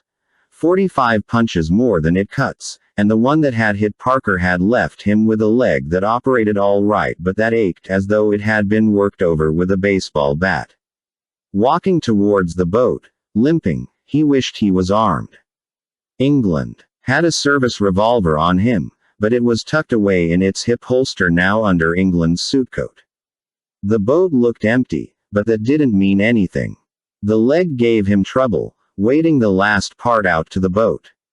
England had to help him aboard, and then they searched the boat and found it deserted but odd. The hideaway bed in the main cabin was standing open, without its mattress, which Parker found shoved under a bed in the fore cabin. He and England pulled it out of there gingerly, both of them half expecting to find a body rolled in it, but there was nothing. Was also evidence that a couple of meals had been eaten down here, and the yachting cap Parker had put on that first day he'd seen the island, when he'd gone out in this boat with Yancey, that cap was now missing. So were the suitcases. Man in a yachting cap, carrying 2 suitcases. Probably wounded. He'd head inland, Parker said, thinking of the suitcases. Let's go in after him. Single quote. We have no jurisdiction, England said. That's why you brought me along, remember? England said, you think you can get him to the States from here? We might be better off asking the Mexican police to pick him up for us. They'll usually cooperate in a case like this. Single quote. Parker shook his head. I hear Barron's got connections with Cuba. Mexico still recognizes Cuba, right? Barron contacts the Cuban embassy. Cuba says he's ours, we want him. Mexico lets him go. England said, I never liked this operation, not from the beginning. If things had gone the way you wanted, you'd have double-crossed us, you'd have taken the money, left Barron, and disappeared. Single quote. You wanted us to help, Parker told him. But you didn't ask, right? Is that what it was? England looked at him. I don't understand you. Why should I trust you now? Single quote. Because you don't lose anything. Without me you don't get Barron at all. With me you get Barron maybe. Single quote. I've got you now, England said. If I let you go, then I don't have Barron. And I don't have you either. Single quote. You don't want me. Remember. You're a specialist. England said. So are you. I'm beginning to find out in what. Parker could visualize the suitcases moving away across the horizon. While he and this fool stood here talking crap. England didn't know about the suitcases, because Parker had let him understand the loot had burned up in the fire back on the island. England had believed it because it satisfied his need for poetic justice. But now there was no justification for Parker being in such a hurry, and if he kept on pushing, England might begin to wonder. Still, England himself should be in a hurry. Parker said to him, make up. Their quarry would be heading west, or towards the nearest town, or both. We don't know how long ago he left. England said, so we aren't looking just for him. We're also looking for signs that he's passed a certain way, so we'll be sure which way he's headed. Single quote. For the next hour and a half they made tic-tac-toe in the sky, north and then south and then west, north and then south and then west, until ahead of them they saw the black man shape spread out on the ground and Parker pointed forward, saying, there's something there. Single quote. I see it, said the pilot. The helicopter lowered, and Parker saw no suitcases, and then he made out that the figure on the ground was Grofield, which was impossible. The pilot landed 20 yards away, and Parker hurried across the rocky ground, limping, wanting to get there before England, to keep Grofield from saying anything he shouldn't. Grofield had his eyes closed, and very faintly he was smiling. He looked as though he'd been wandering out here for a week, with dirt caked on his face, with his lips dry and cracked, his clothing filthy. Parker knelt beside him and said, low and fast, England's with me. Keep mum on the money. Single quote. Grofield opened his eyes as England came running up. Grofield said, come off it, Parker, you're a mirage. Single quote. Parker said, where's Barron? Ahead of me. I don't know. Grofield's voice was husky and he was out of breath, but the words came as though he were fully conscious and in good shape. I hid on the boat, he said. Passed out. I don't know how far he is ahead of me. Parker said, how's he traveling? Light or heavy? Heavy. England said, "We'd better get this man back to the ship." Grofield said, "No, I'm happy in Mexico." Parker straightened up, said to England, "You got no jurisdiction here. Remember." Single quote. "This man's hurt," England said. "He needs medical attention." On the ground, Grofield said, "Mexico has doctors." Parker looked westward, across the flat land towards the horizon, and then he looked down at Grofield. He had too many things to do at once. It was no good leaving Grofield. "We got a map of this area in there." "I think so. Let's go look at it." "You wait here, Grofield." Grofield smiled some more, lying there on the ground. He looked very sick. "I won't move," he promised. Parker and England went back to the helicopter and looked at a map. According to the pilot, they were at a spot about 20 miles south of a coast town called Pesca. About 15 miles west of them was a dirt road heading north and south, and that road, taken through a number of villages, would lead finally to Ciudad Victoria, about 80 miles away, the nearest city of any size. Parker said to England, "You get on that radio of yours, you arrange for a jeep to come here from Ciudad Victoria. Then you and the helicopter leave. Grofield and I, in the jeep, we'll get Baron for you. Tell them we want to keep the jeep a while, maybe a few days, maybe a week. We'll turn it in when we go back across the border." Single quote. "I don't know if I can work that," England said. "You don't seem to realize how complicated that would be, getting. Then why don't you try it, see what happens?" England said, "I stay with you." Parker looked at him. "You got no jurisdiction here. I won't be here officially. I'll just be with you, observing." Parker shook his head. "No, it's the only way I could get a car, if it's checked out to me. They'd never allow me to give a car to you." Single quote. "Jeep. Jeep. Yes. And I ride with you." Parker thought a few seconds.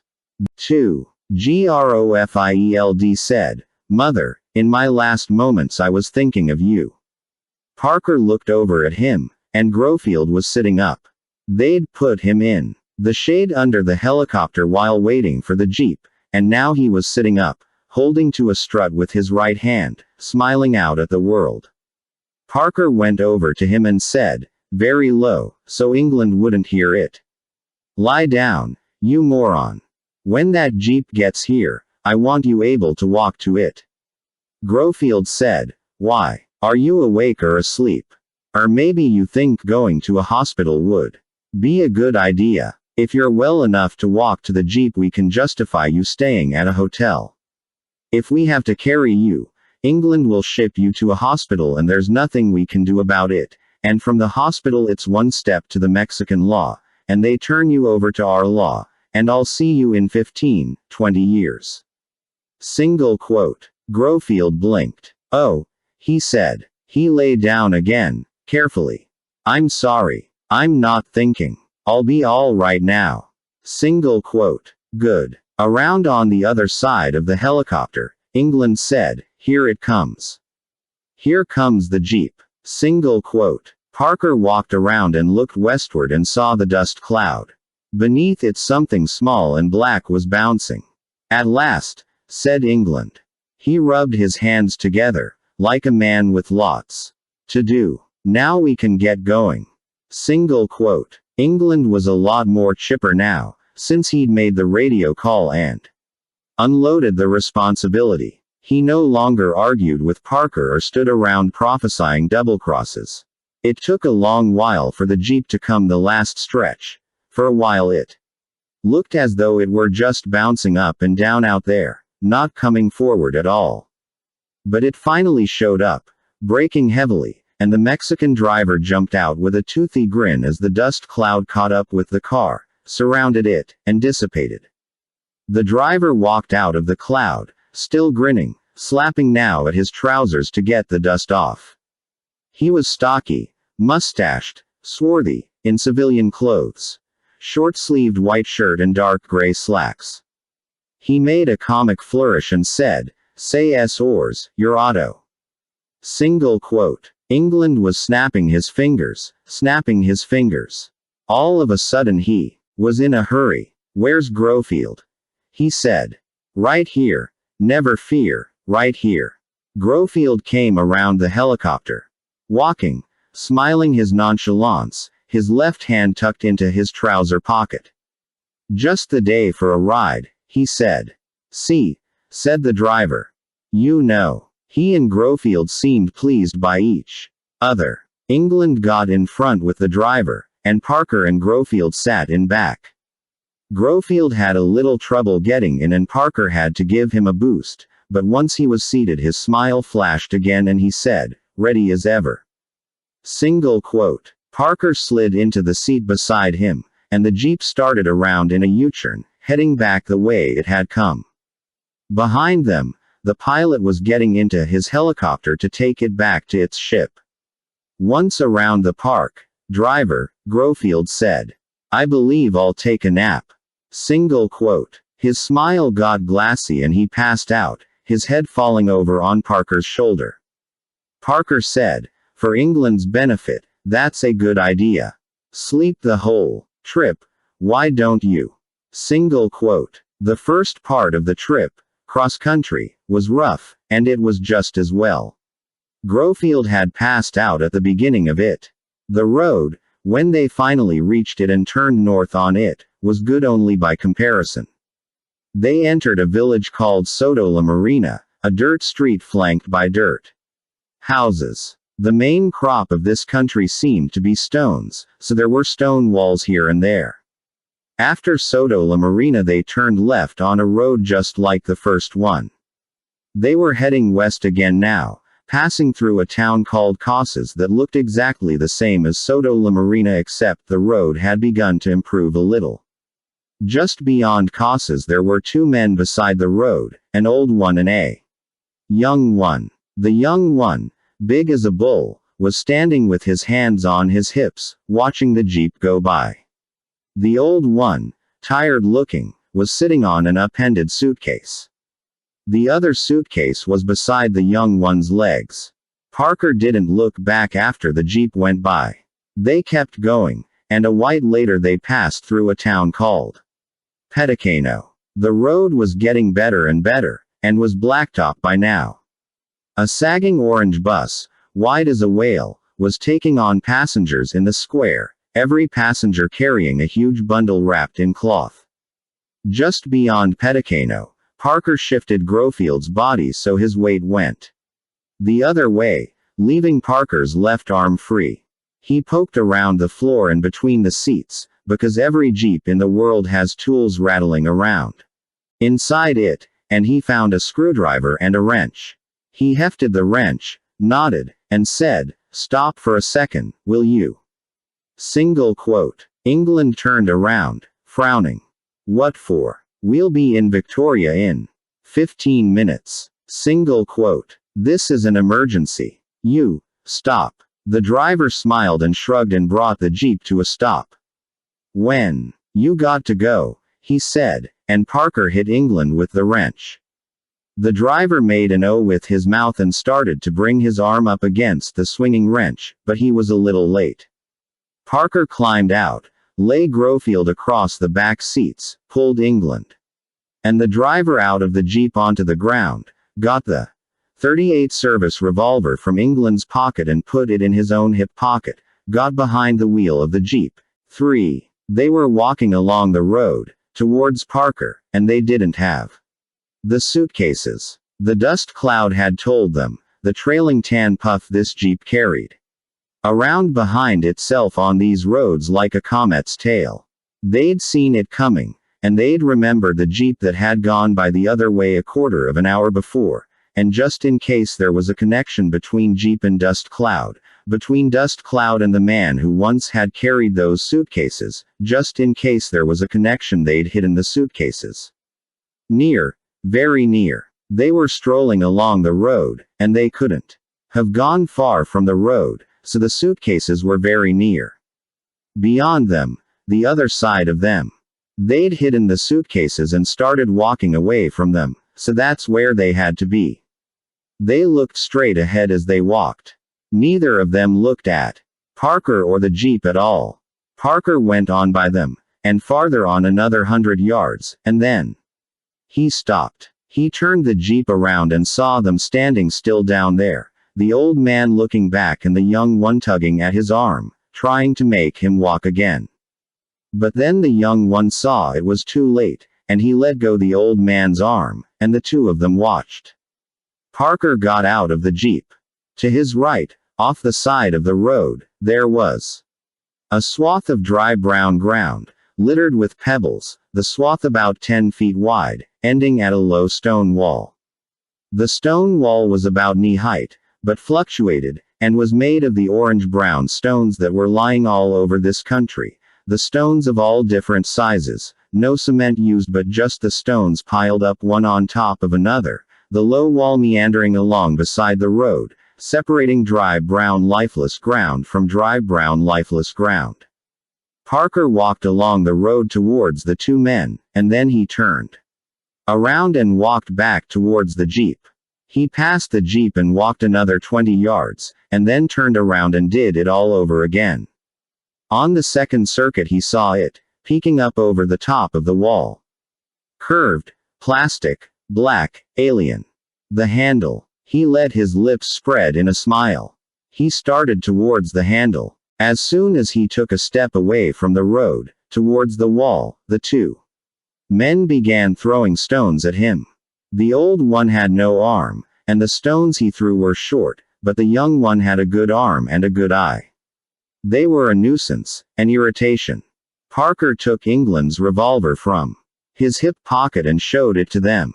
He didn't want to kill them, that was just stupid. There was no need for it.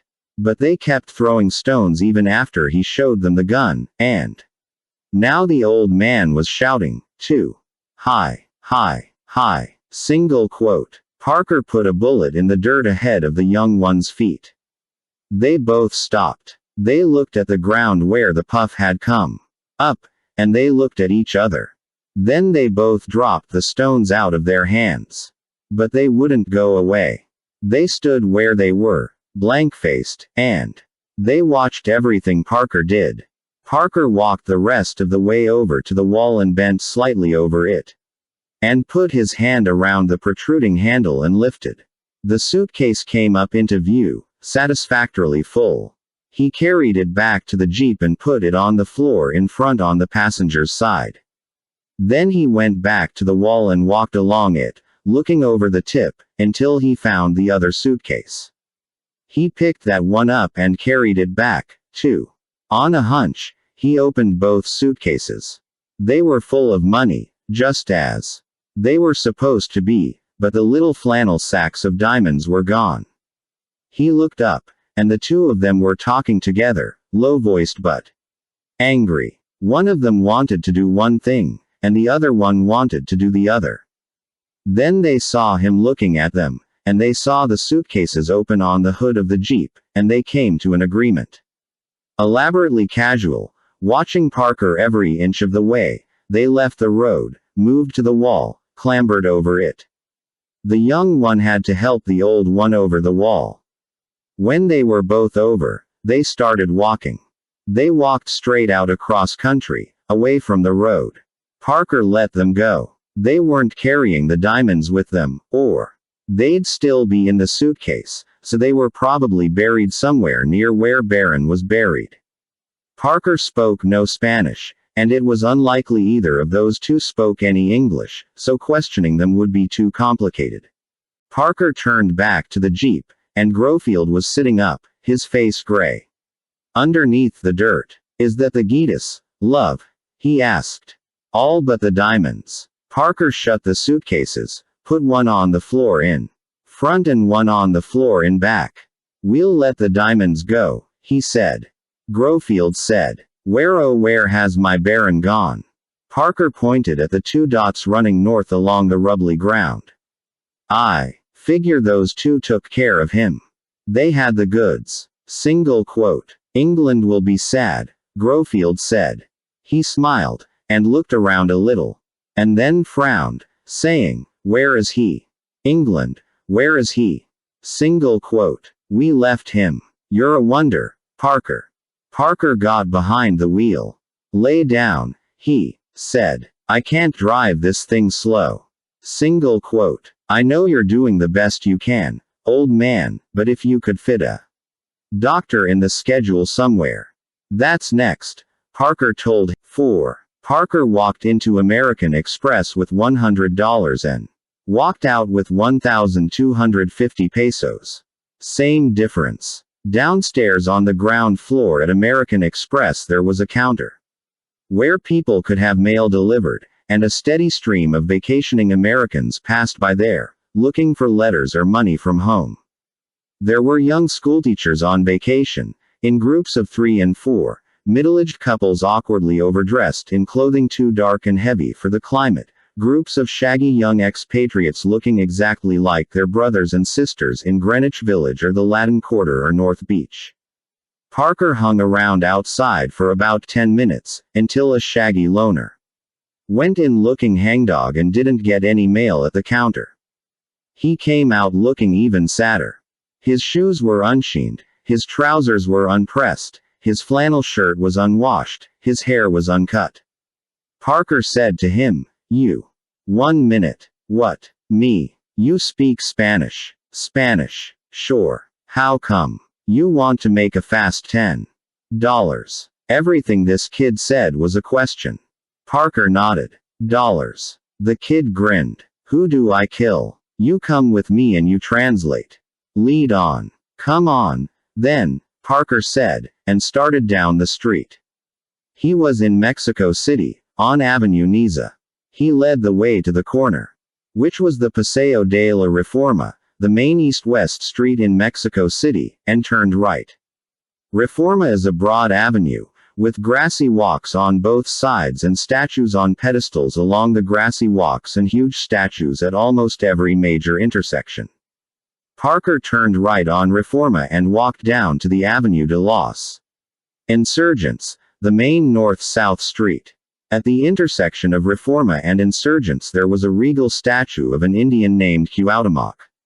On Insurgents, Parker flagged a Pacero, a cab that would take him as far as he wanted to go on, worked both Insurgents and Reforma, tearing back and forth in red or orange Chevys and Opels and Tauruses, carrying from 1 to 5 passengers. There were already 3 passengers in the back of this cab, so Parker and the kid got in front with the driver, and they went shooting north. Parker and the kid were the last passengers off, up at Avenue Paganini. Near the city limits, Parker had to break a 10-peso note, and the cabbie made change in a hurry. He wanted to turn around and race south again. As soon as Parker had his 8 pesos and was out of the cab, the driver tore away. "This way," said Parker, and walked down Avenue Paganini, passing the Jeep where he'd left it for good.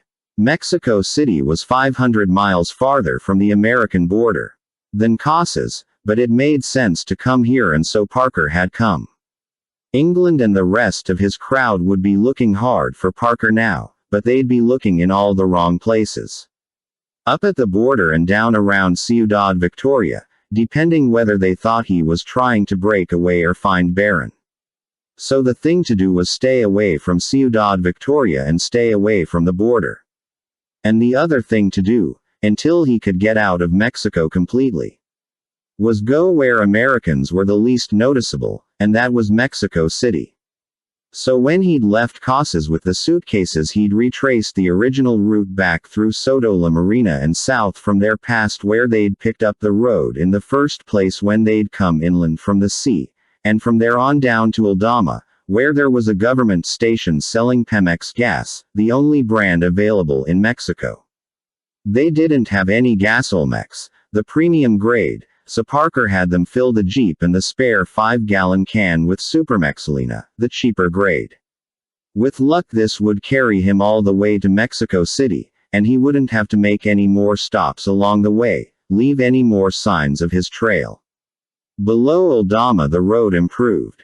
He continued south to Manuel, then west to Ciudad Mant, a fair-sized town full of men and boys but short on visible women, where he picked up Route 85, a main north-south route that took him straight into Mexico City. They slept on the road above Zimapan Monday night, and got into Mexico City a little before noon on Tuesday, and Parker was no sooner across the city line than he found a doctor for Grofield and he ditched the Jeep. He'd decided bleeding, and he was unconscious most of the time, so he was no trouble to transport. Every now and then he'd wake up, do some of his comic routines, and then fade away again. Now, with Grofield at the doctor's, with pesos in his pocket, with a good Spanish-speaking guide who looked too naive to do anything but keep his mouth shut, Parker felt he had breathing room again. He walked down Avenue Paganini, and when he got to the doctor's house he said to the kid, "Don't ask any questions. Don't say anything at all. You're a clam." Single quote. The kid nodded. "I'm a clam," he said. He no longer looked hangdog. Excitement and curiosity danced in his eyes. Parker went into the doctor's house, a white stucco building behind a white stucco wall with a black metal gate in it. The gate was open now, but at night it would be locked. Glass shards were embedded in the top of the wall. The gap between the haves and the have-nots was wider here than in the States, which made the haves a lot warier. Inside, the doctor was coldly indignant. "This man," he said, "should have been to a doctor 2 days ago. He should be in a hospital. I don't care how severe he thinks his marital problems are, his medical problems, believe me, are much worse." He was a short, slender, olive-skinned man with a thin mustache, large outraged eyes, and perfect accent-free English. Parker had given him a song and dance about Grofield being a husband caught in bed with another man's wife, being shot by husband number 2, being terrified that his own wife would find out about it because she was the one in the family with money. It was a story of intrigue, romance, danger, and daring-do that he and Grofield had worked out beforehand, the kind of story Grofield could act with a lot of gusto and the doctor could take a latent pleasure in. But now the doctor was indignant, outraged. "He seems to have no comprehension of the severity of his wound," he said, motioning angrily at the closed door behind which lay Grofield, "but you're his friend, you should have forced him to come here before this." Single quote. "There wasn't anything I could do, doctor. He's got a mind of his own." Then it went on like that for a while, the doctor talking out his sense of outrage, Parker being as patient with him as he could, the kid watching with bright-eyed lack of comprehension.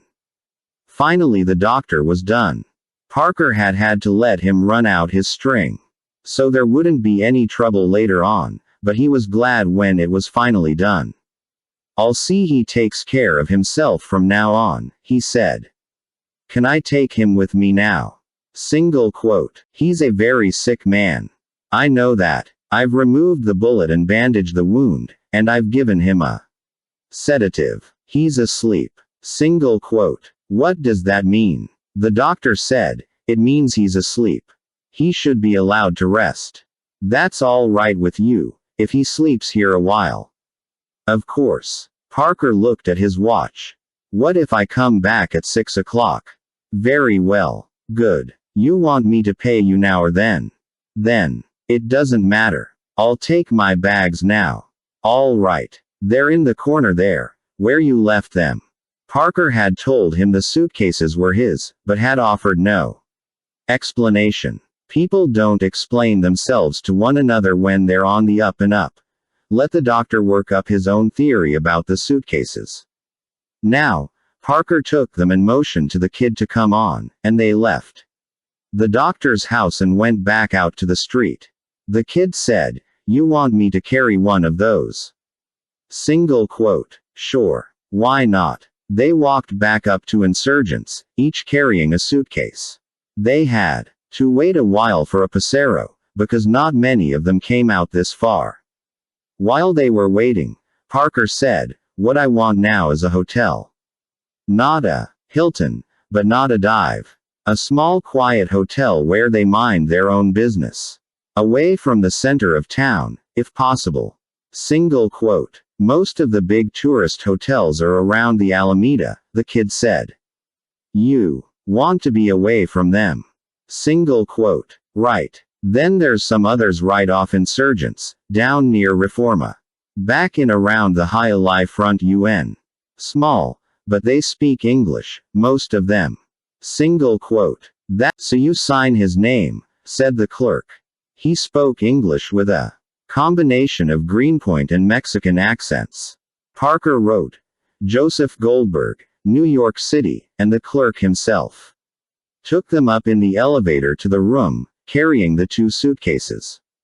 Parker gave him a 5-peso note, stashed the suitcases in the closet, and said to the kid, now we do some buying. Single quote. For the next hour and a half they went from store to store, while Parker bought clothing and other stuff. He got 2 suits, 4 white shirts, 2 belts, 5 ties, 2 pairs of shoes and 6 of socks, 5 sets of underwear, a raincoat, a toothbrush and tube of toothpaste, a hairbrush, a razor and a packet of blades, a can of shoe polish, 2 Mexican guidebooks and an English-Spanish dictionary, 2 cheap silver bracelets gift-wrapped, 2 quarts of tequila, a straw ladies handbag, an expensive leather suitcase, a small original oil painting in a wooden frame all about a foot square, a high-price carton of American cigarettes, a Zippo lighter, and a can of lighter fluid. The kid guided him from place to place, translated when necessary, and toted the goods. Back at the hotel, with the boxes and bags of stuff all spread out on the bed, Parker took a $10 bill from his wallet and said, "You've been a big help. I'm done now." Single quote. It was a pleasure, the kid said. Trying to figure out what the hell you're doing. It's better than the puzzle in the Sunday Times. Parker gave him the 10 and said, "You here on a tourist visa or a passport?" Single quote. Tourist visa. You want to make some more dough? The kid grinned. You know it. $50, Parker said. 50. What do I do this time? Lose your wallet. The kid blinked. What? Lose your wallet, before you leave this room.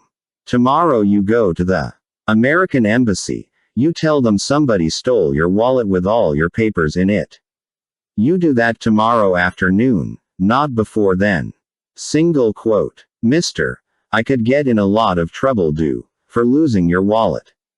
Red tape, that's all. It happens. I've got pictures in. Get new copies. If the wallet is lost, it's lost. Oh, yeah, I guess so. The kid hefted the wallet. I sure wish I knew what was going on. I'm a counterspy, Parker told him. I got to get to Washington before the Ruskies start World War III. Single quote. It's something like that, the kid said. He took his new $10 bill and a few pesos from the wallet and tossed it on the bed. How do you like that? He said. I lost my wallet. Single quote. You report it not before tomorrow afternoon. Got it. Parker fed him $60 in tens, and the kid went away. For the next few hours Parker was very busy. He took the suitcases out of the closet and opened them on the bed and started counting, and when he got to 127,560, he was finished. That was $63,780 apiece. Not the 200 grand Carnes had guaranteed him, but he wouldn't bother about hitting Carnes for the rest. The diamonds would have covered that much probably, and even so his half was more than the $50,000 his quarter would originally have been. He put Grofield's share back in one of the suitcases and stowed that one in the closet. Then he phoned the airport and booked passage on an 8:30 flight that evening to Los Angeles, and after that he packed. The packing took a long while. He had 2 suitcases, the old one and the one he'd just bought, and all his new purchases. The clothing he'd been wearing went in first, and he put on all fresh things, and after that he worked slowly. He had a large mass of money, and what he had to do was break it into a lot of small masses of money and make those small masses disappear. There were bills rolled in the new socks, each sock around a little stack of money large enough to make one rolled sock look like two. He tucked bills in the toes of the spare shoes, and filled all pockets of the suits. The new shirts, with the wrapping taken off, looked as though they'd just come back from the cleaners, and into each he stuffed more bills. Each piece of underwear was rolled up with a chunk of money inside it like a pearl in an oyster. And all the other stuff, he looked exactly like a tourist, and obvious tourists get a quick run-through at customs. At 6 o'clock he went back to the doctor's house, paid the tab, and picked up Grofield. Grofield was conscious and shaky, but grinning. He looked a mess in his clothes, but that couldn't be helped. They took a Pasero back downtown, and walked the 3 blocks to the hotel. That was a good man, Grofield said. That doctor. Single quote. He did a good job on you. I'm not ready to travel yet, though. Not yet. I know. Parker nodded. That's your hotel, ahead. You're Joseph Goldberg there. Single quote. Who are you? Nobody. Parker didn't explain any more till they were up in the room, where Grofield immediately stretched out on the bed, saying, I'm weak as a kitten, you know that. Single quote. You're checked in here alone, Parker told him. I'm leaving tonight. Your shares in the suitcase in the closet. They'll be looking for us together, so the sooner we split the better. Single quote. Grofield nodded. Sure. Sooner or later they'll find the Jeep and know we came down here, so play it tight. Single quote. I will. Parker looked around. That's all of it, he said. He picked up the suitcases, was carrying the raincoat tucked under his left arm. I'll be seeing you, he said. Grofield said, I appreciate this. Appreciate what? You didn't leave me up there. You carried me along, got me my share. Parker didn't understand what there was to appreciate about that. We're working together, he said. That's right, Grofield said. I'll be seeing you. Single quote.